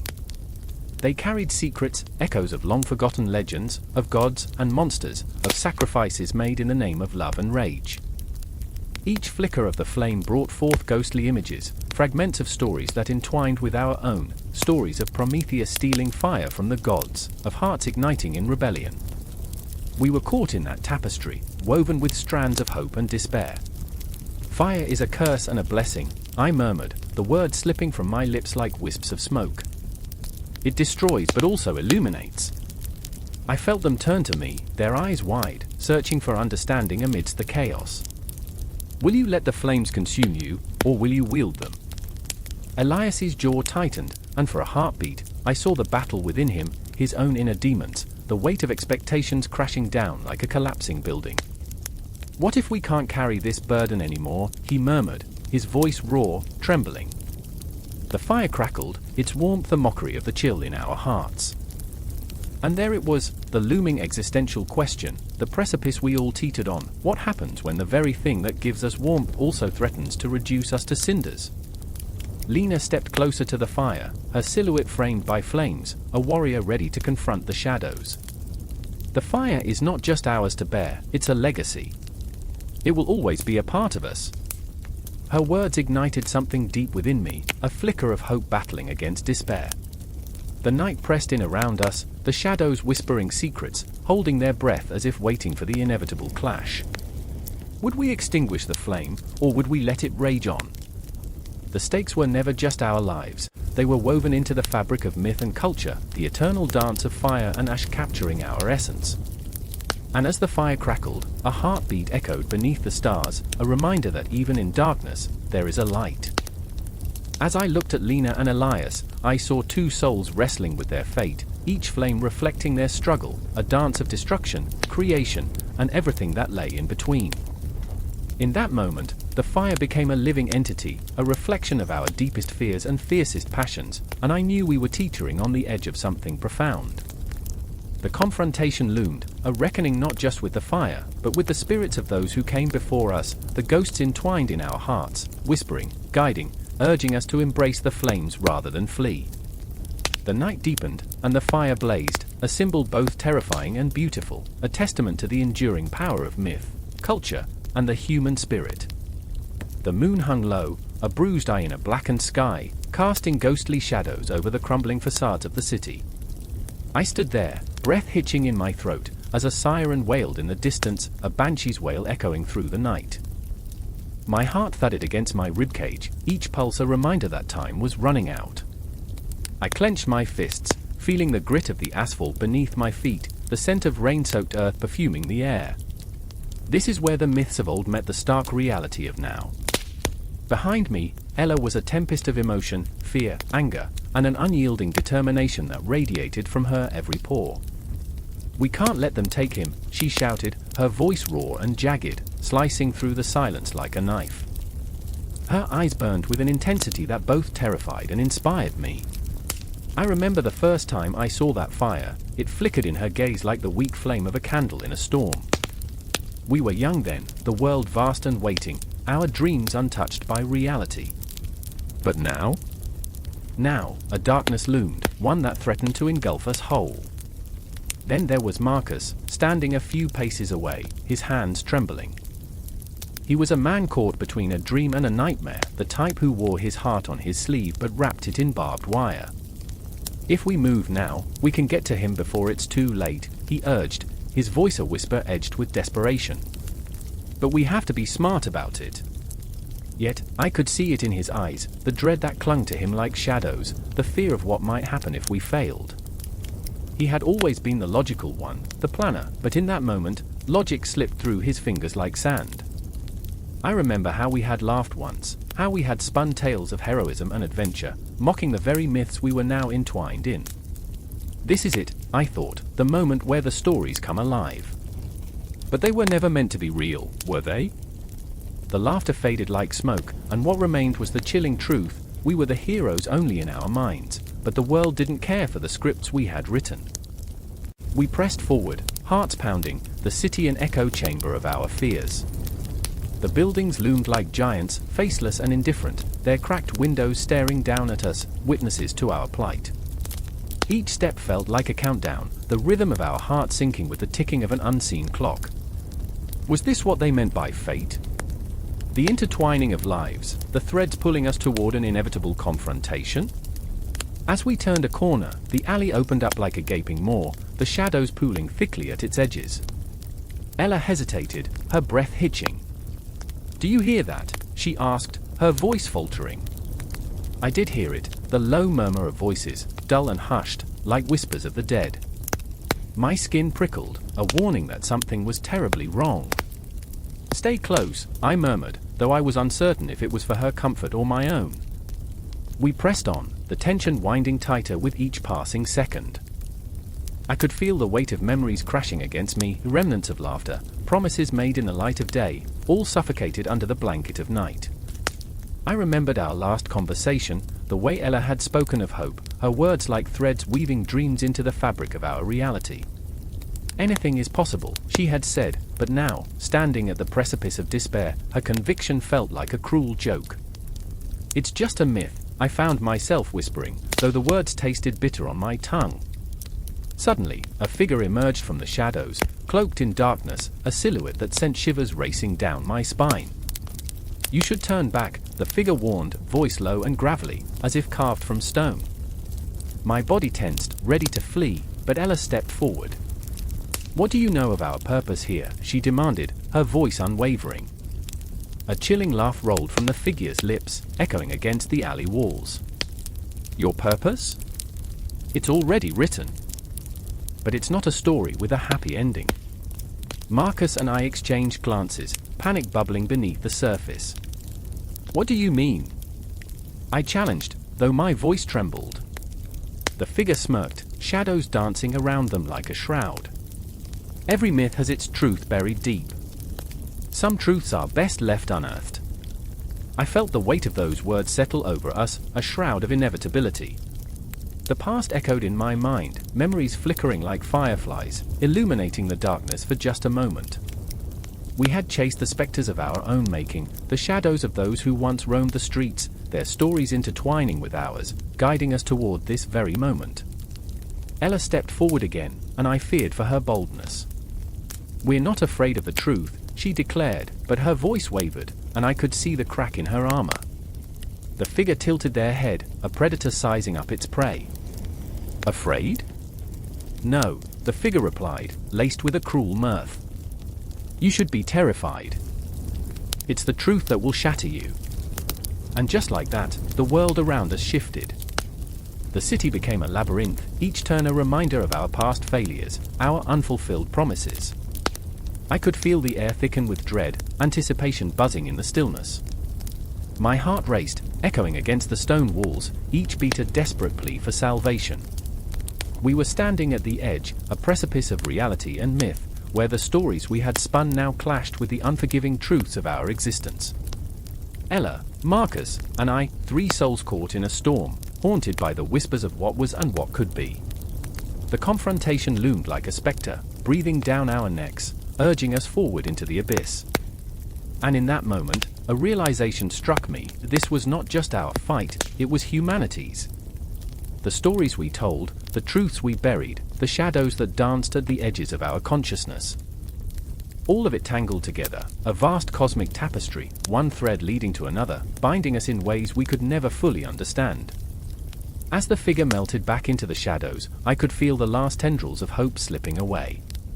The night felt heavier, more oppressive, as the reality of our situation settled in. We were not the heroes of our own story, we were merely unwitting participants in a tale far greater than ourselves. In the silence that followed, I turned to my friends, ready to face whatever came next, our resolve hardening like steel. We would step into the unknown, hearts pounding, minds racing, each breath a testament to our fight against the looming shadows. because even as the clock ticked down, as the weight of our past pressed against us, I knew we would not go quietly into that dark night. No, we would scream our truths, fighting against the silence, clinging to hope, even as reality threatened to swallow us whole. The stories were not finished yet, they merely awaited their next chapter, twisting and turning in the shadows, waiting for us to make our move. And as we stood there, adrenaline coursing through our veins, the only certainty was that we were alive, and that was enough to ignite the flame of defiance within our hearts. The crackle of flames dances in the air, a symphony of chaos, and all around me, the world is ablaze. I feel the heat licking at my skin, a fierce reminder of the destruction we've wrought. Above, the sun hides behind a curtain of smoke, casting a hellish glow that twists the landscape into a scene from a nightmare. I can barely breathe, choked by the acrid scent of burning earth and charred dreams. "Look!" "There," screams Maya, her voice piercing through the thick tendrils of smoke like a beacon of desperation. Her eyes, wide and wild, flicker between the encroaching fire and the distant hills where memories of green once thrived. I hear her, yet it's as if the sound is swallowed by the inferno, leaving only the pounding of my heart as a reminder of my own mortality. I remember the first time we set foot in these woods, the laughter spilling from our lips like water from a broken dam. "You think this place will always be here?" I had asked, my voice teasing, filled with the carefree certainty of youth. Maya had laughed, a beautiful sound that echoed against the trees, of course. "This forest is ancient. Nothing can touch it." But here we stand, the flames mocking our innocence, licking up the trunks like a predator savoring its prey. And then there's David, my brother, standing beside me. He looks lost, a ship adrift in a storm. I see his hands trembling, the way they curl into fists as if to combat the futility unspooling around us. "We have to save them," he shouts, pointing toward the frantic silhouettes of deer, once elegant, now frantic shadows caught in a dance of despair. "We can't just let them die." "But what can we do?" The fire is a beast unleashed, ravenous and relentless. I feel a hollow ache in my chest, a paradoxical blend of fear and sorrow. It's not just the animals that are perishing, everything we've ever known is disintegrating against the heat. The fragile balance of life, the intricate web that connects us all, it teeters on the edge of this flaming abyss. I remember, I whisper, the words barely escaping my lips. I remember the stories they told us in school. How fire can bring life, how it clears the ground for new growth. I laugh, a bitter sound that cuts through the despair. They never mentioned it could so easily become a disaster. Maya's face twists in anguish. What good is new life when everything is gone? It's just ashes and smoke. We're killing the very thing we're supposed to protect. Her voice trembles, thick with emotion, rising above the roar of flames, and in that moment, I see the raw hurt etched into her features. She's not just fighting for the deer, she's fighting for herself, for the part of her that believes in a better world. The fire dances, a malevolent entity that consumes and transforms. It is both creator and destroyer, a double-edged sword, slicing through the fabric of our existence. I watch as the flames twirl and twist, casting grotesque shadows that seem to mock our desperation. It feels like a cruel joke, the earth, scarred and weeping, yet somehow still alive in its suffering. I can't watch this. David's voice cracks, the torment spilling over like the flames, each word a lash against my heart. "We can't just stand here." His eyes are fierce, but there's a glimmer of fear beneath the surface, a fear that mirrors my own. What if we fail? What if we're not strong enough? Then we do something, I say, my voice steady, though inside, I'm a tempest of emotions. Whatever it takes. We find a way to fight back. With that, I grab Maya's arm, pulling her toward the edge of the clearing where the fire hasn't yet spread. In the distance, I see a water source, a small pond, a glimmering hope amidst the devastation. We can use it to create a fire break, I urge, urgency pouring from my heart as we sprint toward salvation. But time is against us. The blaze roars with a hunger that seems insatiable, the heat wrapping around us like a suffocating shroud. I can feel the seconds slipping away, taunting me with their cruelty. Each heartbeat echoes louder, a rhythm of survival, a countdown to catastrophe. Keep going. I shout, the words raw and primal. Maya stumbles, her foot catching on a root, and I reach out, pulling her back before the fire can claim her. We're almost there. But when we reach the water, it's a cruel irony. The pond is shallow, mere puddles reflecting shattered dreams. What do? She cries, the panic spilling over, flooding her voice. Anything, I breathe, the weight of the world pressing down upon my shoulders. We begin to scoop the water, feeling the dirt and mud squelch between our fingers, a grotesque reminder of our own fragility. We hurl it back toward the fire, desperate and disheveled, but the flames laugh, a cruel melody that echoes through the chaos. As the fire roars, I catch a glimpse of David's face, illuminated by flickers of orange and red. He looks like he's aged a lifetime in moments, the innocence of childhood burned away into nothingness. We'll never stop it, he mutters, the realization heavy in the air. Then we make it matter, I declare, a fierce determination igniting within me. For every tree that falls, for every creature that perishes, we will scream until the world hears us. The blaze rages on, but somewhere deep down, I feel the stirring of hope, a flicker that refuses to be extinguished. The fire is a double-edged sword, yes, but we are the ones who wield it. The night may be dark now, but shadows can only exist where there is light, and I refuse to let the flames claim our spirit. In the heart of this inferno, we are not merely fighting for survival, we are igniting a revolution against despair. And as the battle unfolds, I remember that from the ashes, life can still emerge, wild and fierce, unyielding against the darkness. The fire will rage, but so will we. And in the end, it's not just about saving what's lost, it's about rekindling the hope we thought was gone forever. The sirens screamed through the air, their wails slicing the silence like glass. I stood frozen, heart pounding against my ribcage, the weight of impending doom pressing down like an iron blanket. The city was a ghost town, shadows flickering under the dim streetlights, as if the very ground had turned treacherous, shifting beneath my feet. I remember the last time I felt so alone, trapped in my own skin, crushed by the enormity of existence. "Where are you?" I shouted into the night, my voice trembling, barely a whisper against the chaos. I could almost hear the echoes of a promise, a hope that we'd made once, bathed in the light of a dying sun. The air grew thick with smoke, choking my lungs, each breath a reminder of the cost of ambition. I saw her then, a silhouette, barely more than a shadow, darting between the abandoned cars. Clara! Her hair was wild, strands clinging to her face like the memories of happier times. I wanted to reach out, but fear held me back, the weight of our past pressing down like lead. "Don't!" I screamed, the word tearing from my throat, but she was already gone, swallowed by the darkness. I remember the first time we met, two misfits in a world that had long forgotten how to dream. Her laughter was a melody, an antidote to the mundane.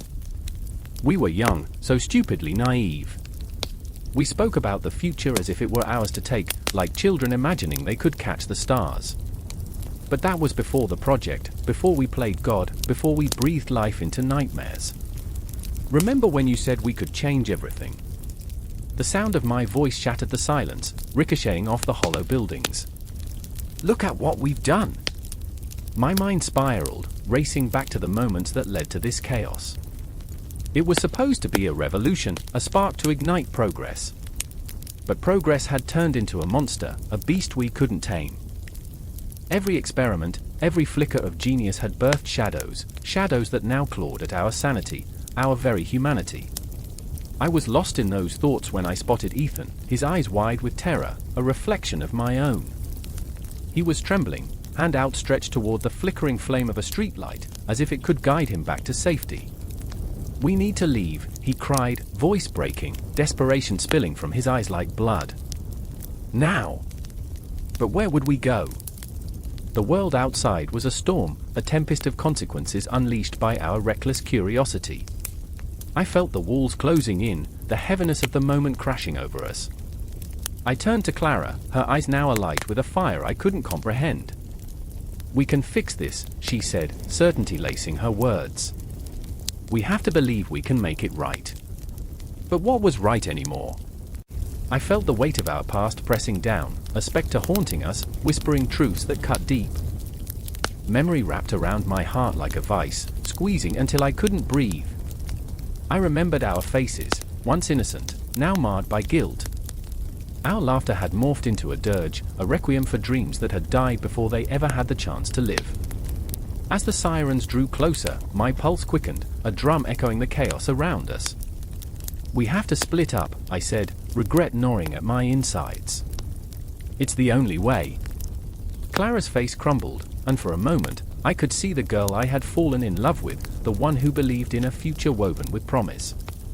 "Don't you dare," she shouted, voice cracking like the pavement beneath our feet. "You can't just leave us, leave me." But I knew we would be hunted, shadows in a game of light and dark. Every heartbeat echoed with the knowledge that love couldn't shield us from the consequences of our hubris. Ethan stepped forward, and for a moment, the air thickened with unspoken words, emotions hanging like smoke between us. "We'll find each other, I promise." There was a flicker of hope, a desperate plea woven into the fabric of his voice. And just like that, we were tearing ourselves apart, flinging pieces of our hearts into the void, grasping at straws that would never hold. I could feel my breath hitching in my throat, the truth raw and unrelenting. We were no longer the architects of our destiny, we were mere pawns, trapped in a game of our own making. As we turned to go our separate ways, the world around me started to blur, shapes fading into darkness, shadows dancing like memories I couldn't grasp. It was a muted chaos, the sounds of the sirens fading into a haunting echo. Each step felt like a betrayal, the ground trembling beneath my feet as I stumbled into the abyss. I remembered the stories of Prometheus, the titan who dared to steal fire, to bring light to humanity, only to suffer for it. The price was steep, yet I found myself chasing that very flame, burning with ambition and blinded by desire. The city roared to life around me, a beast awakening from slumber, and I was just a cog in its relentless machine. I could feel the weight of history pressing down, the ghosts of every choice whispering through the alleys. I was part of something larger, a tapestry woven with threads of ambition and despair. But in that moment, as I felt the darkness closing in, I held onto a flicker of hope, an ember that might just light the way home. I had sacrificed too much to falter now. I had to believe in the possibility of redemption, even as the shadows loomed large. I stepped forward, the sirens still howling in the distance, the weight of humanity pressing against me like the cosmos itself. And as I plunged deeper into the night, I realized the future was unwritten, a canvas awaiting the brushstrokes of our choices. Each heartbeat echoed with the intensity of survival, the raw emotion of what it meant to be human, flawed, imperfect, and ever yearning. The cold steel of the needle glints under the harsh fluorescent lights, a harbinger of both salvation and damnation. I can almost hear the heartbeat of the lab, frantic and unsteady, echoing in my ears, drowning out the software of computer fans. Clara stands before me, her hands trembling, eyes wide and glassy like they're harboring a storm. She looks like a ghost, pale and ethereal, caught between fear and hope, the weight of our ambitions pressing down on her small frame. "I can't," she whispers, her voice barely cutting through the oppressive silence, the air thick with the scent of antiseptic and dread. "It's unethical." I remember the day we decided to push boundaries, when the gleam of innovation danced in our eyes. Late nights spent in this very lab, laughter mingling with dreams, all drowned under the weight of what we now faced. The whispers of the past linger. What if, they taunt? What if it goes wrong? But isn't that the essence of knowledge? To balance on the knife's edge of brilliance and madness? "Clara, we're on the brink of something monumental," I argue, my words tumbling out like the cascade of stars we once watched together. "We can erase diseases, redefine existence. Can't you see?" But she shakes her head, her expression a battlefield of conflict. I can almost hear the silent screams of her conscience, the echoes of ethics tearing at her soul. The needle, so innocuous yet so menacing, hangs between us like a guillotine, waiting to fall. Jonah bursts into the room, eyes wild, breathless. "They're coming," he gasps, the words spilling out in a rush, panic straining his voice. The board, my heart skips, a frantic bird trapped in a cage. "What do you mean they're coming?" "They think we've gone too far. They want to shut us down. In that moment, time warps, stretches into eternity. Each tick of the clock sounds like a gunshot, a countdown to our undoing. I see Jonah's face, lined with worry, and I can't help but wonder if his fear is for our work or for Clara. The air grows thick with unspoken tensions, and I feel like a tightrope walker teetering over the abyss. Jonah, we can't stop now, I plead, my voice a desperate whisper. We have to finish this. For science, for the future. Clara's gaze pierces through me, searching, questioning. At what cost? The words hang heavy in the air, a haunting echo that invades my thoughts. I remember the stories, the scientists who lost their way, who became gods in their own minds, only to be cast down by their hubris. In the dim light, shadows flicker, twisting and turning like my thoughts. The lab feels alive, a sentient being, pulsing with our desperation. I see the ghosts of our dreams dancing in the corners, bright and beautiful, but tinged with a sense of foreboding. They beckon me, whispering promises that feel both intoxicating and terrifying. Clara, you're the heart of this project, I plead, desperation bleeding into my voice. You can't walk away now. You know we can do this ethically. We can control the outcome. But what if we can't? Her voice trembles, and my heart aches for her. She's not just my colleague, she's my conscience, my moral compass. What if we unleash something we can't contain? This isn't just numbers on a screen, this is life. Or death, Jonah interjects, his tone urgent. We're standing at a precipice. We either take the leap or retreat. The overwhelming weight of decisions weighs heavily upon us, spiraling into a vortex of fear, ambition, and the relentless drive for knowledge. I can feel the walls closing in, the lab becoming a prison of our making. Outside, the world continues spinning, blissfully unaware of the chaos brewing within these sterile walls.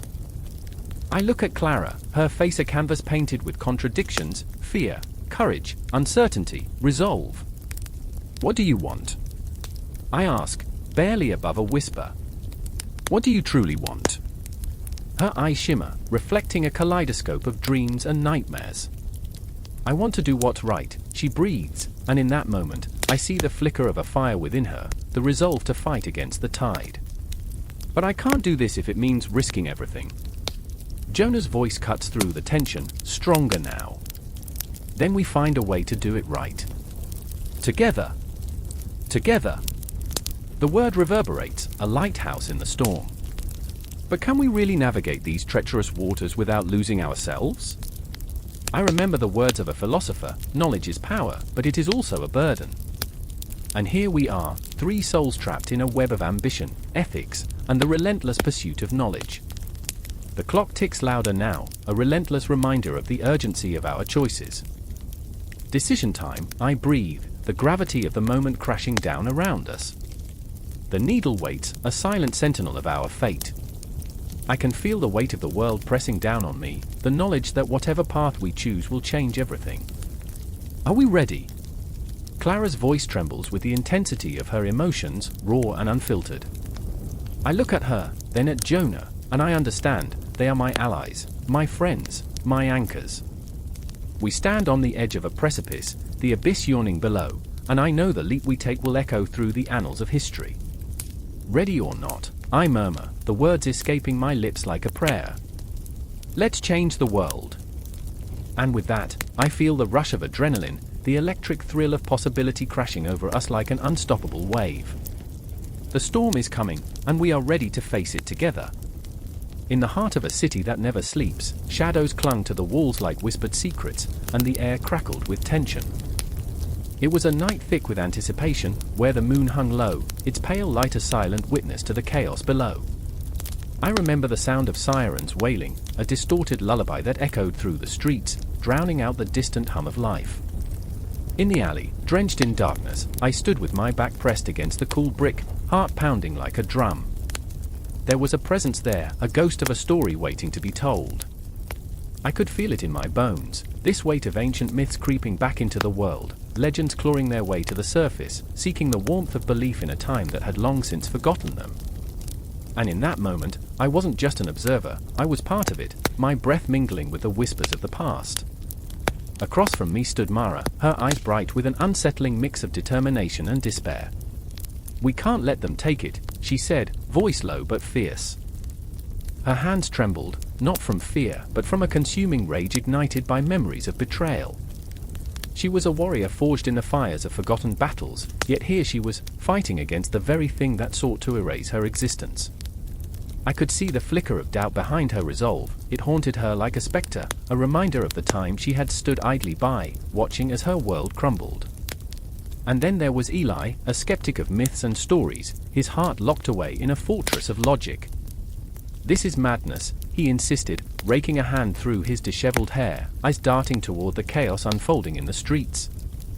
He was a man torn between the comfort of reason and the allure of the fantastical, his heart a battlefield where the clashing soldiers of doubt and belief fought relentlessly. "You can't seriously think that shadows can hurt us." Yet, in his voice, I sensed that familiar tremor, the echo of an unspoken fear, the haunting question of what lay beyond the veil of reality. The night surged around us, alive with a pulsating energy that mirrored my own racing heartbeat. I remembered stories my grandmother told me, tales steeped in darkness and wisdom, the old gods and their whims, the monsters under the bed of our childhood fears. They were never just stories, I whispered, the words spilling from my lips like blood from an open wound. They were warnings, reminders of what happens when we forget. Mara's gaze pierced through the starlit shadows, as if she could see the very fabric of our reality fraying at the edges. "Look around you. It's already happening. The myths are returning because we've turned our backs on them. We've lost our way." There was a ferocity in her voice, a wildness that spoke not only of anger but of a deep-rooted sorrow. I saw in her eyes the echoes of countless generations, the weight of history pressing down like a stone, threatening to crush the fragile spirit of humanity beneath its relentless force. Eli shook his head, still clinging to his disbelief, but I could see the cracks forming. The world he knew was unraveling, and with each heartbeat, the whispers of the past grew louder, drowning out the certainty he held dear. "But why now?" he asked, a plea woven into his skepticism. "Why this moment?" And suddenly, like a bolt of lightning, it hit me. The ancient myths were not merely tales to entertain or frighten, they were the very essence of who we were. In a world obsessed with progress, we had severed our ties with the past, casting aside the wisdom of those who came before us. The rebirth of these myths was a desperate cry for connection, a plea from the shadows to remind us of our humanity, our fragility, our insatiable hunger for meaning in a chaotic universe. "Every story we've buried is clawing its way back," I murmured, feeling the words spiral through the air, thick with the weight of revelation. "They're here to teach us, to warn us." As the sirens howled louder, I caught a glimpse of figures emerging from the darkness, phantoms that seemed to rise from the very ground beneath our feet. Their shapes twisted and contorted, faces etched with the pain of forgotten memories. They were the embodiments of our collective fears, the monsters we thought we had banished to the realm of fiction. Fire flickered in their eyes, they were hungry for acknowledgement, for recognition. Mara took a step forward, her resolve igniting like a flame in the night. "We can't ignore them any longer," she declared, voice steady, powerful. "We must confront them. Face the stories we've lost." In that moment, she became more than just a woman fighting for her life. She transformed into a beacon, a bridge between realms, daring to challenge the very fabric of reality. And Eli, finally feeling the tremors of truth, stepped beside her, the fortress of his logic crumbling. "You're right," he admitted, disbelief morphing into an understanding that felt like a soft embrace. "We've forgotten how to listen, how to see." The air thickened with electricity, a promise of confrontation looming just beyond the horizon. Time stretched, and the shadows coalesced into something eerily familiar, the echoes of long-lost battles resounding in the stillness. I could feel it, the tether of myth drawing taut, pulling us into a vortex where the past and present collided, where fears became allies, and the forgotten were reborn. As we stood there, caught in the swirling maelstrom of our souls, I thought of all the stories untold, all the truths unspoken. It was a moment suspended in time, a breath caught in the throat before the plunge into the unknown. The darkness swelled, hungry and insatiable, ready to claim its due. And just like that, as the figures advanced, the line between reality and myth began to blur, leaving us suspended in a pulsing chaos of what was to come. No conclusions would be drawn, no answers would be given, only a continuous flow of emotion, a dance of shadows against the backdrop of a world yearning for rebirth. The night echoed with the promise of confrontation, the haunting call of legends that would not remain silent. We were standing at the edge of something vast, something terrifying and beautiful, where the past would scream to be heard once again.